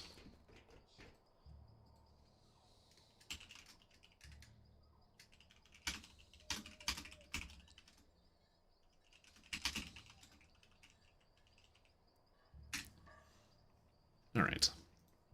So I'm level 13, which means I can now use gloves as my disabling item. So I no longer need these disable goggles. We can now set the gloves because they have a much higher number. And I can set my actual gloves that I'm wearing here. So now I can swap to my 2 items, disable, swap, back, which is good. I'm also going to sell. My backpack is full. However, unlike last time, I'm not going to forget. Haggle plus 8 item. Drink a potion for even more haggle. Oh, baby. The Mistfallen is useless for me. I can't use any orbs. Anarchic Bat Greatsword. It's also crazy how few Bastard Swords I've picked up the entire time I've been playing. This is useless. This is useless. This is a better haggling item. So we're actually just going to keep it. So give me that haggling item. Where are you, bartered helmet? Whee! So I'm going to lock the bartered helmet, unlock this one, and sell this one out of the game instead. 100 mana plus 2 spell focus is actually kind of sick. It's not better than what I'm using, but it's kind of sick. Lemordian Bowler. I want to make sure I lock that because I don't want to accidentally sell it like a moron. Go. Armor I can't wear. Selling, selling, selling garbage. Selling garbage. You might have noticed I sold a lightning crit item. The reason I sold a lightning crit item is because I actually can't crit with my lightning on hit ability. So when I attack enemies and I deal lightning damage, that can't crit. Like I can crit with the actual attack, but that specific ability does not. So 15,000 platinum. Nice. Now we're going to buy some potions as well. So I'm going to refill the ones. So I'm going to get cursed. I'm just going to buy like 50 of these because I don't want to run out. I'm going to buy 50 of these because I don't want to run out. I'm going to buy the 50 of the lesser restores. So I don't run out. Just so I have all of them all the time. Because it's really easy to like space out and just not have those. And then I'm going to go buy a slightly bigger gem bag as well. I'm also going to put my all my solar gems in the bank that I forgot to do. Because I do have a solar gem of strength, which unfortunately this is a belt, so it only takes a lunar one. But lunar strength in that belt would be so cool. Plus 8 strength from a belt at level 4. Oh man, the power creep. It's so powerful and it's so creepy.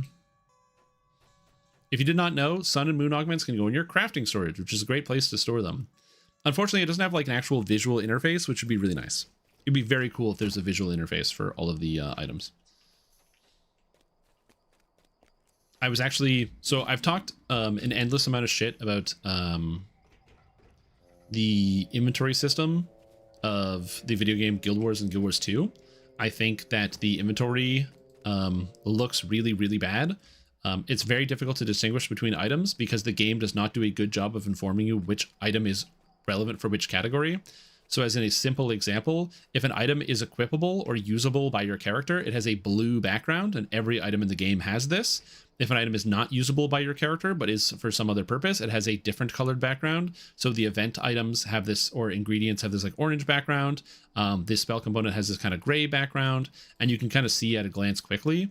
In Guild Wars, they only use black backgrounds for everything. So if you pick up a glove from an enemy, there's no way to know if that's junk, like something you just sell to an enemy to get gold, as an example, like a junk item that you just sell for money, or if it's something you can actually equip, unless you mouse over that item to identify, okay, what is this item? Can I actually use it?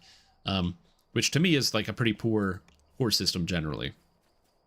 That being said, the option that they have though for the crafting is insane. They give you a crafting storage box, and in the crafting storage box, there's a slot for every single crafted item in the entire game. Because obviously the developers know what the crafted items are, so they just have slots for them. So not only can you read what items you have by seeing all the different categories and looking through it, but on top of that, you can see the items you don't have and be like, oh, I didn't know this was a material type. Maybe I can figure out how to get this. Which is pretty cool. And it's something I would actually like to see for DDO. I really want like a filigree sorting system where your filigrees go into, like, maybe it's like a little like jewelry case, and that's where all the filigrees go in. And it's just like, again, imagine a case or something where there's like a page and it has like prowess, and it has all the prowess filigrees, and you flip to the next page and it's got the next one. Or maybe it's like a drop down menu. So it'd be something like this. And then you could just like drop down to whichever filigree set, and then you load it and it has all your filigrees that you've stored. Like, that'd be amazing. I would love something like that. A cookie jar for filigrees? No, I want something with like an actual like user interface component. And let's buy more haste potions. Let's buy 50 more of these because I'm out of money. Let's go get some more money. All right, back to Ravenloft we go. Got to get all of my materials here, get everything sorted.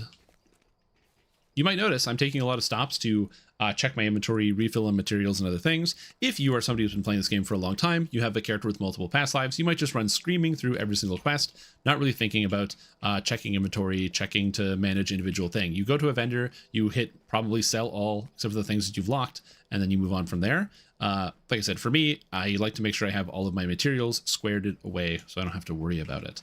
I'm also going to get my dog buffed because it just makes it so he takes less damage. Oh, yeah. But I'm saying, like, the problem with the cookie jar is it's a linear list. Like, it just goes straight down. I don't want a list that goes straight down. I want, like, a 3D, like, or a more 2D space. I want something that uses the space. If there was a filigree bag that had individual slots in it, sure. But yeah. Yeah, no, there is a search at the top. But, again, I just don't want a disorganized list. Even if it's like in order of the ones that you want, like it just goes alphabetical or something, I would still rather like a visual 3D look of it so you can use your eyeballs to examine what you're looking at. Yes, if your pet is out and you click the guild buff thing, your pet will also get the guild buffs. All right, let us continue on to Ravenloft.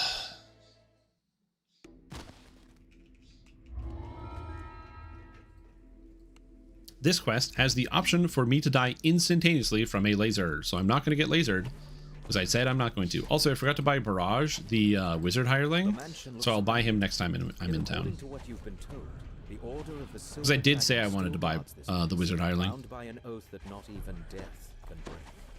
Because yeah, it's fun to use hirelings, and there's a lot of ones I haven't done.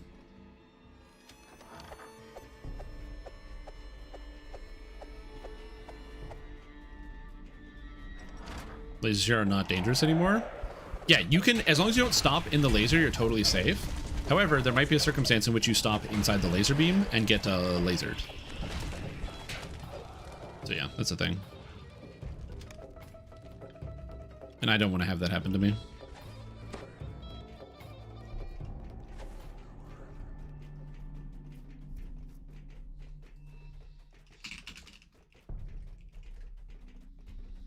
Wasn't there a crossbow named Laser Beam? There should be. There was a, it's Rip Von. There was a item back in the day that was only on a Lemania preview and never actually made it into the game. And it was called Sticker Click.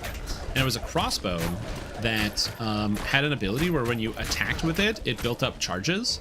So as you would attack with it, it was like a steam engine thing. You would build up these charges. And then when you would block, you would vent all of the steam, granting you a temporary buff that give you a huge bonus to spell power. So what you would do is you would shoot your crossbow to deal damage. And when you block, it would give you a spell power boost for blasting your rune arm. Or if you were playing as a hybrid, like say you were playing as a artificer, spellcaster, ranged hybrid, you could then shoot with your ranged weapon, then block, empty out your mana bar, and just cast a bunch of spells to deal damage.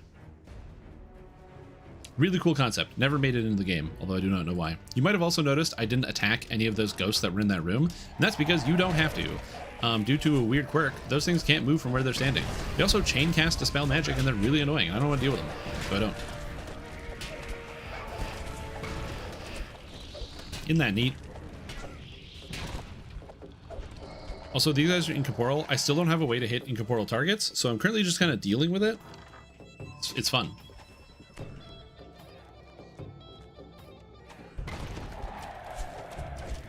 We just slowly work our way down these guys, hitting every once in a while and getting a lot of incorporeals along the way. Again, one of the reasons why I'm not doing Reaper mode, I still don't have a way to handle this problem. There are some bad solutions to the problem, like getting a level 1 incorporeal weapon from Keep on the Borderlands, which I don't want to deal with. Alright, now we go back to the beginning.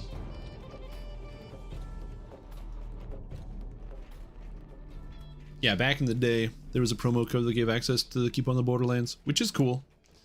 I'm happy to have been part of a promo code to help promote the game.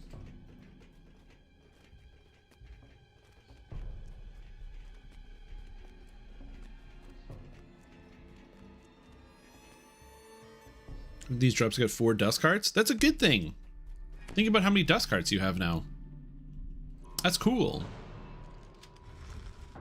Anyway, we pop in here and fight this guy.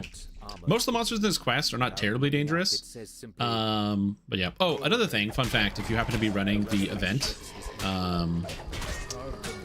every time you teleport or go through a door, it resets the timer on whether you spawn a moat or not. So you might have noticed I didn't spawn a moat in this quest, and that's because every time I go through the door, I don't spawn a moat. Like it resets the countdown on it. Isn't that fun? Have I mentioned I really don't like this event? Engraved on the key is the name Argenvost. Yeah, so if you're like, hey, I've been doing quests and I haven't been seeing them. If the quests have a lot of doors like this where it puts on a load screen, that load screen is a teleport, and that teleport resets the timer of how long it takes for a moat to spawn. So you have to go through the door, then kill 10 more monsters to start the timer, and then hopefully have a moat spawn on you. Every single time. You can just wait for it, so you get a moat in the quest. Tucked behind the mansion. Fun fact, because moats won't spawn unless you have completed a quest, it's not like you can have farmed multiple in the same quest either. There's actually a precautionary thing against that as well. It's, you know, it is what it is, as they say. Carved in the marble above the outer gate is the name Argenvost. You use the silver key you found on the commander. So we place the skull. Now we have the deadly laser. Don't step in the deadly laser. If you step in the deadly laser, you die. So I'm not going to do that. I'm going to hug this left wall here so I don't have to worry about it. And then same thing, if you stay in the laser, you will die, but I'm not staying in the laser. I just tumble through it, and now I'm safe from the deadly laser. Another detail about this, in the next room, there is a harpy.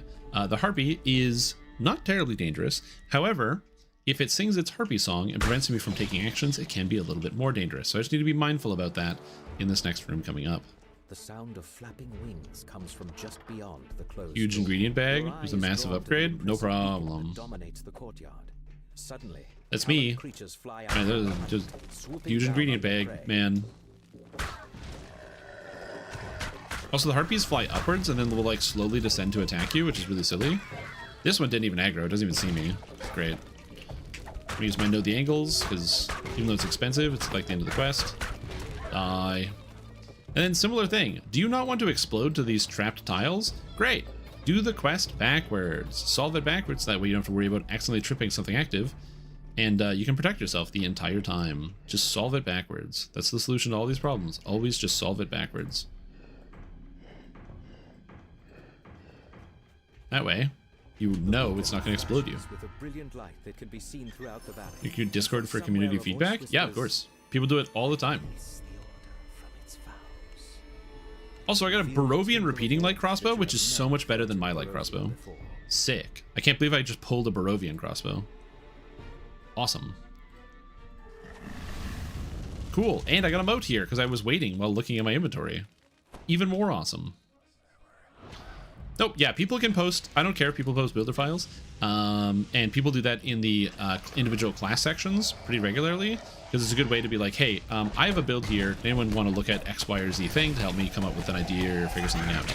Bear in mind, not everybody is going to take the full amount of time to read through a build that you might have and then give you feedback on it because then you have to download it, make sure you have the right updated version of the program, and then go from there. But yes, that is something people do all the time. Additionally, if you have a cool build, feel free to like post it. If you have a cool build that you think is accessible and you would like people to like see in the future, I want to make sure this is super clear on this one. You can post it in the Discord. So let's say you're like, oh, I have a really good First Life build that I played. It's like super solid, and I think a lot of people could get good use out of it.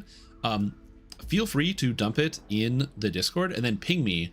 I'm not against like pinning builds from other people if they're like good or interesting and they'll help out. They'll just generally be good for the whole community.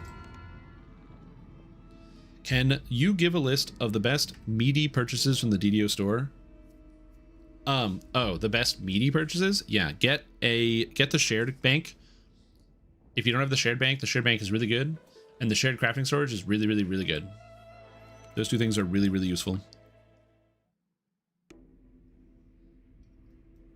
Like right away, you'll use those very frequently. But don't get them yet? Why not yet? You have returned to Is there a sale coming out soon? This time, uninvited. As promised, the servant's door was not sealed. Yeah, but we have no news about the anniversary. We don't know anything that's happening with it. We don't know if there's going to be any sales, if there's going to be a big event. We haven't had the Fridays at 4, so there hasn't been like a lot of kind of excitement building messages going out. So we'll see. Jesper's last report says he went off to steal a potion from a coven of witches, whose lair is at the top of the South Tower. Acting sus? I would never act sus. Also, what I said is factually accurate. How many times in the last year? It's not a lie, Julian. It's a fib.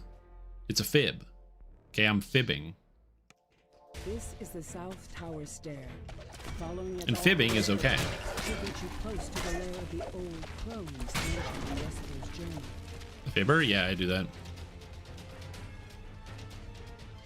That's true. That's true. They could give away some crazy stuff. That's true. But yeah, shared storage and the crafting storage are two things I'm an easy advocate for. Oh, another thing, falconry. Don't ever farm falconry, buy it. It's 499 points. It is faster to grind 499 points, which then allows you to use falconry on any character on your entire account for the rest of the time you play the game. It's faster to buy it, or to earn the DDO points and buy it, than it is to earn 700 free agent favor. You have no idea how long it is to learn and then get the people for it and then run Titan. Huge waste of time. Just buy it. Just buy it. Never, like, unlock falconry, okay? Also, I forgot. I didn't realize I didn't have an intelligence item on that entire last quest because I'm not very intelligent.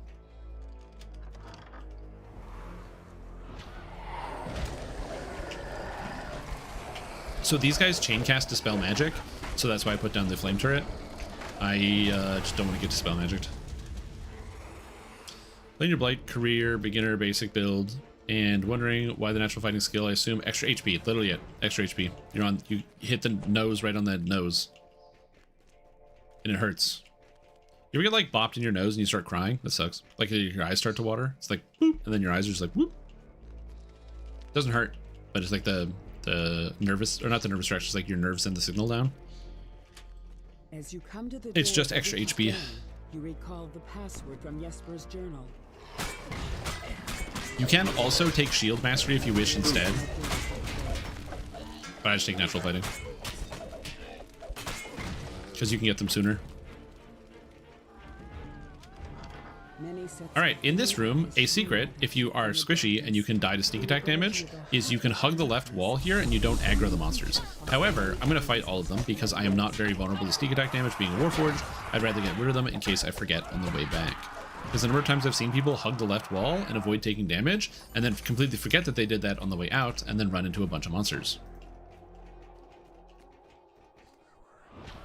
Summon this. This. I forgot to cast Cold Iron Weapons.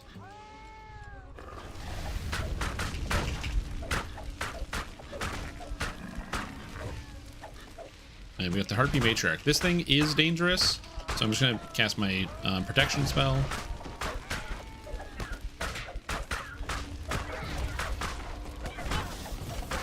But it's just a lot of magic that comes out, which is why it's dangerous, that's all. Pixie dead. Nice. Alright. Thank you for the bits, anti-chat. Appreciate it. Hope you're doing very, very well. Glad to have you here. How long until the thing that might not happen could happen? I don't have any store news. I've mentioned before, I'm on the Players Council, which means sometimes it's like a focus group for SSG to like proof of concept ideas before it comes out to the game by showing it to a select group of players, which is a great system. Has nothing to do with store sales or marketing or anything like that. So I don't know anything about this happening with the anniversary.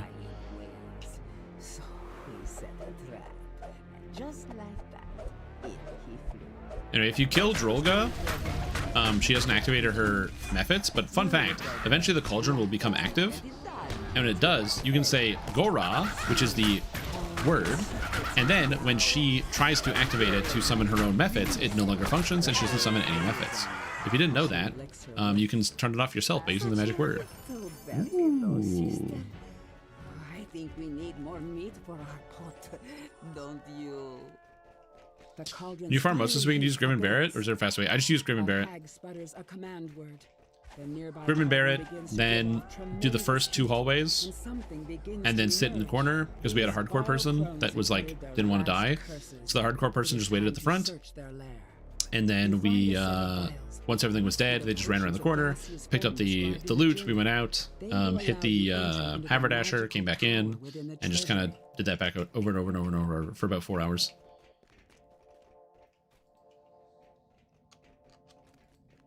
We're getting Conquest? Yeah, you could do that. Oh, what weapon cosmetic? This weapon is a combination of things. This is the new weapon aura that just came out for this Raven pack. This is the Midnight Wing outfit. So this is the weapon aura for the Midnight Wing. It's got kind of this like ethereal blue glow to it. I kind of love it. It makes me think of like the color of blue that you see coming out of Minas Morgul in like the Lord of the Rings movies. Like this kind of like ghostly, kind of from beyond the grave sort of blue. And then it is also put on top of the cosmetic for the oh, I'm feared. That sucks. No, when I took strength damage, no. But yeah, it's also on top of the cosmetic for the drow cosmetic that you get out of the drow coffer, the Underdark Warrior coffer, and this is the Underdark Warrior Kopesh with that other cosmetic on it. So Underdark Warrior sword with it on, so it looks like so. It's kind of cool. Anyway, we're gonna smack on adamantine weapons and then go smack some big beefy boys.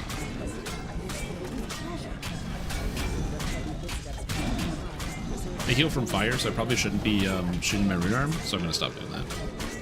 Nah, what if I did do it anyway? Fun fact, I'm a robot, so I don't have to worry about cloud kill. I do miss because I'm inside cloud kill, but it's just a fun part about being a Warforged. You can ignore it. Pages are brittle with age, and much of it is illegible. Yeah, you run haberdasher. None other than Strahd himself. No, the thing that resets the moat timer is quest completion. So you just run haberdasher on any difficulty. You can run haberdasher on casual, and then you can go back and you've now completed a quest. So then you can go back into Grim and Barret and spawn a new moat, even though it is much higher level. Combustive Gloves of Healing Amp. Damn, if that was just Combustive of Repair Amp, that'd be amazing. I don't do any positive healing. So I'm just gonna take this level 14 armor and call it a day.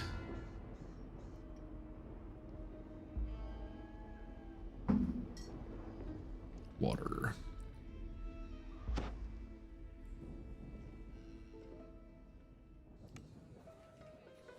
All right. Now we move on to everyone's favorite quest, Wachter House. Actually, a lot of people really hate this quest, so we'll do that.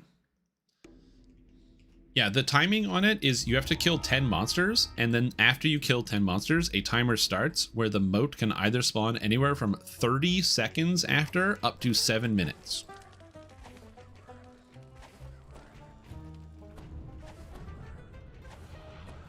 That's the range of how long it takes to spawn a moat.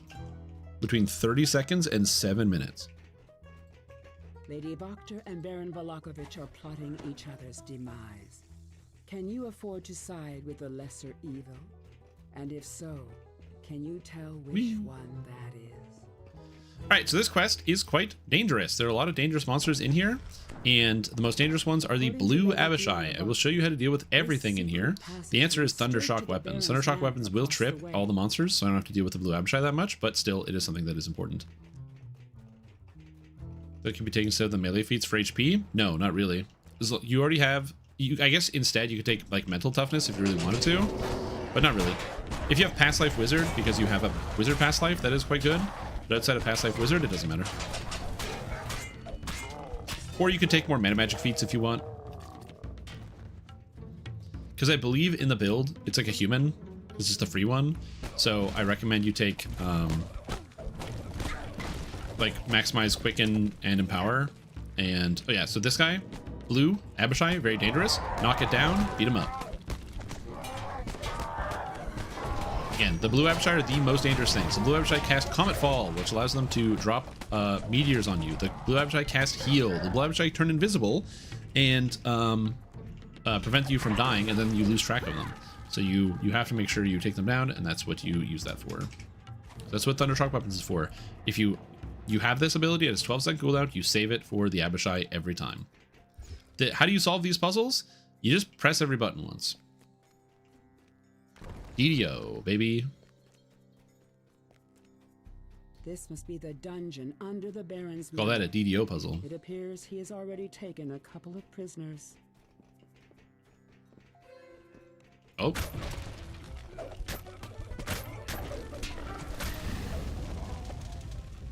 Alright, I'm just gonna drop this here. Pop my moat. It's on the stairs, which is kind of a weird location, but it's fine.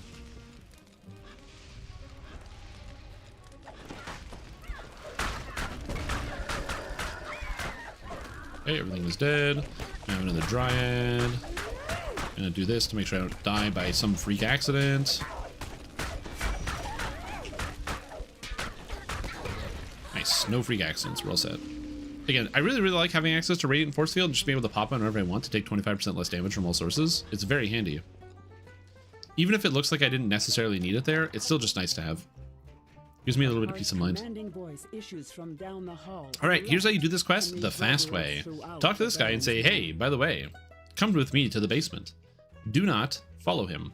When he only moves when you are next to him. So if I ignore him and I run all the way down here, I can show you a neat trick to skip the dangerous part of this quest. Usually he shows up down here and you run across or run into Lady Valakovich, who is standing right there. And then she goes, by the way, it was actually a trap, tee-hee-hee. But if I instead do this and come down here and get this puzzle, which I already cleared out ahead of time, so there's no monsters for me to have to deal with, and then I run over to the other side, and I, because these monsters have already been cleared out, again, I did that, I can now activate this as well. 1, 2, 3, 4, 5. Nice and complete. There's no monsters to fight. Fun fact, there are monsters that actually do spawn there, but they only spawn after Ezek makes it. So once Ezek gets here, they will spawn. But because Ezek hasn't made it yet, nothing's happened. And now, I'm going to put my dog on passive so he doesn't like screw this up. He's already screwing it up. I don't know where it was running, but okay. Anyway, I'm going to now catch up back up to Ezek and say, hey buddy, let's go. Usually what you would do is if you're in a group, you would just have one person waiting here and one person waiting here. They both activate their puzzles, they both leave, and then you're all set.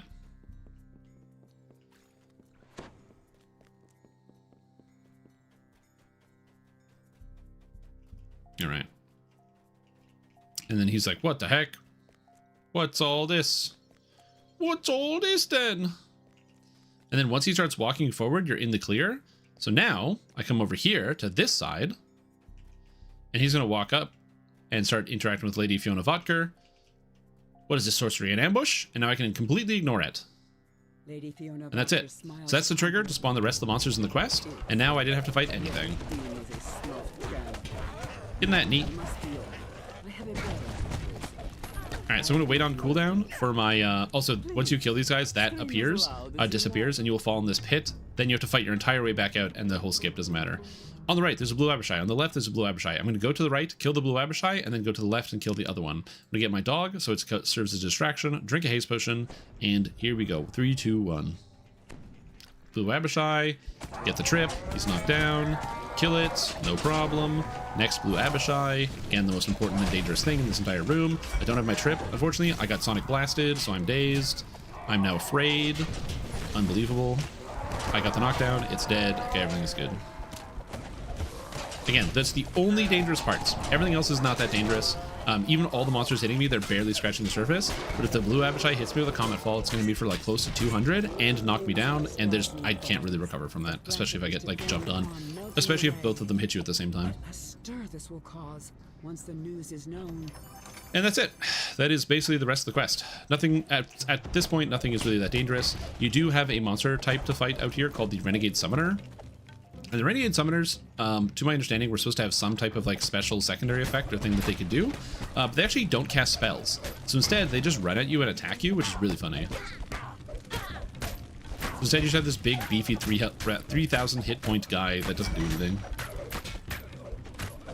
Which, in my opinion, does actually make quite the Renegade Summoner. Because if I imagine a summoner, they'd be somebody who'd be summoning stuff. But this guy's a renegade. He doesn't summon anything.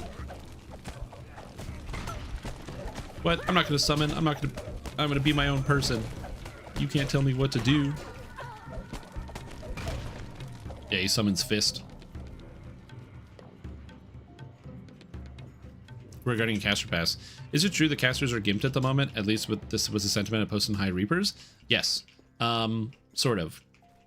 The long and short of it is that spellcasters just do less damage than other characters. And there's two reasons for this. Reason number one is that spellcasters at one point were too good. And so the solution that SSG came up to is that in High Reaper, Reapers 8, 9, 10, 8, 9, and 10, I almost said and 11, which isn't a thing. But in Reapers 8, 9, and 10, they reduce the amount of damage that spellcasters deal. So in Reaper 10, a melee and ranged character will deal 15% of their normal damage. If you normally hit for 100, in Reaper 10, you are now, unfortunately, only hitting for 15 points of damage. However, oh, Comet Fall, that sucks. I got stunned by the Soundburst. Spellcasters got brought down to 10%. So if you hit for 100 damage with Fireball, you're now only dealing 10 damage with your Fireball. So they do 33% less damage by default than melees and ranged characters. Now, this actually probably would have been fine, but it came with a secondary nerf. All the epic abilities got their maximum cast level capped to 20, when they used to not have a cap. So most spells used to be able to cast at level 38, dealing a lot of damage. Now those same spells are casting at level 26, again cutting the damage by 1/3. Taking your most powerful spells and then cutting the damage while also cutting the damage of casters generally was a bit too much and made it so a lot of spellcasters don't feel as good. So as a result, a lot of spellcasters have lost value. Now, can you still play spellcasters in Reaper, High Reaper mode? Yes, absolutely. Alchemists, sorcerers, and druids can still do really disgusting things in High Reaper mode, clearing rooms and all that. Druids especially, thanks to the really balanced spell that is Tsunami. Tsunami is a highly balanced spell that definitely works as intended and is very good. So there's a lot of good things you can do. Death block of stunning. I don't need stunning. All these are bad. Maybe it's fine. But if you want to play something that is not one of the big three, Cold Sorc, Cold Druid, Cold Alchemist, everything else feels so much worse. It's kind of hard to reconcile. Sandstone Games can fix it, but whether they will is one thing or another. They do know that it is a problem. They've addressed that publicly, that it is something on their radar, something they need to fix. How are they going to solve it? I don't know. But it is something they need to do. Yeah, That is just something they got to solve. But it's a layered problem. The reason why they got rid of it in the first place is because what was happening to a lot of players is you would join a party, there would be an alchemist and a druid in your group, and as a result, you would not be able to shoot or attack a single monster because everything would just die. Their damage was so insane, they would be doing, 25,000 damage in an AoE in Reaper 10 across a whole pack of monsters. So everything just dies in one hit, and you move on to the next room. It was very, very strong. The pendulum swung too far in the other direction, so they just need to kind of solve some of the underlying problems there. The bigger issue... Oh, it's in the library. Nice. The bigger issue with the underlying problem and how they can solve it is that all of Spellcaster's best spells that do the most damage are also all AoE spells. So as a result, because all the best spells are also area of effect spells, Spellcasters have no choice if they want to deal high damage to also hit everything in the entire room, which is one of the major reasons why Spellcasters are kind of too good. Because, if I have a really, really powerful attack, it's most of the time going to be a single target attack when I'm playing a character. As an example, the Sword Sings from Fatesinger is an insanely powerful ability, but unless you're two-handing, it's only going to hit one target, which is much, much, much more limiting. So yeah, there's some pieces there and things that they could do to solve this problem if they can add high-level single target spells and then kind of cut down the AoE damage to make spellcasters feel less oppressive so they feel more balanced. End of the day, there is some truth to the idea that casters don't feel as good at the end game, but you can still play spellcasters that are very, very powerful at the end game, that do really, really, really well.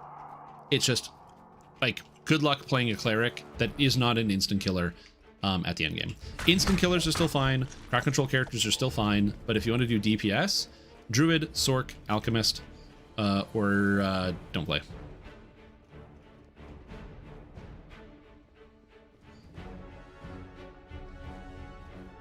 Do I have a suggestion? Yes, I do. If I was to fix it, if I could control SSG and get them to do exactly what I want them to do, what I would do is I would make it so that every single spellcaster class had at least one, if not two, reasonable single target damage spells for level, the higher levels. So levels, let's say Artificer, a reasonable single target damage spell from level 1 through 6 that has a relatively low mana cost, one or two of those.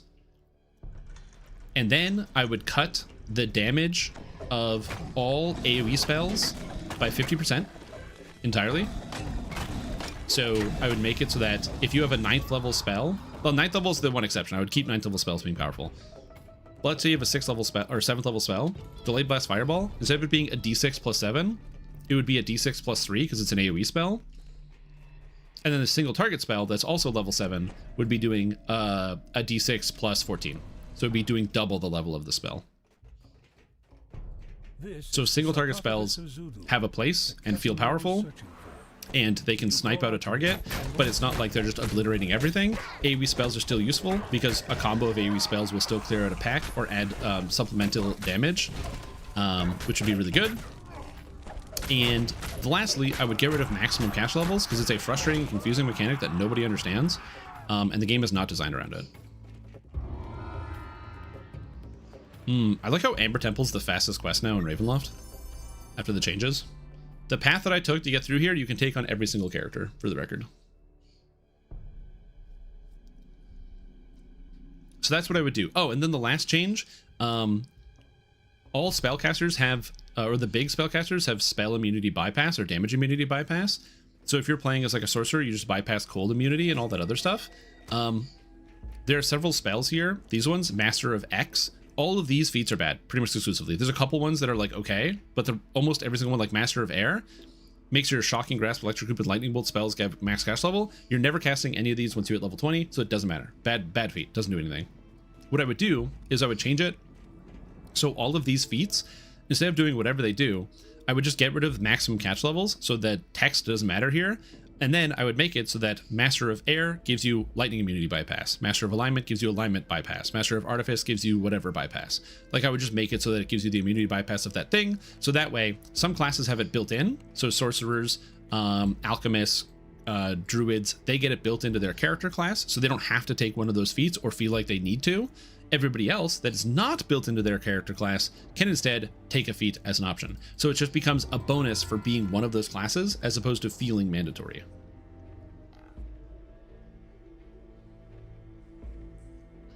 So those are the changes I would make. Thank you for coming to my TED Talk. Okay, I need some more 11s. But what do we do? I don't really like any of the 11s, and I have to level up. But I really don't want to do a single one of these. Like, literally none of them. I have Death Block, so I could do Purge the Fallen Shrine, no problem. I could do a couple Sands walk-ups, I guess. I could go do a couple Sands walk-ups. I really hate these quests. Once I get to the 12s, I'll be okay, but not a second before. Alright, we're gonna go back to the Sands.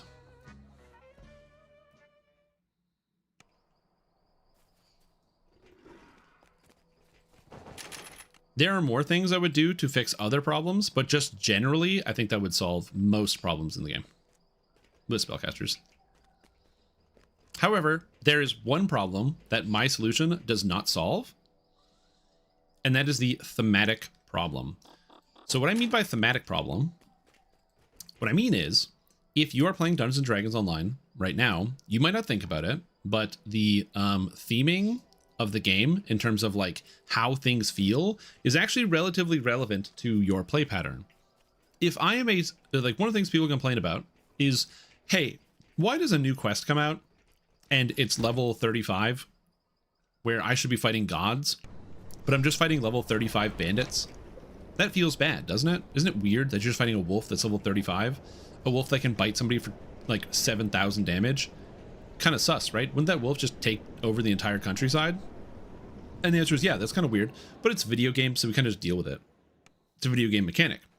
So the other issue is with spells. Higher level spells in Dungeons & Dragons are not area of effect because they want to make them powerful. It's because the spells are powerful, therefore they're area of effect. And what do I mean by that? I mean stuff like Meteor Swarm. That's like the ultimate showing of arcane power. I'm going to hold up my hand and call meteor downs from space to land on my enemies? That's awesome. It is not single target. Meteors are not single target. So the concept of doing that is amazing. It must be area of effect as a result. Tsunami, the spell I talked about before that I said was highly balanced. Tsunami is another spell that it's really, really, really cool. You cannot make Tsunami single target because it's a tsunami. It's a giant super tidal wave. Those don't only do one thing. They do multiple things. So, yeah. Bear in mind, the Kako demons inside this quest have Vorpal. If you do not have Death Block, you will die. If they roll a 20, there's no save, you just die. Keep that in mind. And so all of the high-level spells for all the character classes, by the necessity of them being powerful abilities, are area of effect. That's just how it works. In pen and paper, all of the better spells are area of effect because that's what happens when you get to high level. You are like causing earthquakes and turning the tide with your mind, right? And so, adding in single target spells for like the rest of the game would be a good balancing tool, and I think the developers should consider doing it. But as I said before, then now you have to reconcile with like, you know, what spell am I actually casting?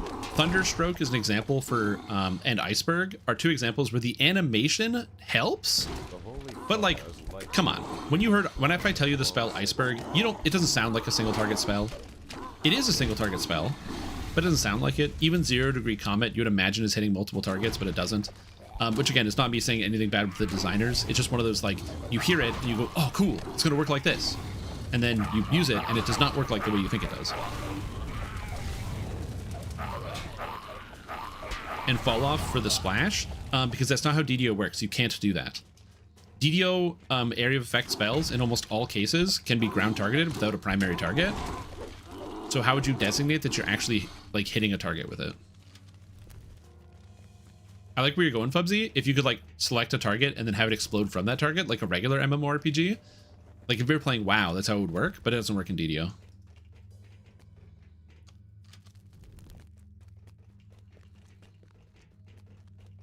Anyway, I hope that conversation about spells is interesting to you guys. Yeah, it's a pretty expensive pack. But the thing is, the Raven outfit does look good. So I like where you're going with it, but like, it's one of those problems of like, yeah, DDO is quirky, huh? What a quirky little game we have. Yes, that's how I would solve the problem. And I think it would actually solve every single spellcaster problem in the entire game. Because the single target spells can be lower mana costs, which means you can spam them.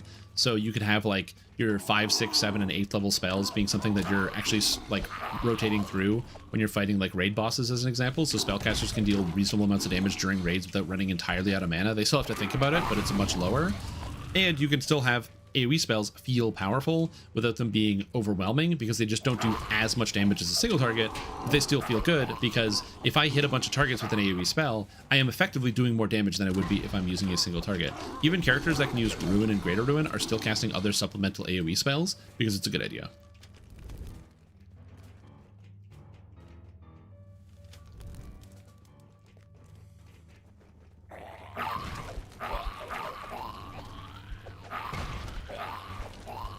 Never fixed crossbow? Okay, so the answer to this is actually a lot easier. And the answer is probably not. And there's two reasons for this, which you can possibly intuit, but maybe not. One, the problem of crossbows being very, very, very good is a newer problem. It's not as old as the other problem that we were just talking about. But even more impactful than that, the problem of crossbows being very good does not mean that you can't feel good using other things. You know, easy example, if you don't have a crossbow player in your group, your shuriken build will feel very, very good. On top of that, shurikens do a lot of damage, right? Like, basically, we're saying take the top 2 things in the entire game that nothing can even try to compare to. Yes, one of those things is, in fact, a lot higher than the other. However, you can still play shuriken and destroy stuff. 100% right now. You can annihilate things with shuriken. You can be slapping people for hundreds of thousands of damage with your shuriken character. So it's a problem of kind of need and scale. Would it be nice if SSG had a finer level of balance at some of the highest upper echelon stuff in the end game? Sure. But I think that tackling the bigger issue of all spellcasters versus one weapon type is very, very different, especially considering the only downside is some people are doing a lot of damage, which for the most part is not really a big problem.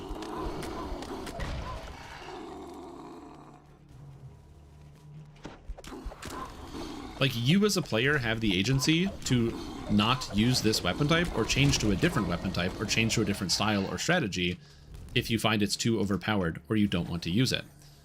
But if you want to play as a spellcaster doing a similar thing, you run into bigger problems. It affects a larger portion of the game. Again, looking at several classes as well. So do I think they'll address it? Yeah, SSG does balance changes.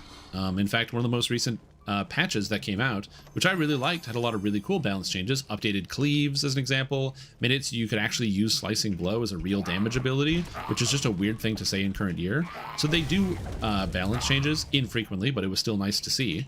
And they did reduce the damage of Inquisitive, but the repeating crossbow stuff is still up there. It'll probably get taken down eventually, but the real answer is just keep bitching about it. You'll eventually get to it.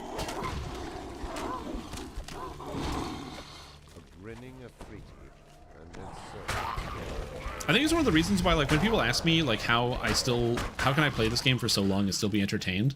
The answer to that question is that I enjoy putting limitations on myself. I enjoy putting limitations on the game that I play, deciding to either, like, do what I'm doing here, where I'm just playing solo with an artificer on melee because I can. I could just use a crossbow, have all the AoE, and rip my way through the game a lot easier, but this is fun. I enjoy it. I like the feel of it, and so I'm going to do it regardless. And I've always been kind of that way for every game I've played, where it's like, okay, I'm going to replay it, but I'm going to put a limit on how I'm going to scale my damage. I'm going to put a limit on what type of equipment I'm going to use. Or I'm going to put a limit on something. And just generally, I find those types of limitations allow me to come back to these types of games with a fresh perspective on. And fortunately for me, I'm not the only person that enjoys doing those types of self-limiting challenges. There are a lot of people out there, which makes the game fun. So if you find yourself stuck in a place where you are surrounded by people that are only playing the absolute top tier #1 thing in the entire game, and they play nothing else, and you feel like you must fit in and do the same thing, but you don't want to, just take a break from playing with those people and, you know, tone the character down. Or if you're like, I have to, I need to do it for my own sake, I can't do anything less, then also time to take a step away, play a different video game for a bit. The meta will change, things will get buffed and nerfed, you'll come back and go, oh cool, what's now? What am I going to play now? You kind of have both of those things as good options. I would love to tell you that SSG will immediately fix these problems, but SSG traditionally is the never nerf or never change, only rework company. They've had that motto for a very long time. They pretty much have been very rare to do balance changes and been much more to do reworks. However, they have gotten better at that over the years, but not good at it.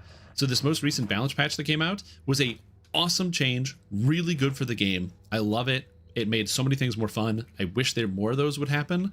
I wish every numbered patch would have a series of themed balance changes. I think that'd be really good. So that way every numbered patch comes out and you're like, get excited for what new balance thing is going to be happening to re-roll some of the toys and what you're going to be using. But like at the end of the day, you know, we're still playing Dungeons and Dragons Online, you guys. It is what it is.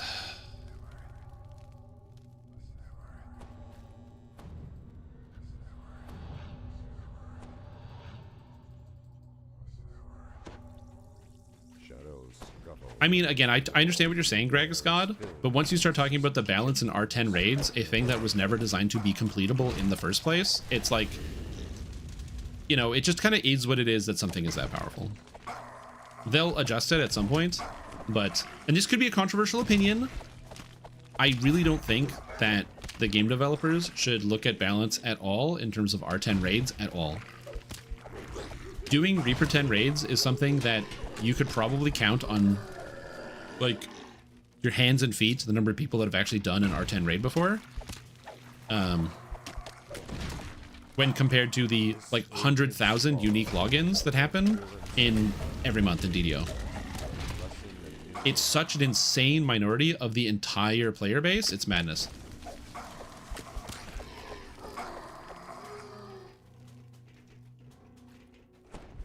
That is my personal opinion. I also don't engage in R10 raids.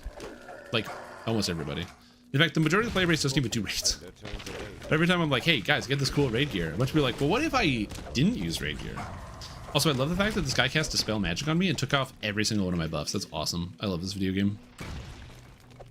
You guys like Dispel Magic as a concept? That's the other thing. I would make it so no monsters either cast Dispel Magic, or I would rework the entirety of Dispel Magic as follows, where the way that Dispel Magic would function in the future, instead of it dispelling all the buffs off of you, when an enemy hits you with Dispel Magic, it puts a buff on you, or a debuff that lasts for a duration that suppresses all of your buffs. And when it's over, they come back. You have to recast buffs.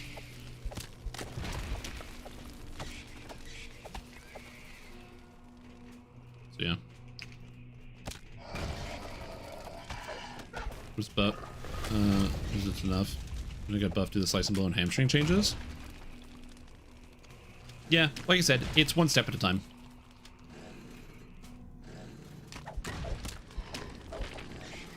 I do agree with many people that there were things that I would love to have seen changed in the patch that didn't get changed. I'm with you as well. But I'm also like as an alternative to having nothing get changed, I much prefer things getting changed. Weapons just being finessable is really cool. That's a really cool change to the game for making like neato fun builds. And then changing how different classes interact with those things is also really, really cool. Again, is it like breaking the meta? No, but it's kind of neat. Like, just think about the first like 3 levels of Rogue are so good. You know, Cleave. Cleave is a feat that you can take in current year. In current Dungeons & Dragons Online, you can log into the video game, take the feat Cleave for real as a real powerful effect. How insane is that? That was not on my bingo card, literally. Also forgot to cast all my spells. I didn't do this. Didn't do this. Sap life. You can also use sap as well.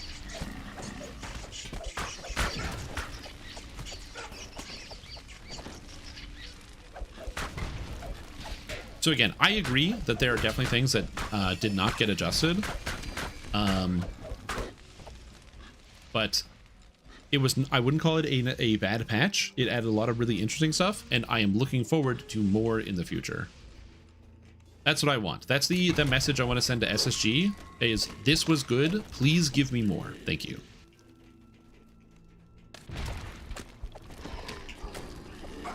I would like more of this, please. Because again, it's really easy to look at it and be like, oh yeah, this balance patch didn't hit the things that I want, and that sucks.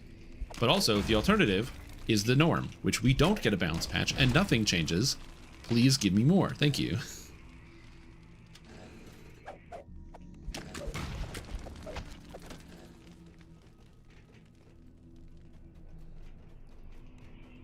There's other problems as well that are like things that you don't even think about. That I don't want to get into, but there's some things that SSG could do to tweak a few things. I'll give you an easy example, right? Let's just say hypothetically you decide, okay, cool, I am going to play an enchantment focused wizard. Makes sense. Mass hold, one of the best spells in the entire game. Having enchantment as a focus is a good idea. It is very powerful for the game. You're good in parties, you're good solo, really, really strong. Cool. We can all agree enchantment is good. So that begs the question. Well, if I'm playing enchantment on a wizard, which is good, which we can all verify, what epic strike should I take? Uh-oh. It's like, I don't think any of them work with enchantment. That's a fun one. Yeah, quick cutters. They're probably the answer. Yeah, quick cutter. No, Fate Lights is illusion. Doesn't work on enchantment. So like, there are even more fundamental issues that can possibly be solved to make things feel a little bit more cohesive. Yeah, just take quick cutter. I Reaper more for casting at the moment, but I'm doing R4. Oh, dude, spellcasters. That's the reason why a lot of characters, if you want to feel like a god, just take any of the big 3 spellcasters and do R7s. Holy moly. All right, I need a little bit more XP. What quest will give me the little bit more XP? That's a walk-up that I can do. None of these? I don't think I can get 7,000 XP from any of these. It's gonna be a little so they just go for vibes. I don't have to compare everything to the top dog thing and ruin that for yourself. Yep. That's why there's the expression, comparison is the thief of joy.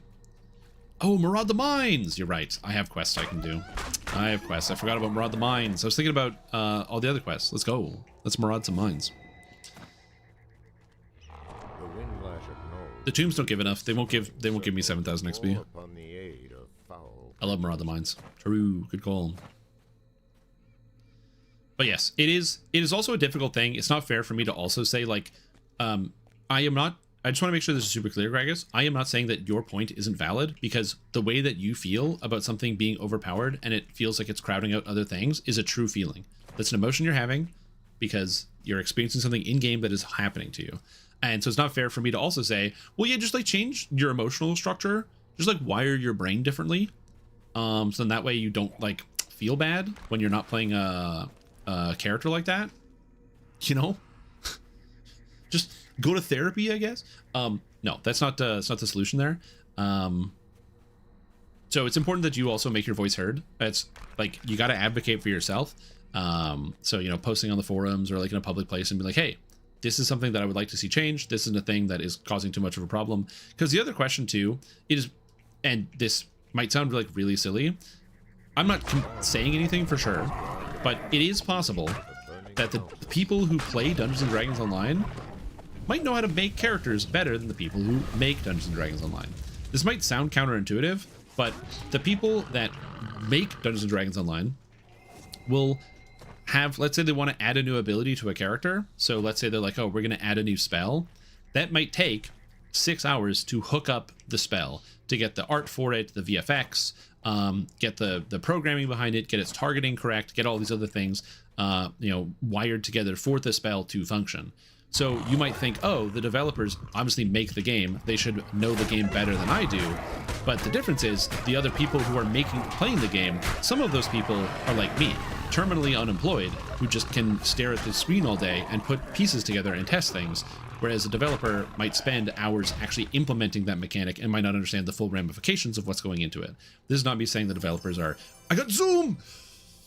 Oh, I love Zoom. This sword is cool. Great sword.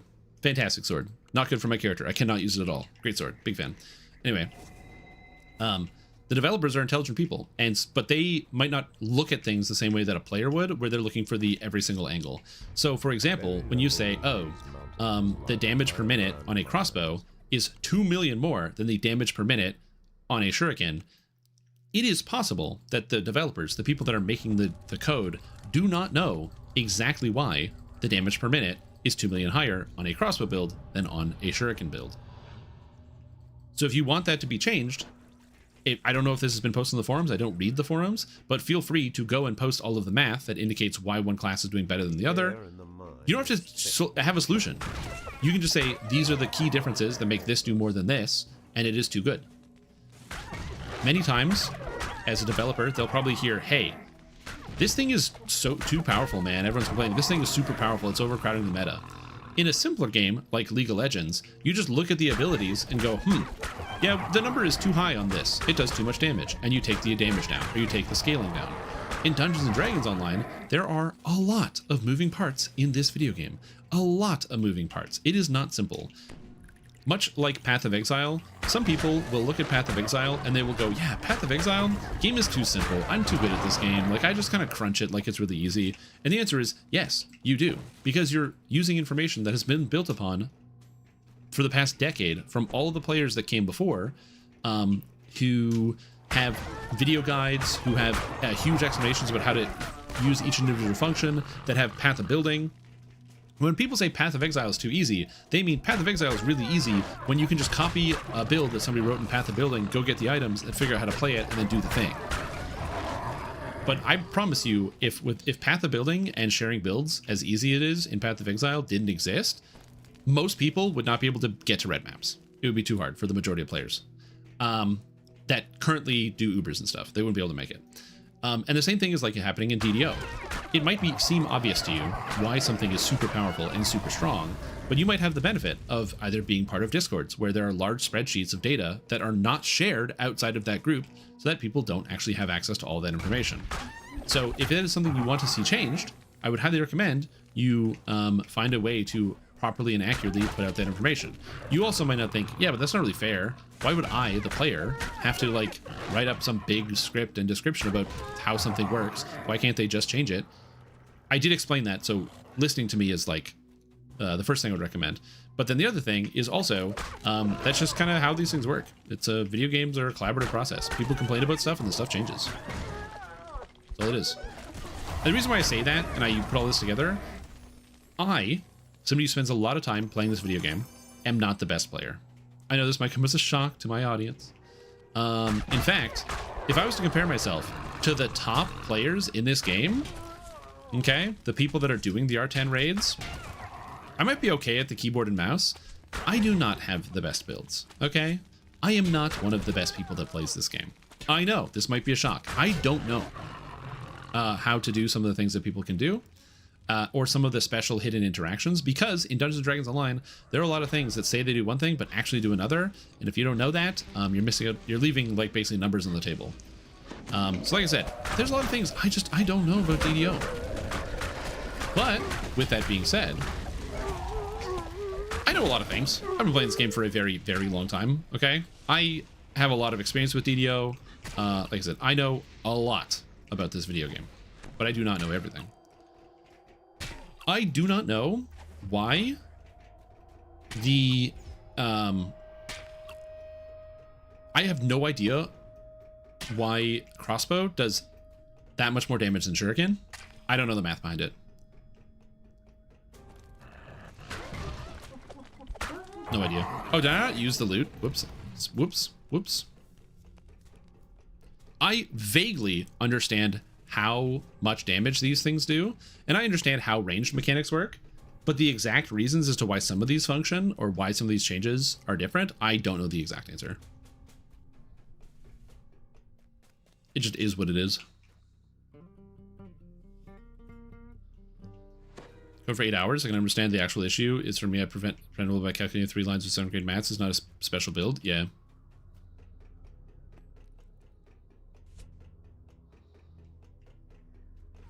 Oh, you're saying it's not a special build. You're saying in all cases, every single crossbow build is always doing more damage than every single shuriken build at all times in all varieties.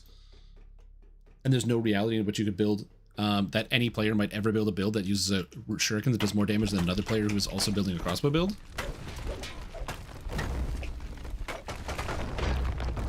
I don't think that's true, but you might. But I don't think so. I think it is possible that there could be a gap of knowledge.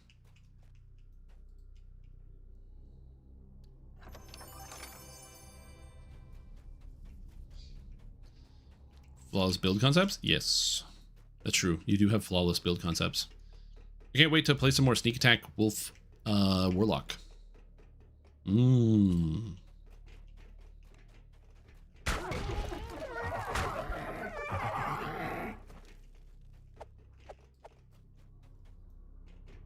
Well, it's obvious to you, the player, because you, the again, maybe I'm like speaking another language. It's obvious to you, the player, because you logged in and you saw the changes and you saw the differences.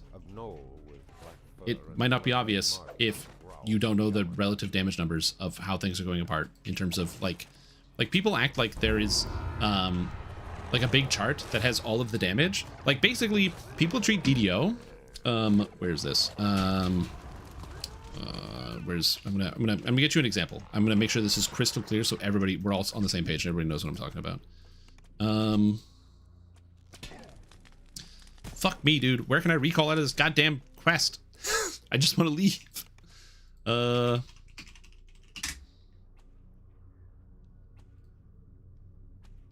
Okay. People assume that DDO has some website like Warcraft logs where you can just look and see the rankings of who is the best DPS, who are the best healers, and all this other stuff. So I can look at like, look at all the classes. So I can go all classes and go DPS. And I can go, yes, of course, see, I can see the, what classes are doing the best thing. And I can go, yes.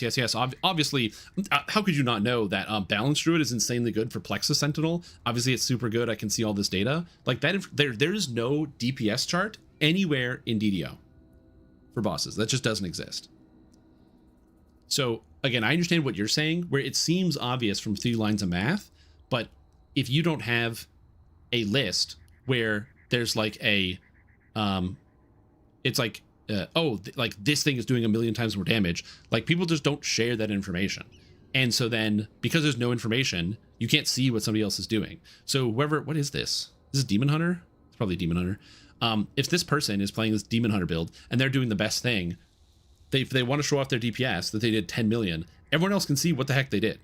In fact, are all these builds the same? Oh, these 2 Demon Hunter builds are not the same. Wow, look at that. Although they're probably the same. It's like very, very minor variations. And that is kind of like a cornerstone of, unfortunately, Dungeons & Dragons Online. Information for me, but not for thee. A lot of people hide their information. That's Hunter. I don't know the colors. It's been too long since I played WoW. But yeah. It's a... I would call it a problem, but it only affects a really small subset of players that inflict it on themselves. So what are you going to do? Like, I don't keep builds to myself. If I find something cool interaction, I post a YouTube video about it. And then I go, hey guys, here is a neat interaction. Enjoy it while it lasts, because it's probably going to get nerfed. So that way so people can have fun, and they can play around with the cool thing, and then maybe that thing gets nerfed.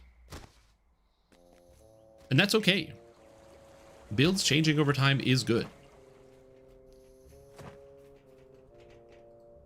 How do you exactly solve that problem? I don't know. I'll give you another really specific example There is also Rip Multani. There is currently a build that does a hideous amount of damage, like extremely high quantity of damage, that involves Sacred Fist. I will not say more details because I don't have all the details, but I'm aware that it exists. That information is not public anywhere, and it 100% relies upon a bunch of unintended interactions. If that build is too powerful and crowding something out, SSG can't fix it because they don't know about it, because the people that are using it to crowd out other people are not sharing that information of something that doesn't work. And intuiting how something is supposed to not be working is very difficult when you can't see people's character sheets. Nothing is public in this game. Anyway, TLDR, be the change you want to see. You want to see something get nerfed? Post the details about it and explain it, and then they'll nerf it. And then you'll get ostracized from your group of friends who don't want you to get their things nerfed, and you'll be sad. Or you'll have a more balanced game, one of the two. Wani Monotalk?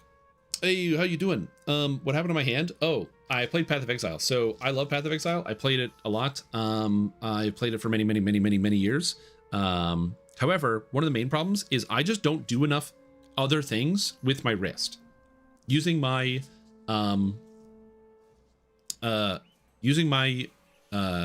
wrist here on my computer all day, every day. I, in the past, have worked many different jobs where I've like gone out and done different activities. So I have a lot of range of wrist movement and a lot of different types of things to strengthen the muscles. However, even though I do wrist exercises, I do go to the gym to like work my body, I don't do enough varied things with my wrist throughout the day. And so I find that I've been getting like some wrist pain actually using my mouse at my computer. And so this came to a head when I was basically playing Path of Exile, and I played Path of Exile for 14 hours a day for 10 days straight. And on day 10, early in the day, I started getting wrist pain. And I was like, ooh, that doesn't feel good, but I'll just finish. I'll do like a few hours more maps and I'll stop playing. Huge mistake. I had wrist pain. I should have stopped immediately. And if I use the computer for too long without this wrist brace on, I do start to get like some amount of pain and discomfort. This will go away when I start to vary up my activities, but for now I just like to wear it so I don't have any discomfort. So I don't have any problems now when I use my wrist. It like limits my movement a little bit, but then it's fine. So then I have no other issues throughout the rest of my entire day. So that's why I do that. And yeah, I play lots of the games. What do I play? Right now I play a lot of Destiny 2. I play Lord of the Rings Online. I play The Bazaar's fun. I just finished Claire Expedition 33 Obscure. I screwed that up. Yeah, a lot of games. Play a lot of games. So, what else am I playing right now? Is there any other games I'm playing? I'm continuing to try to play Fallout New Vegas, but I need to get it to work on my computer. But Cruiser gave me a sick list of mods that should help me actually get it to function on the PC, which will be nice. So hopefully that'll work. Repair. And I don't know if I'm going to be playing the new League. So there's a new Path of Exile event happening. Deathblock Combat Mastery 5. It's Magecraft, so it gives me more armor class. The problem with this one is I like the Elec Absorb, although moving the Deathblock around could be good. That's fine. The new Path of Exile League comes out on Friday, which is the Frisia League. Could be fun, but I need to blue and colorless augment slot. Sick. I need to see what the ascendancy changes are, because almost all of the Frisia ascendancies ended up becoming bloodlines. So I assume they're not going to let us double dip, where you can get like all the Herald stuff from Herald and also all the different bloodline things at the same time, because that would be super broken. So I assume they're not going to let us do that. So I want to see what that is first. Yeah, so my wrist doesn't hurt at all. I just do this as a precautionary thing. Also, DDO doesn't require a lot of fine motor movement, so it's okay. It's an MMORPG. Like most of the games I play, I don't require any fine motor movement. I'm not a shooter player. Like I do play Destiny, but Destiny is, I don't need like the same level of precision you might need if you're playing like an actual competitive shooter. So yeah, that's just, it's easier for me. Yeah, I'm gonna keep that. That's cool. Double augment slot. So yeah. Also, it's dark, so I have to turn the lights on. Give me a sec here. Is that game and can't ever get into it? Just instant crashing? Yeah. No, it's not just you. It's because the game is old, and so it's old and it's 32-bit. So one of the big problems that the game runs into is that, and this is something I was doing through the research, is that it can't actually use your computer's resources. So it's possible to basically, it like maxes out the RAM that it can use and then it crashes. Yeah, exactly.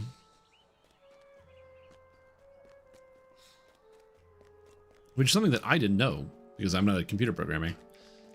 But yeah. All right, I guess it's time to finish off Ravenloft, so I might as well just polish it off, get those quests done, and then move on to something else. You play DDO as your main game or mostly for your stream? A little bit of column A, a little bit of column B. I don't play as much DDO off stream as I used to. I still do play DDO off stream. I log into Raid, I'll play with my guild, we'll do other activities. So I do play Dungeons & Dragons Online off stream. It's not like exclusively an on-stream moment. That being said, it is mostly on stream. I would say like 90% of my DDO time is on stream. And then I play other stuff off stream. The unfortunate reality that will happen to you if you are somebody who wants to get into live streaming is that yes, the game you live stream the most will be feel like a job. And much like your aversion to think about work when you get home from work, you will have a similar feeling with the game that you play the most on stream. That being said, it's not that I'm not enjoying myself right now. I'm having a great time. This character is really fun. And these conversations have been great. And interacting with you guys has been awesome. And I still like talking about and thinking about Dungeons & Dragons Online all the time. I think about DDO builds all the time. I just don't log into play all the time. I'd rather like do and explore other things. Generally. Yeah, I was actually looking it up. I looked it up the other week. Or yesterday actually. I don't know if it's here. This must be Stefania Martikov. There's a website, Twitch tracker, that tracks information. So if I go to StreamTom, my own channel, which is something I'd never really looked at, I can see that on my streams, or my different games, I have 7,674 hours streamed of Dungeons & Dragons Online, which is just sick, dude.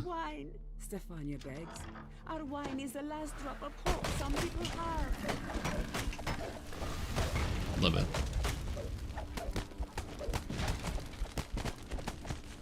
Oh, Salty Jester, if you specifically want this exact character build that I'm already playing, it's !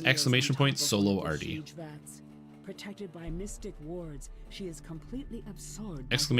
solo RD. Poisoning the wine inside the vat. The Martikov family makes its home in this part of the winery. Yeah, that's this build that I'm currently playing. The one I'm using for the solo artificer. What I should have done in here, which I didn't do, is I should have showed you the trick. You can actually use the backspace key to select items through the door, so you can determine if it's the item's going to be in here ahead of time before you actually open the door, which is fun. Also, in this quest, the druids are the most dangerous part. Always go for the druids first. Everything else is just a bonus. In game to amass knowledge, for example, there's a loser in this chat that spends a healthy amount of time learning about how sneak attack dice scaling and how to scale sneak attack damage on SLAs. That person, whoever they may be, yaps constantly about this stuff because it's fun to share. Saying something to the point where you're knowledgeable, but not sharing seems so antithetical to learning. I actually entirely agree. It is pretty much the exact opposite of learning. Like, that's the reason why, you know, when people talk about places of learning, they talk about the library. A library is a great place of learning because the concept of a library is the ability to share information. You don't pay to go to the library. You go to the library because it's a way for people to be able to pass knowledge generation to generation. I actually absolutely agree with that take, that not sharing your knowledge is antithetical to learning. So if you know something, you should share it and do it when you can. Or at the very least, if you do know something, you shouldn't hide it. Because learning is cool. That being said, you are definitely biased, Near South, because you're like a smarty pants and an academic.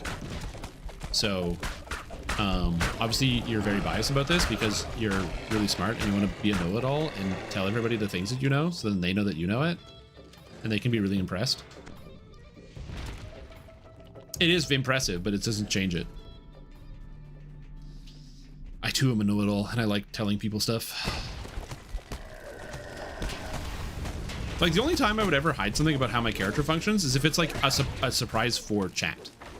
Where like, I'm like, oh, I have this really cool build I want to show off on stream. Where I don't tell anybody about it because I want to like have the big like, check out, look at what I'm doing. And everyone goes, what the hell? How did you do that? And then they get the chance to learn.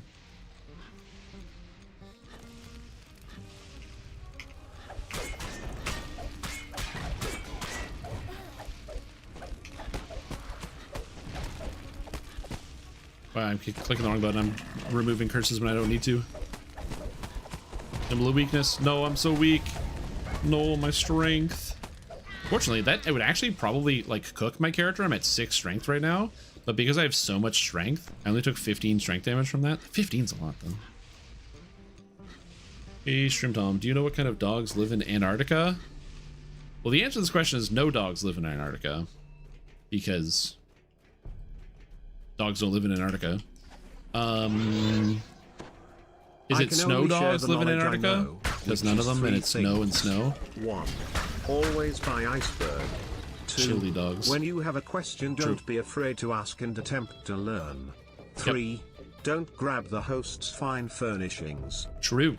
All those things are very accurate. Chili dogs. Wow.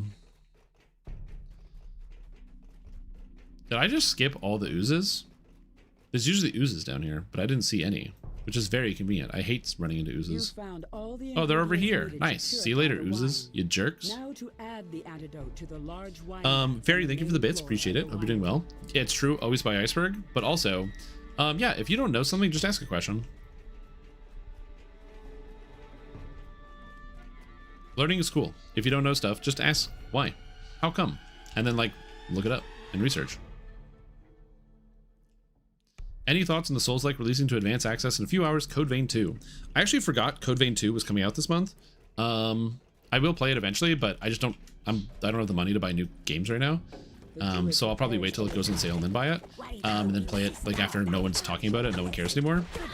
So then I can play it and then have chat backseating me the entire time, which is my favorite way to experience video games. So I don't have much of an opinion on Code Vein 2, because if there's been any promo or marketing material, I haven't looked at any of it. I can only talk about my experience with Code Vein 1. And in Code Vein 1, that's actually probably one of my favorite Souls-likes, and definitely my favorite non-Elder Scrolls Souls-like. And the main reason is because in Code Vein, they do something that no other Souls-like has managed to be able to figure out, which is they made equipment fun. One of the big problems with every single Dark Souls game is you're playing the game and you kill a boss, and you know how like you kill a boss and oh, I got the suppressive fire! Oh, I got a rune arm! Oh my lord! And this is a really good rune arm too. Oh my god.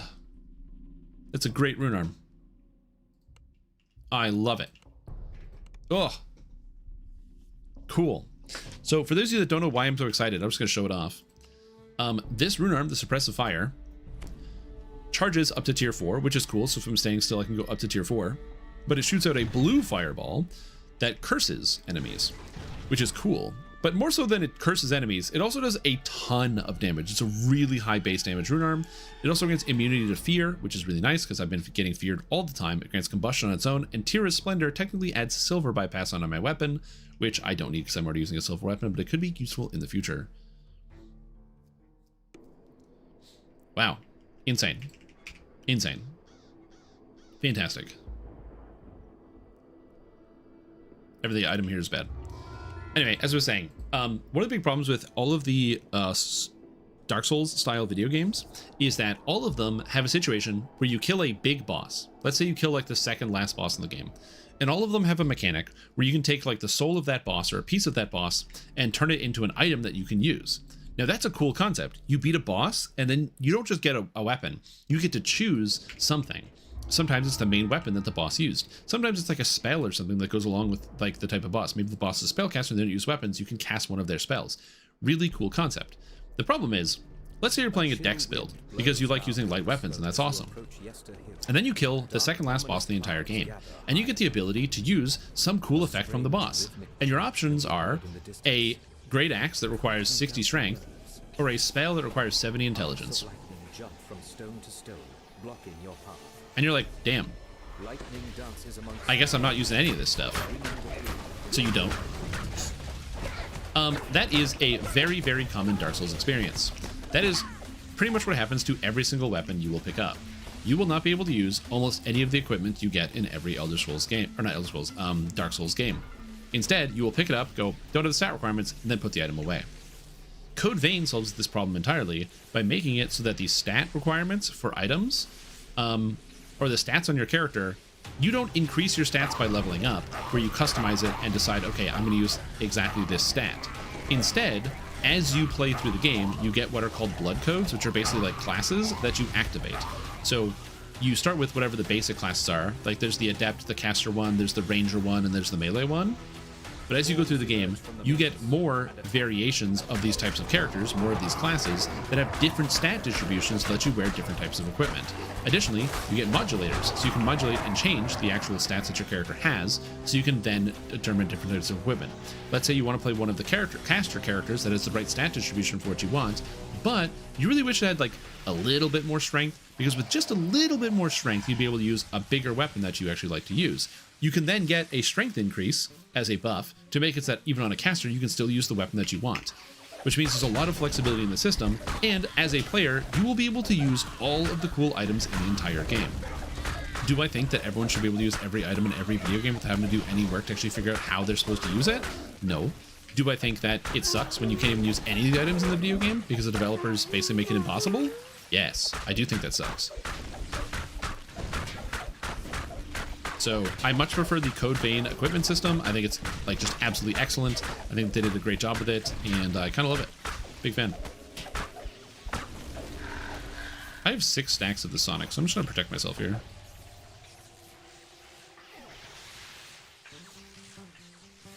Yeah, well, it still has stat requirements, so there still are some limitations. So if you're playing like a specific type of caster character, you can't just use all weapon types on it right away. You have to put some work in. And also, some character classes might have such strict requirements that you are locked out of certain weapon types.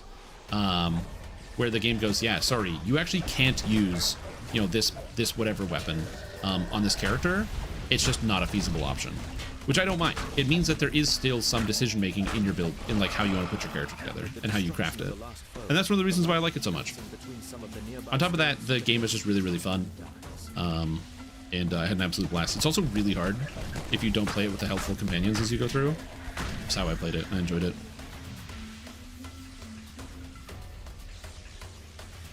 So yeah. Anyway, TLDR, I am very excited for the game to come out because I really liked Code Vein 1. I played through it like 3 times, and yeah, I really, really enjoyed it. Good game.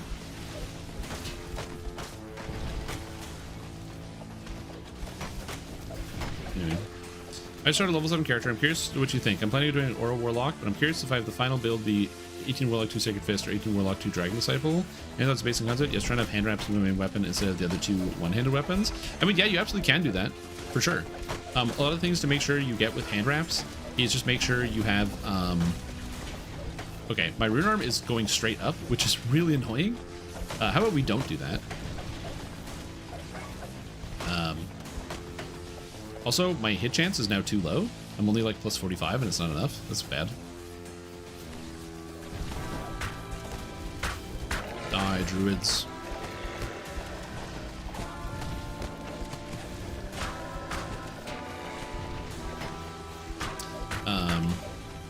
But a lot of the hand wrap stuff, like Swords to Plowshares, a feat that makes hand wraps much better, is available to all characters. So that is just something you can take. So make sure you like take the hand wrap specific stuff.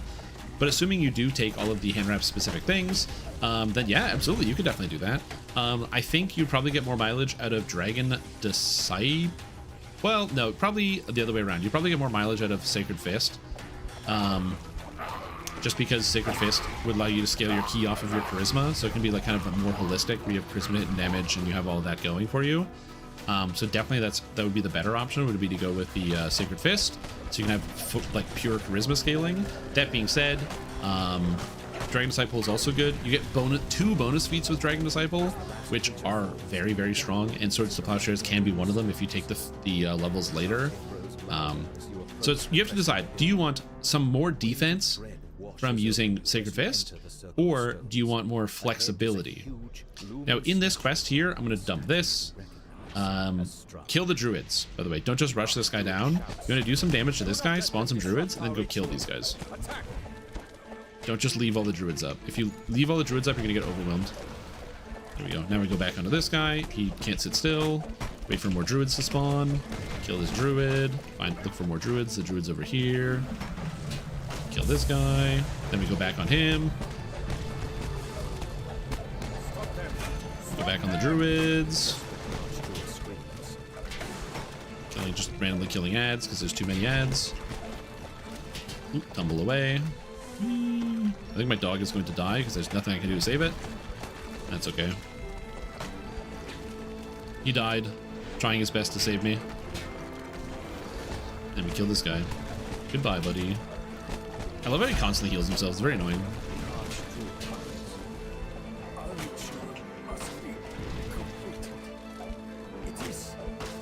Alright, cool. Come back to me. But yeah, so those are my thoughts on what your plan is, Man of the Unknown. You examine the statue and find a hollowed out cavity in the chest. So you can change the whim and decide to play a different style, locking the setup for a while, or using limited respecs. That too, yes. Another thing I like about Code Vein is you don't have to worry about the respec, you just change your build. Well, rune arm tracking on hills is okay. The main problem is this rune arm is a fireball, and fireball has a weird mechanic where sometimes if you're too close to a surface, the fireball will, instead of shooting down, it will hit the surface and then go parallel to the surface. I don't know if I can force it to do this, but it will sometimes do that. I think if you have to have like something targeted. Hold on, if I do like this, the deer is targeted. Yeah, so like it'll go run parallel to the surface, which is if I have a target. So you have to make sure you're always targeting the proper thing. Also, there's a rare monster out here, so I'm just gonna kill it for some XP. Maybe I get something cool. Yeah, so I'm like missing a lot because the thing has to be like right in front of you. So I might swap back to Strani's for the most part, but because I'm still dealing with fear, I'm gonna keep using this rune arm. Yeah, so Fireball has some weird interactions with the ground with regards to like things being perpendicular, which is kind of strange. Code Vein 2 does have a character creator you can download for free. I mean, that makes sense. One of the big things about Code Vein is it does have a very robust character creator. You can make your character look exactly the way you want your character to look. And if you are not familiar with Code Vein, you've never played the game before, and you've never seen any of the art for the game, let's just say it's very anime in all of the best and worst ways. It's a good way to put it. Giant bramble walls and dense banks of mist surround this. The ward fades, and some of the unearthly mists part. You are now able to enter the ruined village of Bedouins.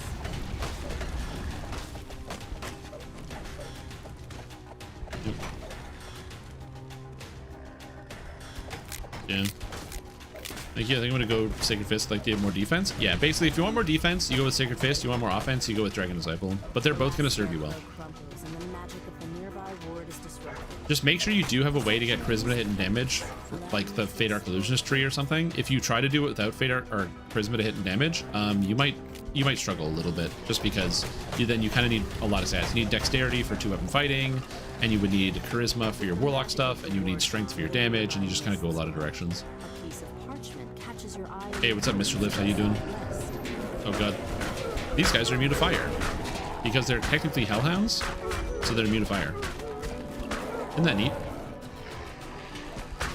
They also stun and deal sonic damage. Isn't that neat?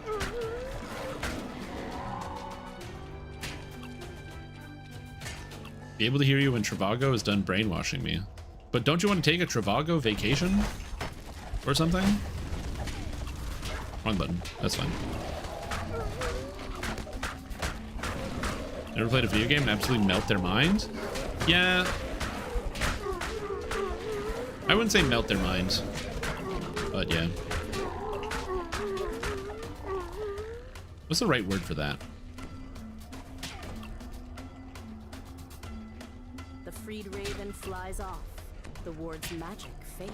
Like, if somebody has a personal opinion, they think that, like, yeah, video games are just like for degenerates by degenerates. If that person looks at the character art and designs for Code Vein, they might not change their opinion on that.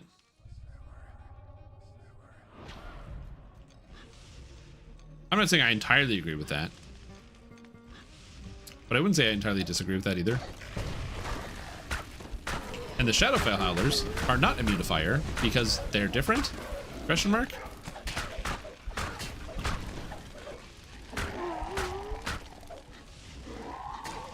Faye found.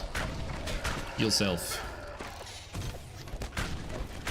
Like how this thing like just jumped backwards over a wall to get at me. Big fan. Think that maybe the coolest vacation in your life. Friend is celebrating, so we arranged a trip and paid for it to Hong Kong. Yo, that sounds sick. Have fun. Take lots of pictures. As is mandatory, I apologize. So many years ago, I created the StreamPix channel in my own Discord as a way for me to post pictures of myself because I don't really use Instagram or a lot of the other social media platforms. And I went on a vacation and I was like, I'll just use this as a way to post a couple pictures from my trip. So then people can see what the heck I'm up to while I'm gone.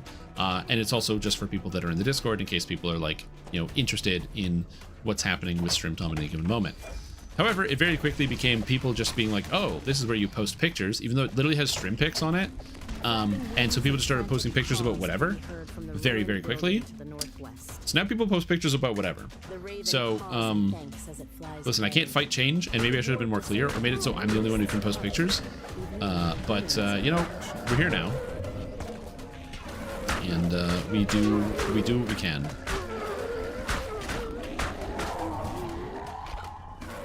I'm helpless. Get him, Popo. Let me attack and do an attack, please.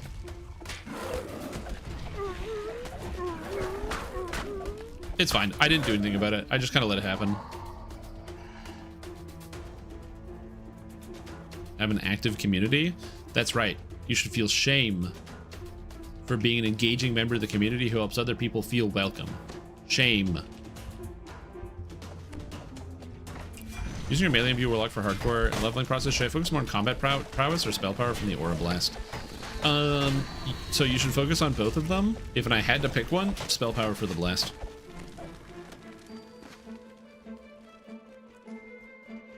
So yeah.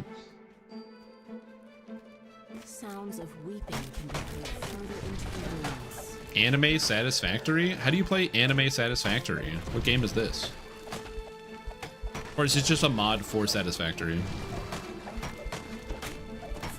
Although now that you say that, I gotta play more Factorio. Past the ruins of the mansion.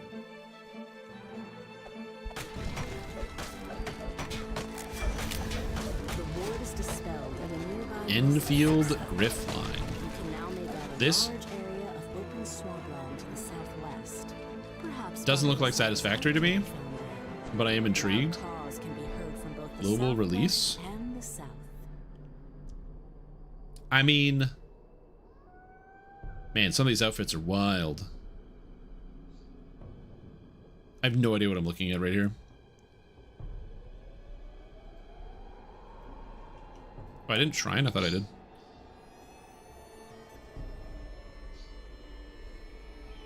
You remember where we left off? Me? Yeah, I know exactly what's happening. I'm working on building a space platform with the goal of getting to the ice planet.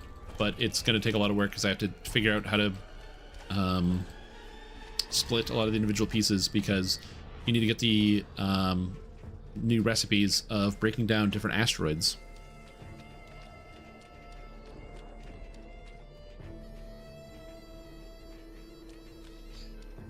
Yeah. A raven calls loudly, as if it's trying to get your attention. You kill monsters, clear out the land, then build a factory on it to fuel more combat. Interesting. It's kind of neat. Again, I don't mind when people like take ideas and just remix them into something like that feels almost entirely new. It's like this thing, except like one of the reasons why I personally enjoyed Expedition 33 so much is because what a lot of people didn't like about it is obviously a lot of people liked it one game of the year for a reason, but like a complaint that I've heard is many people didn't like the fact that there was like an action element to the combat where like you could dodge and avoid many of the attacks and also get more damage and more effect for properly timing your attacks. So it's an RPG that is turn-based, but then there's like a thing where you don't just press the button and then watch and hope you get a critical hit. It's like, no, you engage in the attack, which I actually really like. I enjoyed that quite a bit because that is very similar to all of the like Mario RPGs that came out for the Super Nintendo and beyond. Super Mario RPG, Paper Mario, Mario and Luigi, all these games have that style of system where there's like an active element to the turn-based combat, and I really liked it and I enjoyed it a ton. So I enjoy when video games like remix different elements and be like, it's this except, and they give you something neat. Another example is I went to PAX East in 2024 and there was probably like 20 different booths I passed by of people showing off their games that they worked hard on that were basically just Hades except, and there's like a different take on Hades, which no complaints, Hades is a great video game, so like makes sense that people are trying to like jump on the Hades train. There's a lot of games where I'm looking at it, it's like it's just Hades, but it's like got a twist. And one of them was a game called Beat Slayer, which was Hades, except it's also a rhythm game, so you have to attack enemies to the beat, and by attacking to the beat of the fight, you actually deal more damage and get more things done. So again, cool concept, really cool concept. This hut is more dangerous than it appears. A deep groan reverberates from the floor as the jam is removed. Is it like really, really good? It's fine, but it's like a neat concept. What's up, Barracks Rant? How you doing? Just you wait! Shouts Baba Lysaga as she fades from view. Found us the Snime, Love Child of Factoria and Stardew Valley, Rivertown Factory. Oh god, just keeps going. When a game dev puts something existing and puts a new twist on it, I agree. I love that because it gives me the hit of nostalgia without having to go back and play an old video game. Like Expedition 33 having like the action-based combat means I don't have to go back and play Paper Mario again. I can play new Paper Mario, and it's French. And so I like that. I like that element of it. I love it when people take something that is a little bit old, shine it up, give it some shine, and then give it back to me with like a new form or a new visual on it. I love that. I totally agree with you.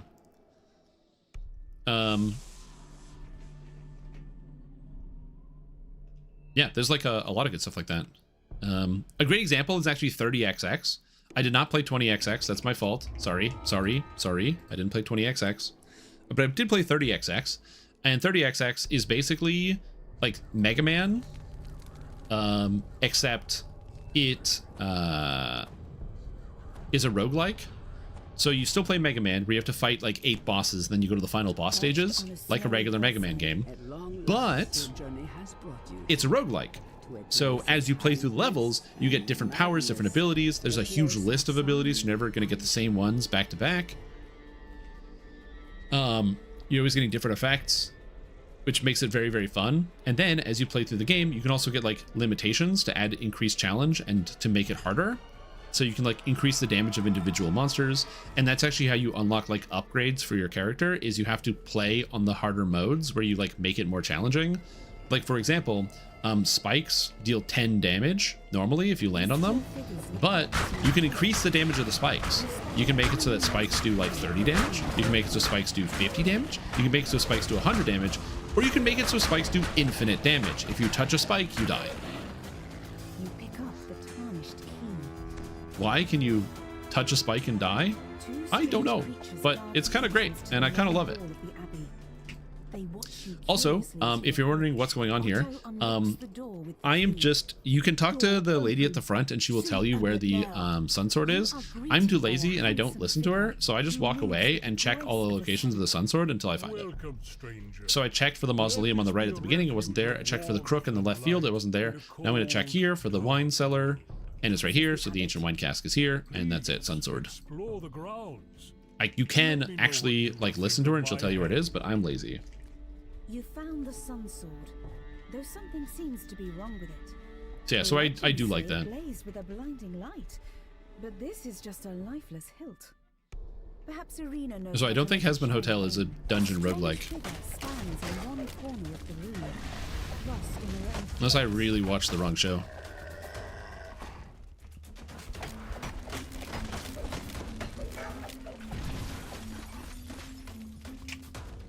Oh, Hades. I got you. Okay, sorry. Now I understand. You were saying something that was smart, which is very foolish of you because you were talking to me. Huge mistake. Fun fact about shadows. When shadows are flat like this, they have an infinite reflex save. You have to wait till they pop up out of the ground to then hit them with an AoE spell. Now it's not funny anymore? That is correct, yeah. So that's how the saying goes, right? Explaining a joke is like dissecting a frog. You understand it better, but the frog dies.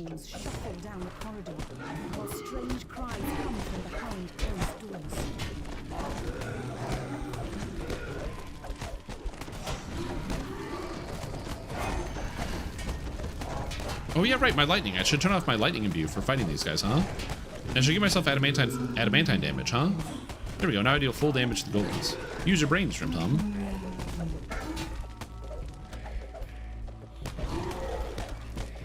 When you're playing the video game, guys, make sure you use your brain. These are golems. They take less damage unless they use an adamantine weapon. They're also flesh golems, meaning they heal and get hasted from electric damage. Heal and haste.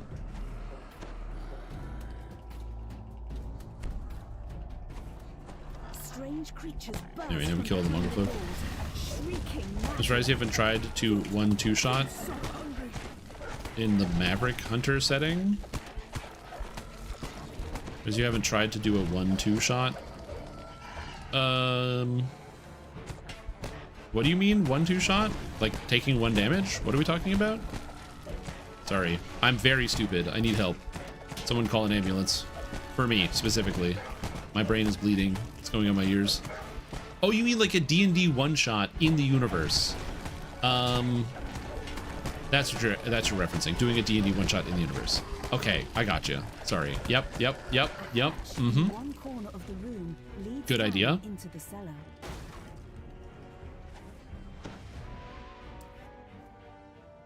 Actually, great idea.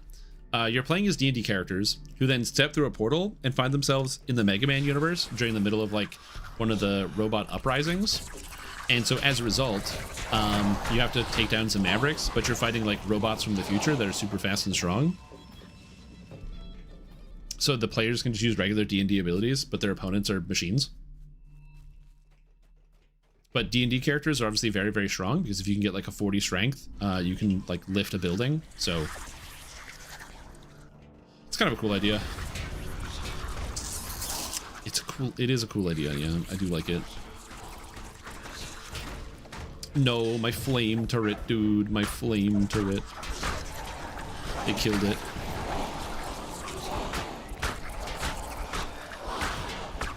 I mean, that was the point. It was meant to be a decoy, but still. Game can't concentrate? Yeah, Mega Man.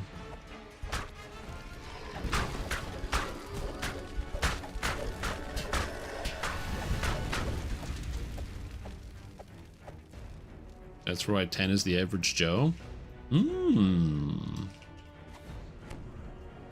Yeah, the average person is not bad, but like you're a 10, you know? It's hard to have like actual high stats.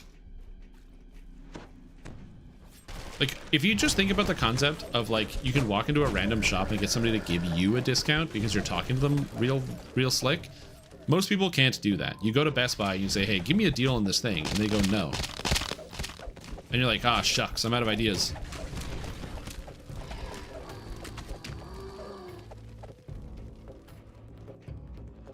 I'm average. I've been out of the dating game too long. Yeah, sorry. You gotta apply those IRL Instagram filters, you know, so that way you just gotta have a data link. So when you walk up to somebody when they're wearing their Google Glass, you can have your personal appearance chip load into their glasses. So they see you as the chip sees you. You open the gate and let Irina into the shrine. Are you hitting cat girls? Oh, Bobby. This seems I don't know. so familiar, but It's a combat game. You gotta fight, I guess. Did you bring the sun sword? I feel that it somehow holds the key.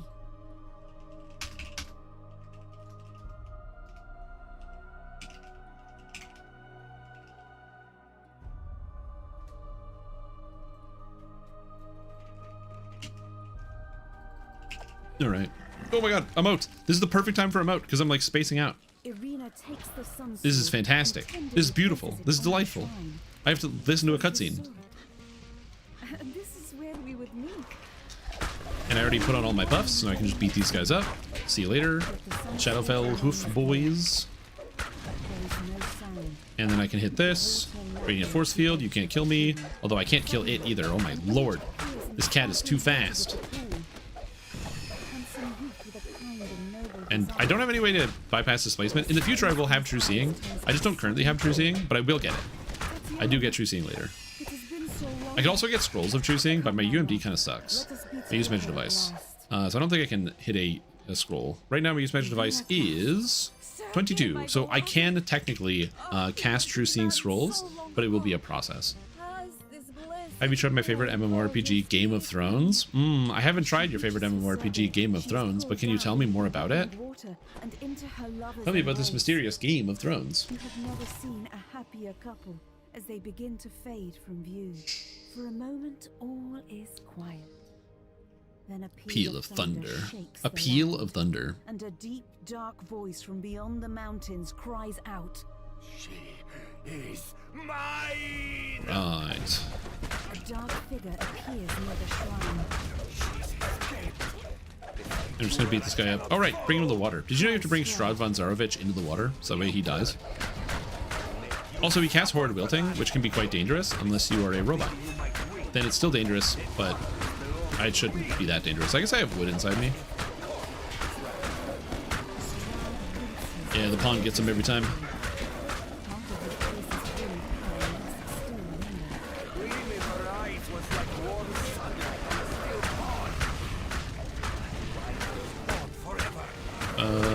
Imagine those eyes.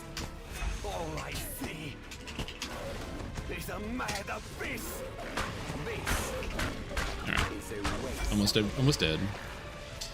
Now, what I'm going to do, because there are some cool items out of this quest chain, specifically a really good belt that I want, I am going to get this chest and the extra bonus optional chest at the beginning.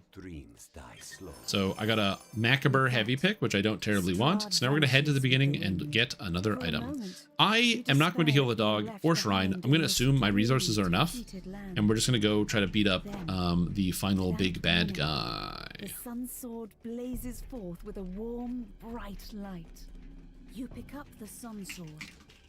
The instant you touch the hilt of the dazzling weapon, you realize that this is the weapon that could slay Strahd.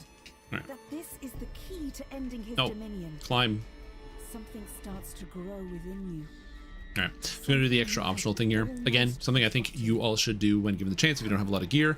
You should try to investigate which quests have secondary chests which also give you named loot. Now, this chest is a lot easier to get access to if you have Dimension Door, because Dimension Door will bring you right back to the beginning of the quest. However, fortunately for me, I can go out this side door here and kind of hook it around and get all the way over here. Now, I believe you need Cold Iron for damaging the boss, but I don't know. So I'm going to have to read the combat log and it's going to tell me. It's going to put the combat log here so we can all read it together. And I believe he is also immune to lightning because he's a celestial, but again, we'll find out. So I talk to him and go, hey, by the way, I'm going to kill you. Tell me what you think, and be frank. And I'm also going to use a Radiant Force Field to protect myself. So as I hit him, evil damage reduction. Well, I don't have that. So now we beat him up. You have any idea how hard and slow, how long I've tried to help? Do you have any idea? And then he's dead. We turn off lightning damage. We kill Basilka, and she dies. If you ever don't know what damage reduction you need to be able to bypass a certain thing, when you hit a monster, it will tell you. You hit Basilka for 33 after 6 were blocked by adamantine damage reduction. So just so you know, you can always use the combat log to get that information, which might not be clear to most people, but that is how you find that out. Nothing. Zip, zilch, nada. Ah! If only. His knees. Darkness. Nothing but darkness. He cries as his mortal form vanishes from this world.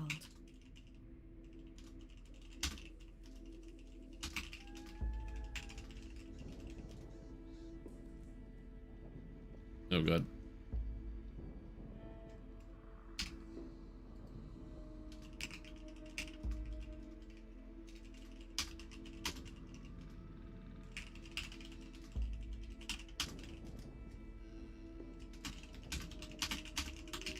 There we go.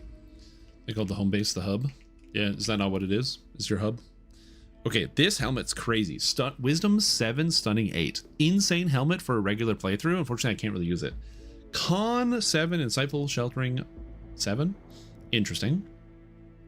Could be good. I really just don't want to give up on my current chest because it gives me elemental absorption. Search 9 goggles. That's an improvement over my current search. I'm going to take it. My current search is 6. So having a bump up to 9 is great. So I'm going to put this here and I'm going to lock it, and I will find my old search goggles, which are the troubleshooter's goggles. Oh no, this is way too old. So I'm going to get rid of these and the other search goggles that I have. Search open lock. I don't really care for open lock. I don't really need it. All right, so now we go here, head back to the Blood on the Vine Tavern, and then we get this incredible detail over here, where I can turn this in and get 46,000 experience points. Usually you can take something else. If I wanted another Barovian weapon, I could take the Vistani Talisman. A +1 Tome of Search is honestly not a horrible idea. If you're really struggling with Search, getting these +1 tomes from doing a full saga is quite good. But I just don't care. I'm going to take the experience points. You can also take the Guild Renown. Trick for guilds. If you're farming out your own guild, what you can do is you can run every single saga in DDO. Every single saga. Every single one. Start from the beginning, go all the way through. And then, once you finish every saga, buy a Guild Renown potion at a DDO store, which are expensive, but you're going to earn the points to buy the potion from running every saga. And then run through town and just eat every 15,000. That is how people level up their guilds quickly. So if you ever see a new guild you've never seen before suddenly be at like level 160, that is what they do. You get 6 people in a guild, 6 total, which is the maximum amount. Inside your guild, if you mouse over the guild level, you can see your modified account size, 680. Anyway, you get a bonus to renown based on your modified account size. The highest bonus is at 6. So at 6 players, you get a 4 times renown bonus. So instead of getting 15,000, you get 60,000. And then that multiplies with the potion, meaning each, I think each saga gives you like just shy of 1 million. And so you have that plus that, and everybody collects all the sagas, and you immediately shoot up into the hundreds after you collect every saga. Just so you know, that is something you can do. All right. And now I have more points. So I can take this. I can take the admixture spell. Actually, I don't really need this. I'm going to take the intelligence, and I'm going to come back to the admixture later, because this technically gives you another core, but I don't really care that much. The max dex bonus is nice because this will work for getting me more dodge in the future, which will be good as well. My max dex bonus is 6. I have 0 dodge, but in theory, it's good. All right. And I'm almost a higher level, which is nice. So we're almost at level 15. Not quite though. The quest chain I want to do to continue my leveling up, I want to do in the Lord's March Plaza, just over here, called the Peril of the Planar Eyes. This is also a harder quest chain, so definitely not something that is as easy to do depending on your character. There's a lot of dangerous stuff in here that I will explain as we go through, because depending on the adventure, there are certain situations. If you ever see me not talking or describing what monsters you're fighting against, it's because you don't really have to think about it for this type of character. There's not a lot of like micromanaging you have to do. But yeah, this quest chain right here, I love this quest chain. The story is good, the characters are good, the items are good. It's actually a great time, and I'm gonna do it with you guys tomorrow. Because, hey, everybody, it's the end of the live stream. Unfortunately for me, I do have some activities I need to do tonight, so we're ending a little early. So that will be the end of the live stream here. And then we'll pick up tomorrow again. Now, you might be like, oh, that sucks, but that's okay. There'll be a full live stream tomorrow. Unfortunately, tomorrow I'll also have to end a little early because I also have another activity in the evening. But then Wednesday, Thursday, Friday will be the standard, like we're going to be streaming late and doing whatever. Yeah, it's no longer going to be Rare Monday. This will now, like I said, my goal is going to be just starting at 11 every day. That will be the goal. But yeah, thank you guys for watching. If you had a good time, if you liked what you saw, consider following the channel. If you didn't like what you saw, don't worry about it. I still appreciate you for tuning in and helping number go up. But yeah, I'm excited. This stuff is good. I'm having a lot of fun with the Artificer. Actually, we're going to close out on one thing. Which I think you guys might find very funny, which is a commercial. You guys want to watch a commercial with me? This made me laugh really, really, really hard. It's a Subway commercial. We're gonna watch together. I can't believe how good this commercial is. Ooh, that looks good. Oh, Subway's new protein pocket. Over 20 grams of protein, crisp veggies, and tasty sauce for just $3.99. $3.99? Did you just say $3.99? $3.99? What? $3.99? $3.99? $3.99? Hey, what's that? Nobody tell her. Subway's new protein pockets over. It's not, it's the sheer panic when the lady's like, what's that? And he's like, no, don't do it. That one got me. I laughed really hard at that. I know it's a commercial, and commercials are mostly bad. Almost every commercial you see nowadays is like the most corporate, like sludge that they can, like, they're like, yeah, we hired like some Zoomers to try to write something and they tried their best. That one gets me. Oh my God, it's so funny. Just the panic of like, nobody tell her. That actor did a great job in that commercial. He gave his all. So yeah, anyway, that's all I got. Enjoy the rest of your day. If you need more Stream Tom and you missed out, you didn't get to watch enough, in my Discord, there is a new channel that I called Stream Clips for Member Berries. That's where people post only the good clips from the stream. So none of the bad clips, only the funny ones are in here. Many of those clips in here made me actually laugh out loud. There's so many good clips in here. They're great. So big fan. Thank you guys for doing that. If you have any clips that you find interesting and you're like, you know, oh yeah, I remember this was really funny, and you want to go through and just add it to the pile, please do. I had a lot of fun going through some of these clips and just like reminiscing about the past. You know what I mean? And just like, because I don't remember my own life. My memory sucks. I don't know about you guys. My memory is horrible. So being able to just like see a lot of these ones has been very, very, very good. In fact, hold on. Let me find one that I deeply love that I think you guys will also find very, very funny. This will be a good ending. Will be one of these clips here. Give me a sec. I'm scrolling through. It's in here. It's in here for sure. I gotta find it. Some of these are just really wacky. Oh my God, there's so many clips. Again, a lot of this stuff is just me saying really stupid things. Okay, I actually can't find the clip that I wanted to look at, which is not good. Hold on. Did it not make it? Is it not here? Oh, there it is. Okay, perfect. I have the clip. We got it, folks. I'm gonna put it on screen in just a sec here. All right. This clip, I'm just load it up. I have to move my camera. This is me playing Elden Ring. Okay, if you haven't played Elden Ring, it's a hard video game. This clip is titled "Like a Fiddle."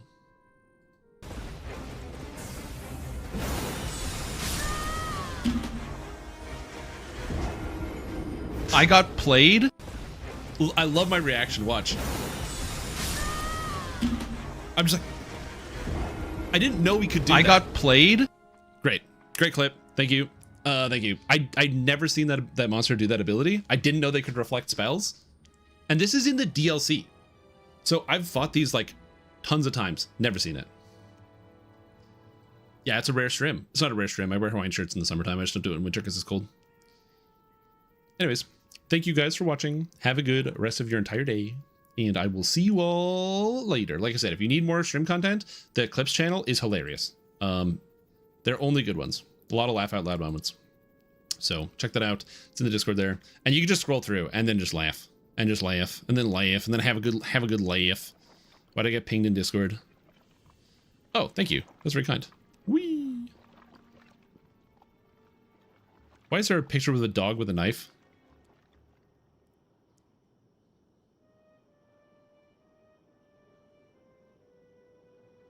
Yeah, it's good times.